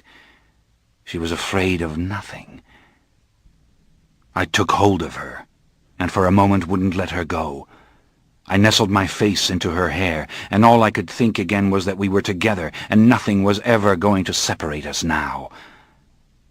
I didn't understand her silence, why I couldn't hear her, but I knew it wasn't her doing, and perhaps I believed it would pass. She was with me. That was the world. Death was my commander, and I gave him 1,000 victims, but I'd snatched her right out of his hand. I said it aloud. I said other desperate and nonsensical things. We were the same terrible and deadly beings, the two of us. We were wandering in the savage garden, and I tried to make it real for her with images, the meaning of the savage garden, but it didn't matter if she didn't understand. The savage garden. She repeated the words reverently, her lips making a soft smile. It was pounding in my head. I felt her kissing me and making some little whisper as if in accompaniment to her thoughts. She said, "But help me now. I want to see you do it now, and we have forever to hold to each other. Come." Thirst. I should have been burning. I positively required the blood, and she wanted the taste. I knew she did, because I remembered that I had wanted it that very first night. It struck me then that the pain of her physical death, the fluids leaving her, might be lessened if she could first drink. The knocking came again. The door wasn't locked. I stepped up on the sill of the window and reached for her, and immediately she was in my arms. She weighed nothing, but I could feel her power, the tenacity of her grip. Yet when she saw the alley below, the top of the wall, and the quay beyond, she seemed for a moment to doubt. "Put your arms around my neck," I said, "and hold tight." I climbed up the stones, carrying her with her feet dangling, her face turned upwards to me, until we had reached the slippery slates of the roof. Then I took her hand and pulled her after me, running faster and faster over the gutters and the chimney pots, leaping across the narrow alleys until we had reached the other side of the island. I'd been ready any moment for her to cry out or cling to me, but she wasn't afraid. She stood silent, looking over the rooftops of the left bank, and down at the river crowded with thousands of dark little boats full of ragged beings, and she seemed for the moment simply to feel the wind unraveling her hair. I could have fallen in a stupor looking at her, studying her, all the aspects of the transformation. But there was an immense excitement in me to take her through the entire city, to reveal all things to her, to teach her everything I'd learned. She knew nothing of physical exhaustion now any more than I did, and she wasn't stunned by any horror such as I had been when Magnus went into the fire. A carriage came speeding along the quay below, listing badly towards the river, the driver hunched over, trying to keep his balance on the high bench. I pointed to it as it drew near, and I clasped her hand. We leapt as it came beneath us, landing soundlessly on the leather top. The busy driver never looked around. I held tight to her, steadying her, until we were both riding easily, ready to jump off the vehicle when we chose. It was indescribably thrilling, doing this with her. This ends Disc 6. The Vampire Lestat, Disc 7. We were thundering over the bridge and past the cathedral and on through the crowds on the Pont Neuf. I heard her laughter again. I wondered what those in the high windows saw when they looked down on us, two gaily dressed figures clinging to the unsteady roof of the carriage like mischievous children as if it were a raft. The carriage swerved. We were racing towards Saint-Germain-des-Prés, scattering the crowds before us and roaring past the intolerable stench of the cemetery of Les Innocents as towering tenements closed in. For 1 second, I felt the shimmer of the presence, but it was gone so quickly I doubted myself. I looked back and could catch no glimmer of it. And I realized with extraordinary vividness that Gabrielle and I would talk about the presence together, that we would talk about everything together, and approach all things together. This night was as cataclysmic in its own way as the night Magnus had changed me, and this night had only begun. The neighborhood was perfect now. I took her hand again and pulled her after me, off the carriage, down into the street. She stared, dazed at the spinning wheels, but they were immediately gone. She didn't even look disheveled, so much as she looked impossible, a woman torn out of time and place, clad only in slippers and dress, no chains on her, free to soar. We entered a narrow alleyway and ran together, arms around each other, and now and then I looked down to see her eyes sweeping the walls above us, the scores of shuttered windows with their little streaks of escaping light. I knew what she was seeing. I knew the sounds that pressed in on her. But still I could hear nothing from her, and this frightened me a little, to think maybe she was deliberately shutting me out. But she had stopped. She was having the first spasm of her death. I could see it in her face. I reassured her and reminded her in quick words of the vision I'd given her before. This is brief pain. Nothing compared to what you've known. It will be gone in a matter of hours, maybe less if we drink now. She nodded, more impatient with it than afraid. We came out into a little square. In the gateway to an old house, a young man stood, as if waiting for someone, the collar of his grey cloak up to shield his face. Was she strong enough to take him? Was she as strong as I? This was the time to find out. If the thirst doesn't carry you into it, then it's too soon, I told her. I glanced at her, and a coldness crept over me. Her look of concentration was almost purely human, so intent was it, so fixed, and her eyes were shadowed with that same sense of tragedy I'd glimpsed before. Nothing was lost on her. But when she moved towards the man, she wasn't human at all. She had become a pure predator, as only a beast can be a predator. And yet she was a woman, walking slowly towards a man, a lady, in fact, stranded here without cape or hat or companions, and approaching a gentleman as if to beg for his aid. She was all that. It was ghastly to watch it. The way that she moved over the stones as if she did not even touch them, and the way that everything, even the wisps of her hair, blown this way and that by the breeze, seemed somehow under her command. She could have moved through the wall itself with that relentless step. I drew back into the shadows. The man quickened, turned to her with the faint grind of his boot heel on the stones, and she rose on tiptoe as if to whisper in his ear. I think for one moment she hesitated. Perhaps she was faintly horrified. If she was, then the thirst had not had time enough to grow strong. But if she did question it, it was for no more than that second. She was taking him, and he was powerless, and I was too fascinated to do anything but watch. But it came to me quite unexpectedly that I hadn't warned her about the heart. How could I have forgotten such a thing? I rushed towards her, but she had already let him go, and he had crumpled against the wall, his head to one side, his hat fallen at his feet. He was dead.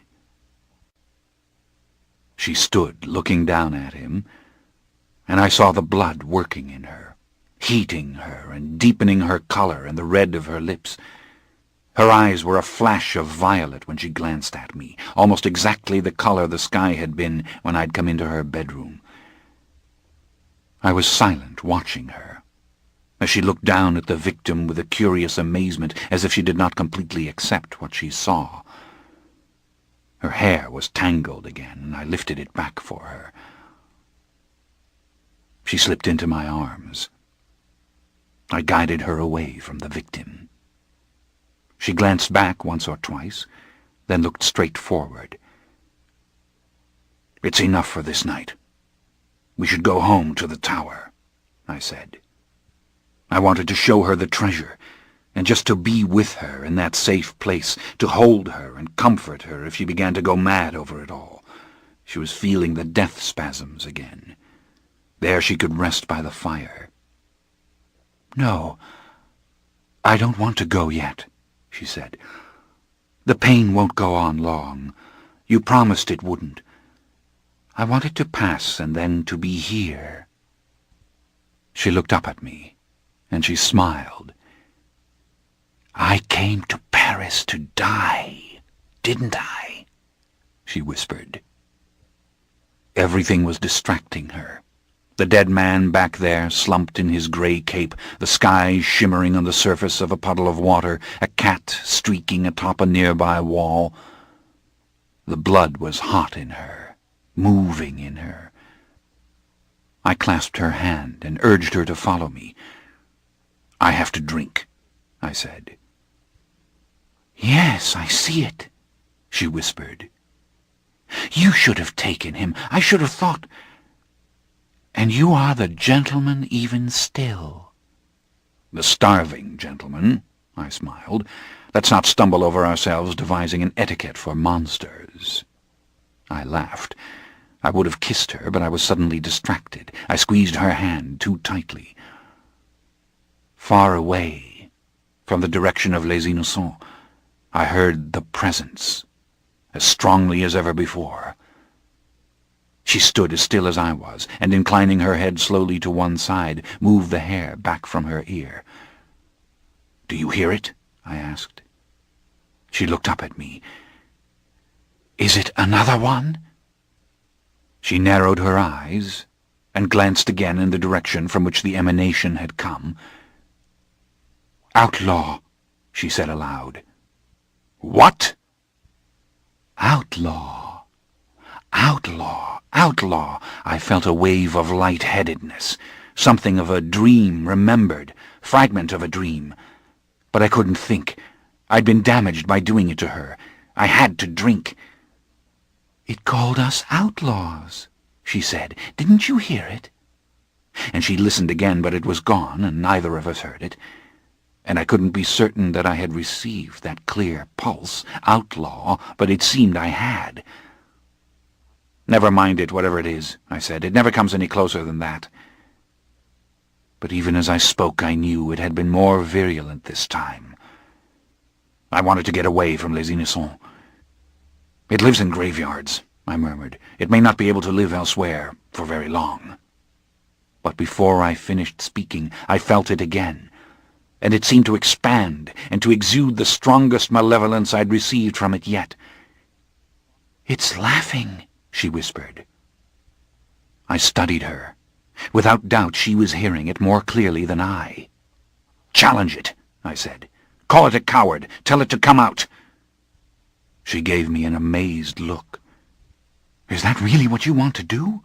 she questioned me under her breath. She was trembling slightly, and I steadied her.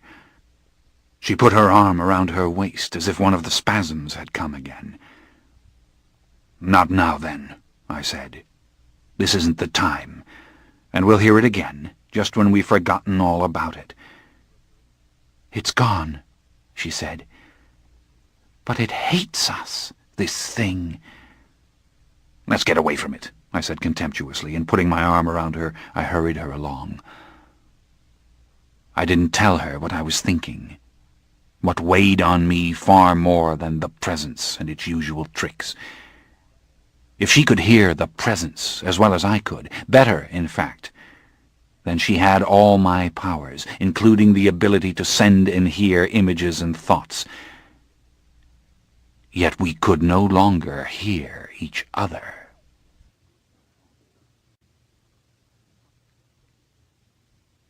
Chapter 3. I found a victim as soon as we had crossed the river, and as soon as I spotted the man there came the deepening awareness that everything I had done alone I would now do with her. She would watch this act, learn from it.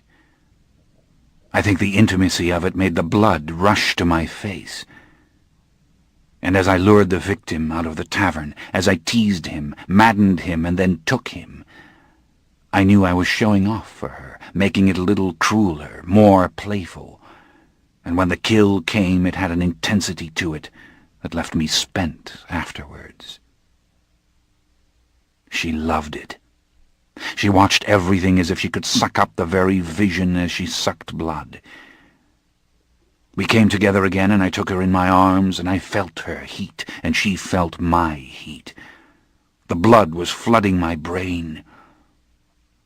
And we just held each other, even the thin covering of our garments seeming alien, two burning statues in the dark. After that, the night lost all ordinary dimensions. In fact, it remains one of the longest nights I have ever endured in my immortal life. It was endless, and fathomless, and dizzying, and there were times when I wanted some defense against its pleasures and its surprises, and I had none. And though I said her name over and over to make it natural, she wasn't really Gabrielle yet to me. She was simply she, the one I had needed all of my life with all of my being, the only woman I had ever loved. Her actual death didn't take long. We sought out an empty cellar room where we remained until it was finished. And there I held on to her and talked to her as it went on. I told her everything that had happened to me again, in words this time. I told her all about the tower. I told everything that Magnus had said. I explained all the occurrences of the presence, and how I had become almost used to it, and contemptuous of it, and not willing to chase it down. Over and over again I tried to send her images, but it was useless. I didn't say anything about it. Neither did she. But she listened very attentively. I talked to her about Nicky's suspicions, which of course he had not mentioned to her at all, and I explained that I feared for him even more now. Another open window, another empty room, and this time witnesses to verify the strangeness of it all. But never mind. I should tell Roger some story that would make it plausible. I should find some means to do right by Nicky, to break the chain of suspicions that was binding him to me. She seemed dimly fascinated by all of this, but it didn't really matter to her. What mattered to her was what lay before her now. And when her death was finished, she was unstoppable. There was no wall that she could not climb, no door she wouldn't enter, no rooftop terrain too steep. It was as if she did not believe she would live forever. Rather, she thought she had been granted this one night of supernatural vitality, and all things must be known and accomplished before death would come for her at dawn. Many times I tried to persuade her to go home to the tower. As the hours passed, a spiritual exhaustion came over me. I needed to be quiet there, to think on what had happened. I'd open my eyes and see only blackness for an instant. But she wanted only experiment, adventure. She proposed that we enter the private dwellings of mortals now to search for the clothes she needed. She laughed when I said that I always purchased my clothes in the proper way.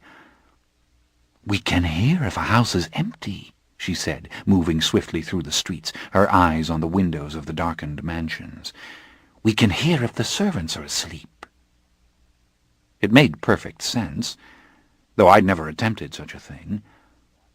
And I was soon following her up narrow back stairs and down carpeted corridors, amazed at the ease of it all, and fascinated by the details of the informal chambers in which mortals lived. I found I liked to touch personal things, fans, snuff-boxes, the newspaper the master of the house had been reading, his boots on the hearth. It was as much fun as peering into windows. But she had her purpose. In a lady's dressing room in a large Saint-Germain house, she found a fortune in lavish clothes to fit her new and fuller form. I helped to peel off the old taffeta and to dress her up in pink velvet, gathering her hair in tidy curls under an ostrich plume hat.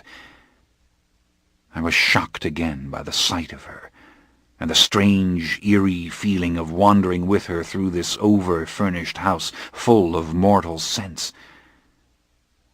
She gathered objects from the dressing-table, a vial of perfume, a small gold pair of scissors. She looked at herself in the glass. I went to kiss her again, and she didn't stop me. We were lovers kissing, and that was the picture we made together, white-faced lovers, as we rushed down the servants' stairs and out into the late evening streets. We wandered in and out of the opera and the Comédie before they closed, then through the ball in the Palais Royal. It delighted her the way mortals saw us, but did not see us, how they were drawn to us and completely deceived. We heard the presence very sharply after that, as we explored the churches. Then again it was gone. We climbed belfries to survey our kingdom, and afterwards huddled in crowded coffee-houses for a little while, merely to feel and smell the mortals around us, to exchange secret glances, to laugh softly, tete-a-tete. She fell into dream states, looking at the steam rising from the mug of coffee, at the layers of cigarette smoke hovering around the lamps. She loved the dark, empty streets and the fresh air more than anything else. She wanted to climb up into the limbs of the trees and onto the rooftops again. She marveled that I didn't always travel through the city by means of the rooftops, or ride about atop carriages as we had done. Sometime after midnight, we were in the deserted market, just walking, hand in hand. We had just heard the presence again, but neither of us could discern a disposition in it as we had before. It was puzzling me. But everything around us was astonishing her still. The refuse, the cats that chased the vermin, the bizarre stillness, the way that the darkest corners of the metropolis held no danger for us. She remarked on that. Perhaps it was that which enchanted her most of all, that we could slip past the dens of thieves unheard, that we could easily defeat anyone who should be fool enough to trouble us, that we were both visible and invisible, palpable and utterly unaccountable. I didn't rush her or question her. I was merely borne along with her, and content, and sometimes lost in my own thoughts about this unfamiliar content. And when a handsome, slightly built young man came riding through the darkened stalls, I watched him as if he were an apparition, something coming from the land of the living into the land of the dead. He reminded me of Nicolas, because of his dark hair and dark eyes, and something innocent yet brooding in the face. He shouldn't have been in the market alone. He was younger than Nicky, and very foolish indeed. But just how foolish he was I didn't realize until she moved forward like a great pink feline and brought him down almost silently from the horse. I was shaken. The innocence of her victims didn't trouble her. She didn't fight my moral battles. But then I didn't fight them any more either, so why should I judge her? Yet the ease with which she slew the young man, gracefully breaking his neck when the little drink she took was not enough to kill him, angered me, though it had been extremely exciting to watch. She was colder than I. She was better at all of it, I thought. Magnus had said, "Show no mercy." But had he meant us to kill when we did not have to kill? It came clear in an instant why she'd done it. She tore off the pink velvet girdle and skirts right there and put on the boy's clothes. She'd chosen him for the fit of the clothes.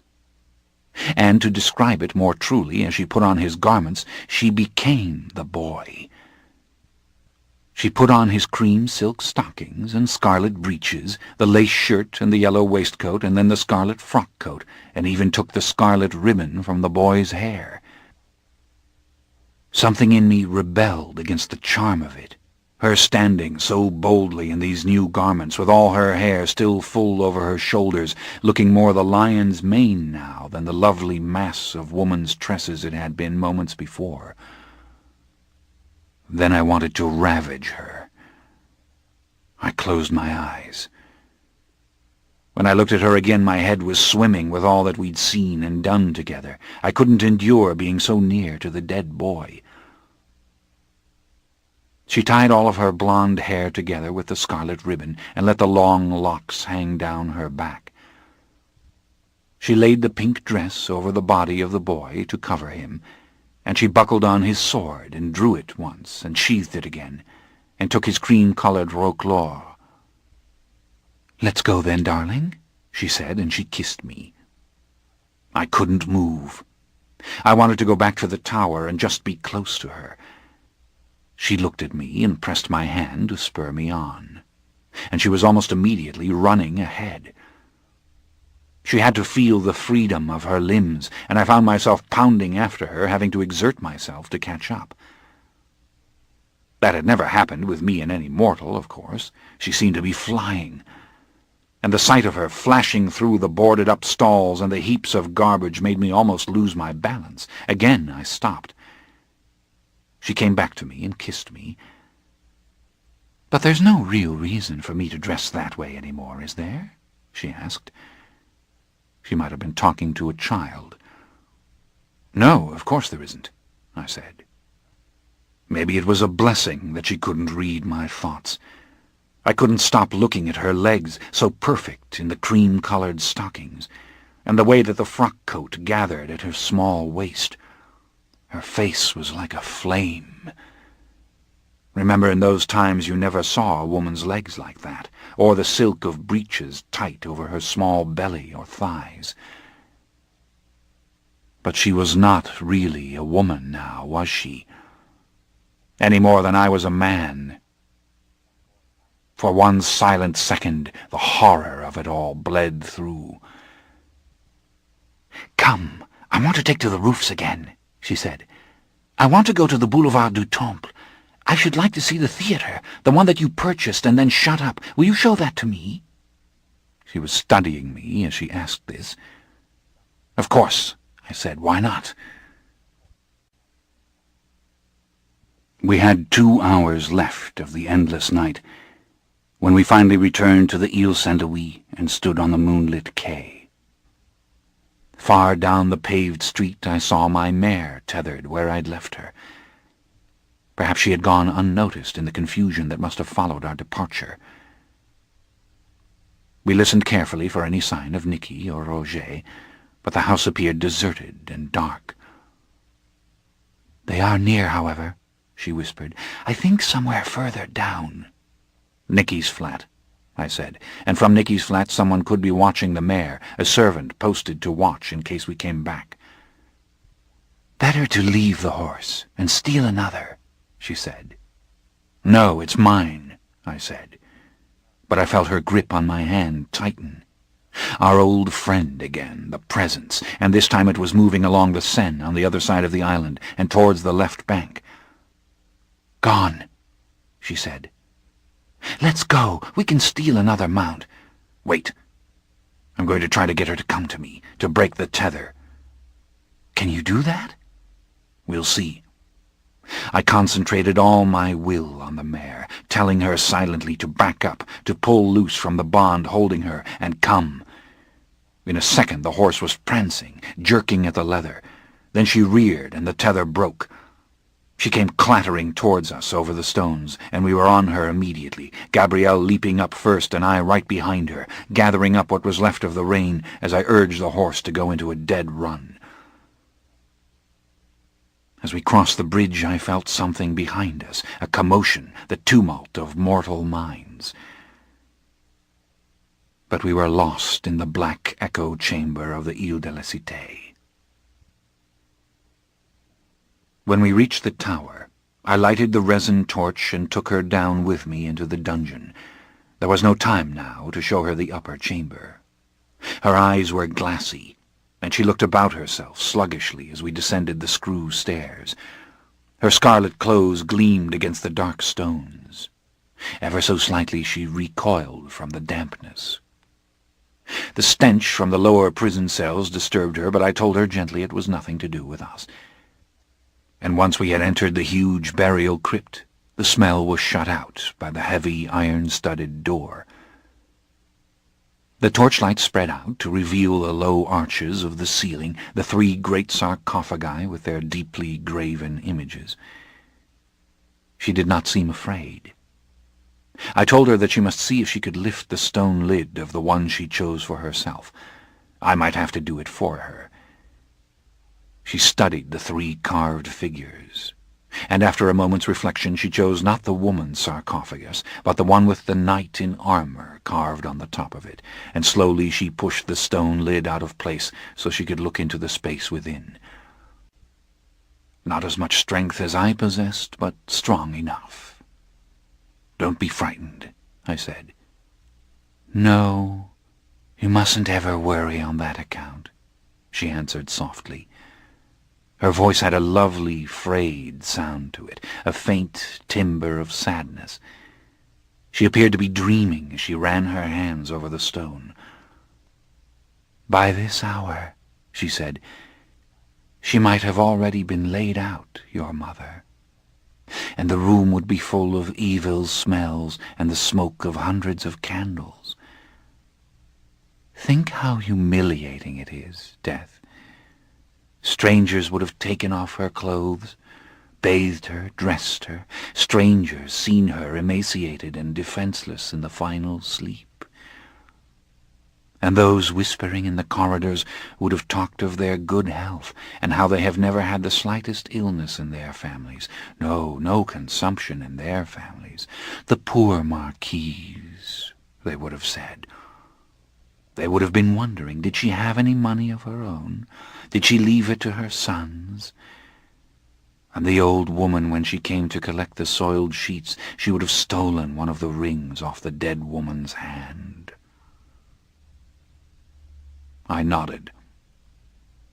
"And so we stand in this dungeon crypt," I wanted to say, "and we prepare to lie down on stone beds with only rats to keep us company.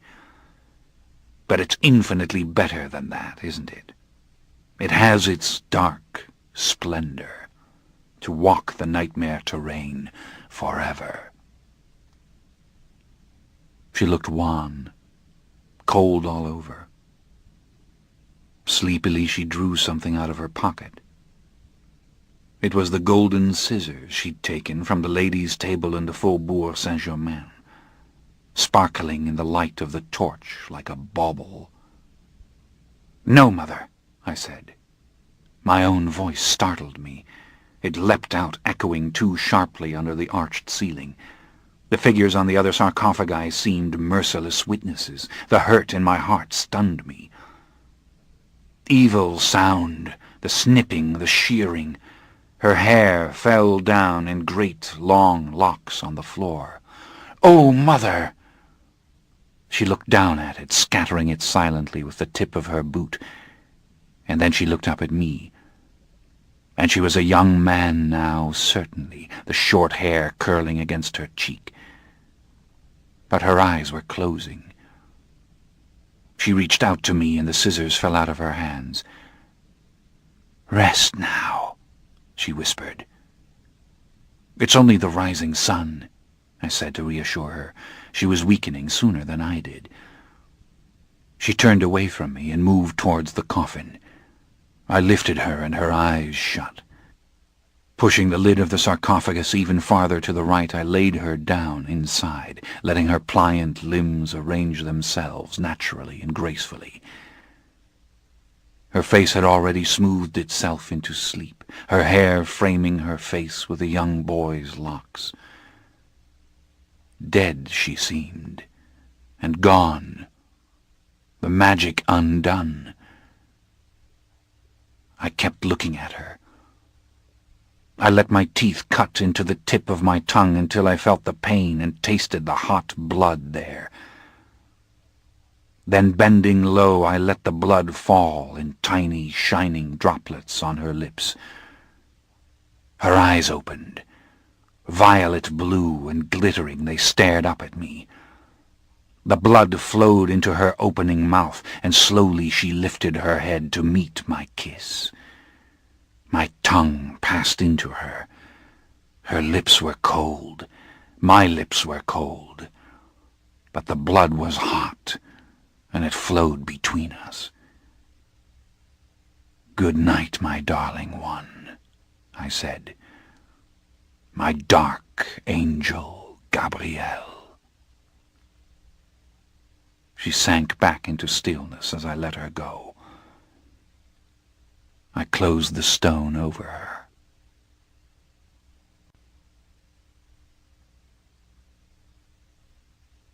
Chapter 4. I did not like rising in the black underground crypt. I didn't like the chill in the air, and that faint stench from the prison below, the feeling that this was where all the dead things lay. A fear overcame me. What if she didn't rise? What if her eyes never opened again? What did I know of what I'd done? Yet it seemed an arrogant thing, an obscene thing, to move the lid of the coffin again and gaze at her in her sleep as I had done last night. A mortal shame came over me. At home I would never have dared to open her door without knocking, never dared to draw back the curtains of her bed. She would rise. She had to. And better that she should lift the stone for herself, know how to rise, and that the thirst should drive her to it at the proper moment as it had driven me. I lighted the torch on the wall for her, and went out for a moment to breathe the fresh air. Then, leaving gates and doors unlocked behind me, I went up into Magnus's cell to watch the twilight melt from the sky. I'd hear her, I thought, when she awakened. An hour must have passed. The azure light faded, the stars rose, and the distant city of Paris lighted its myriad tiny beacons. I left the windowsill where I had sat against the iron bars, and I went to the chest and began to select jewels for her. Jewels she still loved. She had taken her old keepsakes with her when we left her room. I lighted the candles to help me see, though I didn't really need them. The illumination was beautiful to me, beautiful on the jewels. And I found very delicate and lovely things for her, pearl-studded pins that she might wear in the lapels of her mannish little coat, and rings that would look masculine on her small hands if that was what she wanted. I listened now and then for her, and this chill would clutch my heart. What if she did not rise? What if there had been only that one night for her? Horror thudding in me, and the sea of jewels in the chest, the candlelight dancing in the faceted stones, the gold settings, it meant nothing. But I didn't hear her. I heard the wind outside, the great soft rustle of the trees, the faint distant whistling of the stable boy as he moved about the barn, the neighing of my horses. Far off a village church bell rang. Then very suddenly there came over me the feeling that someone was watching me. This was so unfamiliar to me that I panicked. I turned, almost stumbling, into the chest and stared at the mouth of the secret tunnel. No one there. No one in this small, empty sanctum with the candlelight playing on the stones and Magnus's grim countenance on the sarcophagus. Then I looked straight in front of me at the barred window, and I saw her looking back at me. Floating in the air she seemed to be, holding to the bars with both hands, and she was smiling. I almost cried out. I backed up, and the sweat broke out all over my body. I was embarrassed suddenly to be caught off guard, to be so obviously startled. But she remained motionless, smiling still, her expression gradually changing from serenity to mischievousness. The candlelight made her eyes too brilliant. "It's not very nice to frighten other immortals like that," I said. She laughed more freely and easily than she ever had when she was alive. Relief coursed through me as she moved, made sounds. I knew I was blushing. "How did you get there?" I said. I went to the window and reached through the bars and clasped both her wrists. Her little mouth was all sweetness and laughter. Her hair was a great shimmering mane around her face. "I climbed the wall, of course," she said. "How do you think I got here?" "Well, go down. You can't come through the bars. I'll go to meet you." "You're very right about that," she said. "I've been to all the windows. Meet me on the battlements above. It's faster." She started climbing, hooking her boots easily into the bars. Then she vanished. She was all exuberance, as she'd been the night before as we came down the stairs together. "Why are we lingering here?" she said. "Why don't we go on now to Paris?" Something was wrong with her. Lovely as she was, something not right. What was it? She didn't want kisses now, or even talk, really, and that had a little sting to it. "I want to show you the inner room," I said, "and the jewels." "The jewels?" she asked. She hadn't seen them from the window. The cover of the chest had blocked her view. She walked ahead of me into the room where Magnus had burned, and then she lay down to crawl through the tunnel. As soon as she saw the chest, she was shocked by it. She tossed her hair a little impatiently over her shoulder and bent to study the brooches, the rings, the small ornaments so like those heirlooms she'd had to sell long ago, one by one. "Why, he must have been collecting them for centuries," she said. "And such exquisite things. He chose what he would take, didn't he? What a creature he must have been." Again, almost angrily, she pushed her hair out of the way. It seemed paler, more luminous, fuller, a glorious thing. "The pearls, look at them," I said, "and these rings." I showed her the ones I'd already chosen for her. I took her hand and slipped the rings on her fingers. Her fingers moved as if they had life of their own, could feel delight, and again she laughed. "Ah, but we are splendid devils, aren't we?" "Hunters of the savage garden," I said. "Then let's go into Paris," she said, faint touch of pain in her face, the thirst. She ran her tongue over her lips. Was I half as fascinating to her as she was to me? She raked her hair back from her forehead, and her eyes darkened with the intensity of her words. "I want to feed quickly tonight," she said. "Then go out of the city, into the woods. Go where there are no men and women about. Go where there is only the wind and the dark trees and the stars overhead. Blessed silence." She went to the window again. Her back was narrow and straight, and her hands at her sides, alive with the jeweled rings. And coming as they did out of the thick cuffs of the man's coat, her hands looked all the more slender and exquisite. She must have been looking at the high, dim clouds, the stars that burned through the purple layer of evening mist. "I have to go to Roger," I said under my breath. "I have to take care of Nicky, tell them some lie about what's happened to you."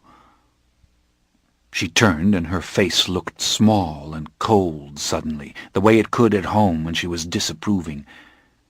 But she'd never really look that way again. "Why tell them anything about me?" she asked.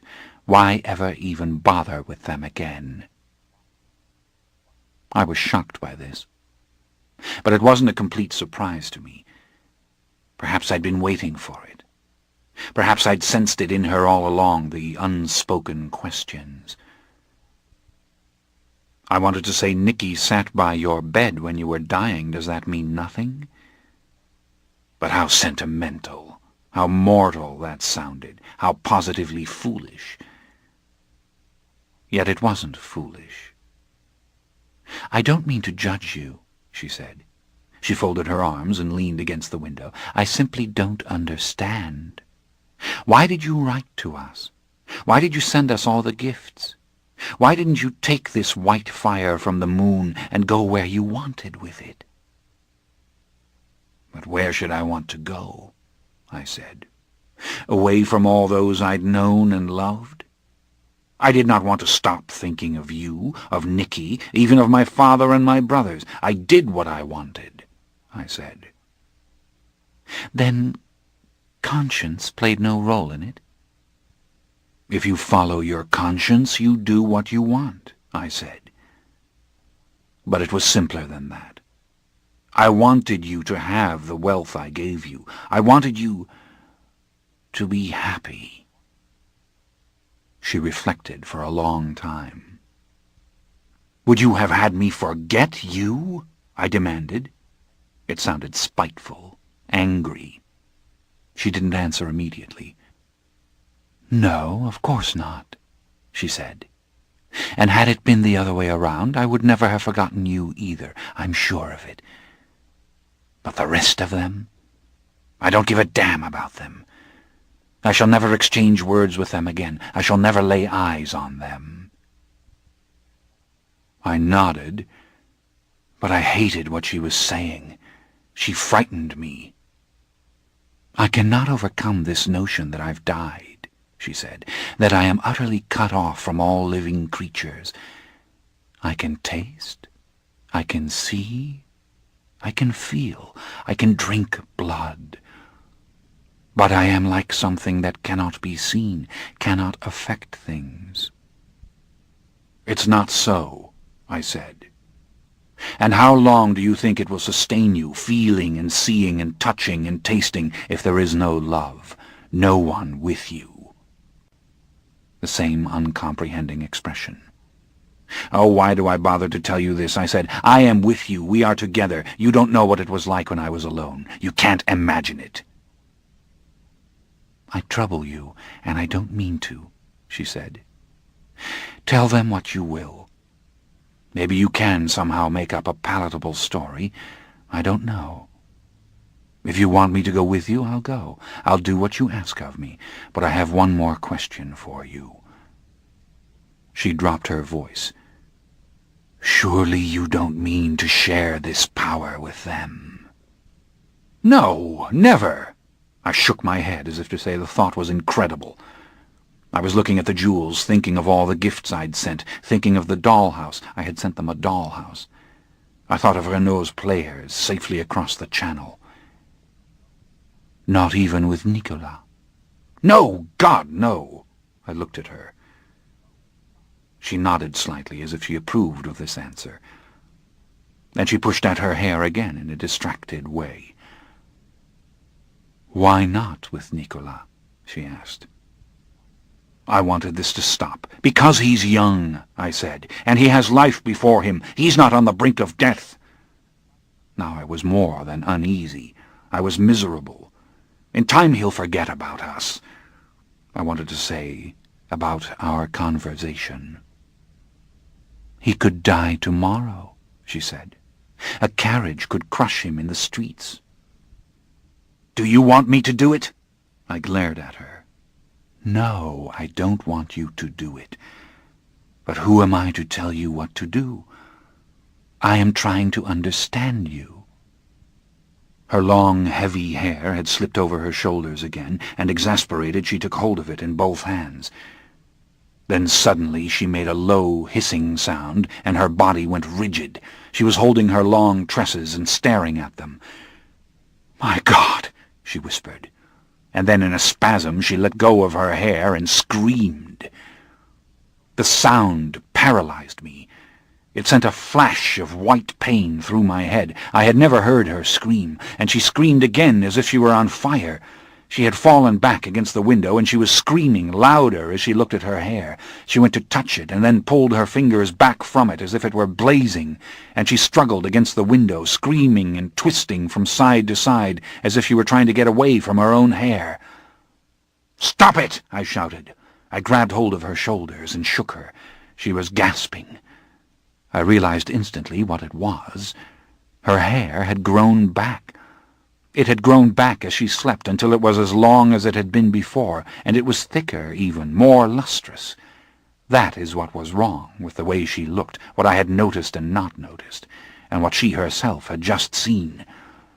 "Stop it! Stop it now!" I shouted louder, her body shaking so violently I could hardly keep her in my arms. "It's grown back, that's all," I insisted. "It's natural to you, don't you see? It's nothing." She was choking, trying to calm herself, touching it and then screaming as if her fingertips were blistered. She tried to get away from me and then ripped at her hair in pure terror. I shook her hard this time. "Gabrielle," I said, "do you understand me? It's grown back, and it will every time you cut it. There's no horror in it. For the love of hell, stop!" I thought if she didn't stop, I'd start to rave myself. I was trembling as badly as she was. She stopped screaming, and she was giving little gasps. I'd never seen her like this, not in all the years and years in Auvergne. She let me guide her towards the bench by the hearth, where I made her sit down. She put her hands to her temples and tried to catch her breath, her body rocking back and forth slowly. I looked about for a scissors. I had none. The little gold scissors had fallen on the floor of the crypt below. I took out my knife. She was sobbing softly in her hands. "Do you want me to cut it off again?" I asked. She didn't answer. "Gabrielle, listen to me."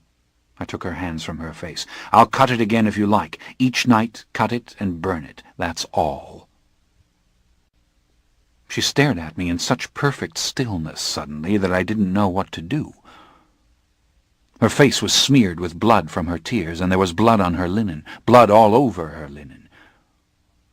"Shall I cut it?" I asked her again. She looked exactly as if someone had hit her and made her bleed. Her eyes were wide and wondering, the blood tears seeping out of them down her smooth cheeks. And as I watched, the flow stopped, and the tears darkened and dried to a crust on her white skin. I wiped her face carefully with my lace handkerchief. I went to the clothing I kept in the tower, the garments made for me in Paris that I'd brought back and kept here now. I took off her coat. She made no move to help me or stop me, and I unhooked the linen shirt that she wore. I saw her breasts, and they were perfectly white, except for the palest pink tint to the small nipples. Trying not to look at them, I put the fresh shirt on her and buttoned it quickly. Then I brushed her hair, brushed it, and not wanting to hack at it with the knife, I braided it for her in one long plait, and I put her coat back on her. I could feel her composure and her strength coming back. She didn't seem ashamed of what had happened, and I didn't want her to be. She was merely considering things. But she didn't speak. She didn't move. I started talking to her. "When I was little, you used to tell me about all the places you'd been. You showed me pictures of Naples and Venice. Remember those old books? And you had things, little keepsakes from London and St. Petersburg, all the places you'd been." She didn't answer. I want us to go to all those places. I want to see them now. I want to see them and live in them. I want to go farther even, places I never dreamed of seeing when I was alive. Something changed in her face. "Did you know it would grow back?" she asked in a whisper. "No. Yes. I didn't think. I should have known it would do that." For a long time she stared at me again in that same still, listless fashion. "Does nothing about it all ever frighten you?" she asked. Her voice was guttural and unfamiliar. "Does nothing ever stop you?" she asked. Her mouth was open and perfect, and looked like a human mouth. "I don't know," I whispered helplessly. "I don't see the point," I said. But I felt confused now. Again I told her to cut it each night and to burn it. Simple. "Yes, burn it," she sighed. "Otherwise it should fill all the rooms of the tower in time, shouldn't it? It would be like Rapunzel's hair in the fairy tale. It would be like the gold that the miller's daughter had to spin from straw in the fairy tale of the mean dwarf Rumpelstiltskin." "We write our own fairy tales, my love," I said. "The lesson in this is that nothing can destroy what you are now. Every wound will heal. You are a goddess." "And the goddess thirsts," she said. Hours later, as we walked arm in arm like two students through the boulevard crowds, it was already forgotten. Our faces were ruddy, our skin warm. But I did not leave her to go to my lawyer, and she did not seek the quiet, open country as she had wanted to do. We stayed close to each other, the faintest shimmer of the presence now and then making us turn our heads. Chapter 5. By the hour of 3, when we reached the livery stables, we knew we were being stalked by the presence. For half an hour, 45 minutes at a time, we wouldn't hear it. Then the dull hum would come again. It was maddening me. And though we tried hard to hear some intelligible thoughts from it, all we could discern was malice and an occasional tumult, like the spectacle of dry leaves disintegrated in the roar of the blaze. She was glad that we were riding home. It wasn't that the thing annoyed her. It was only what she had said earlier. She wanted the emptiness of the country, the quiet. When the open land broke before us, we were going so fast that the wind was the only sound, and I think I heard her laughing, but I wasn't sure. She loved the feel of the wind as I did. She loved the new brilliance of the stars over the darkened hills, but I wondered if there had been moments tonight when she had wept inwardly and I had not known. There had been times when she was obscure and silent, and her eyes quivered as if they were crying, but there were absolutely no tears. I was deep into thoughts of that, I think, when we neared a dense wood that grew along the banks of a shallow stream, and quite suddenly the mare reared and lurched to the side. I was almost thrown, it was so unexpected. Gabrielle held on tight to my right arm. Every night I rode into this little glade, crashing over the narrow wooden bridge above the water. I loved the sound of the horses' hooves on the wood and the climb up the sloping bank, and my mare knew the path, but now she would have none of it. Shying, threatening to rear again, she turned of her own and galloped back towards Paris, until with all the power of my will I commanded her, reining her in. Gabrielle was staring back at the thick copse, the great mass of dark swaying branches that concealed the stream. And there came over the thin howling of the wind and that soft volume of rustling leaves the definite pulse of the presence in the trees. We heard it at the same moment, surely, because I tightened my arm around Gabrielle as she nodded, gripping my hand. "It's stronger," she said to me quickly, "and it is not one alone." "Yes," I said, enraged, "and it stands between me and my lair." I drew my sword, bracing Gabrielle in my left arm. "You're not riding into it," she cried out. "The hell I'm not," I said, trying to steady the horse. "We don't have 2 hours before sunrise. Draw your sword." She tried to turn to speak to me, but I was already driving the horse forward, and she drew her sword as I'd told her to do, her little hand knotted around it as firmly as that of a man. Of course the thing would flee as soon as we reached the copse, I was sure of that. I mean, the damned thing had never done anything but turn tail and run, and I was furious that it had frightened my mount, and that it was frightening Gabrielle. With a sharp kick, and the full force of my mental persuasion, I sent the horse racing straight ahead to the bridge. I locked my hand to the weapon. I bent low, with Gabrielle beneath me. I was breathing rage as if I were a dragon, and when the mare's hooves hit the hollow wood over the water, I saw them, the demons, for the first time. White faces and white arms above us, glimpsed for no more than a second, and out of their mouths the most horrid shrieking as they shook the branches, sending down on us a shower of leaves. "Damn you, you pack of harpies!" I shouted as we reached the sloping bank on the other side, but Gabrielle had let out a scream. Something had landed on the horse behind me, and the horse was slipping in the damp earth, and the thing had hold of my shoulder and the arm with which I tried to swing the sword. Whipping the sword over Gabrielle's head and down past my left arm, I chopped at the creature furiously, and saw it fly off, a white blur in the darkness, while another one sprang at us with hands like claws.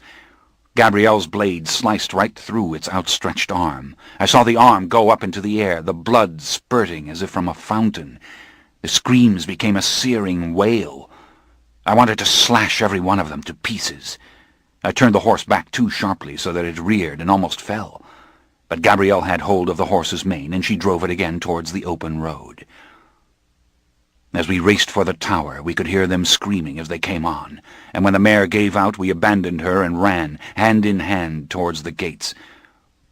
I knew we had to get through the secret passage to the inner chamber before they climbed the outside wall. They must not see us take that stone out of place. And locking the gates and doors behind me as fast as I could, I carried Gabrielle up the stairs. By the time we reached the secret room and pushed the stone into place again, I heard their howling and shrieking below, and their first scraping against the walls. I snatched up an armful of firewood and threw it beneath the window. "Hurry, the kindling," I said. But there were 6 white faces already at the bars. Their shrieks echoed monstrously in the little cell. For one moment I could only stare at them as I backed away. They clung to the iron grating like so many bats, but they weren't bats. They were vampires, and vampires as we were vampires, in human form. Dark eyes peered at us from under mops of filthy hair, howls growing louder and fiercer, the fingers that clung to the grating caked with filth. Such clothing as I could see was no more than colorless rags, and the stench coming from them was the graveyard stench. Gabrielle pitched the kindling at the wall, and she jumped away as they reached to catch hold of her. They bared their fangs. They screeched. Hands struggled to pick up the firewood and throw it back at us. All together they pulled at the grating as if they might free it from the stone. "Get the tinderbox!" I shouted. I grabbed up one of the stouter pieces of wood and thrust it right at the closest face, easily flinging the creature out and off the wall. Weak things. I heard it scream as it fell, but the others had clamped their hands on the wood, and they struggled with me now as I dislodged another dirty little demon. But by this time Gabrielle had lighted the kindling. The flame shot upwards. The howling stopped in a frenzy of ordinary speech. "It's fire! Get back! Get down! Get out of the way, you idiots! Down! Down! The bars are hot! Move away, quickly!" Perfectly regular French. In fact, an ever-increasing flood of pretty vernacular curse words. I burst out laughing, stomping my foot and pointing to them as I looked at Gabrielle. "A curse on you, blasphemer!" one of them screamed. Then the fire licked at his hands and he howled, falling backwards. "A curse on the profaners, the outlaws!" came screams from below. It caught on quickly and became a regular chorus. "A curse on the outlaws who dared to enter the house of God!" but they were scrambling down to the ground. The heavy timbers were catching, and the fire was roaring to the ceiling. "Go back to the graveyard where you came from, you pack of pranksters," I said. I would have thrown the fire down on them if I could have gotten near the window. Gabrielle stood still, with her eyes narrow, obviously listening. Cries and howls continued from below. A new anthem of curses upon those who broke the sacred laws, blasphemed, provoked the wrath of God and Satan. They were pulling on the gates and lower windows. They were doing stupid things like throwing rocks at the wall. "They can't get in," Gabrielle said in a low monotone, her head still cocked attentively. "They can't break the gate." I wasn't so certain. The gate was rusted, very old, nothing to do but wait. I collapsed on the floor, leaning against the side of the sarcophagus, my arms around my chest and my back bent. I wasn't even laughing anymore. She, too, sat down against the wall, with her legs sprawled out before her. Her chest heaved a little, and her hair was coming loose from the braid. It was a cobra's hood around her face, loose strands clinging to her white cheeks. Soot clung to her garments. The heat of the fire was crushing. The airless room shimmered with vapors, and the flames rose to shut out the night. But we could breathe the little air that was there. We suffered nothing except the heat and the exhaustion. And gradually I realized she was right about the gate. They hadn't managed to break it down. I could hear them drawing away. "May the wrath of God punish the profane!" There was some faint commotion near the stables. I saw in my mind my poor half-witted mortal stable boy, dragged in terror from his hiding place, and my rage was redoubled. They were sending me images of it from their thoughts, the murder of that poor boy. Damn them! "Be still," Gabrielle said. "It's too late." Her eyes widened, and then grew small again as she listened. He was dead, the poor miserable creature. I felt the death just as if I had seen a small dark bird suddenly rising from the stables. And she sat forward as though seeing it too, and then settled back as if she had lost consciousness, though she had not. She murmured, and it sounded like red velvet, but it was under her breath, and I didn't catch the words. "I'll punish you for this, you gang of ruffians," I said aloud. I sent it out towards them. "You trouble my house. I swear you'll pay for this." But my limbs were getting heavier and heavier. The heat of the fire was almost drugging. All the night's strange happenings were taking their toll. In my exhaustion and in the glare of the fire I could not guess the hour. I think I fell to dreaming for an instant and woke myself with a shiver, unsure of how much time had passed. I looked up and saw the figure of an unearthly young boy, an exquisite young boy, pacing the floor of the chamber. Of course it was only Gabrielle.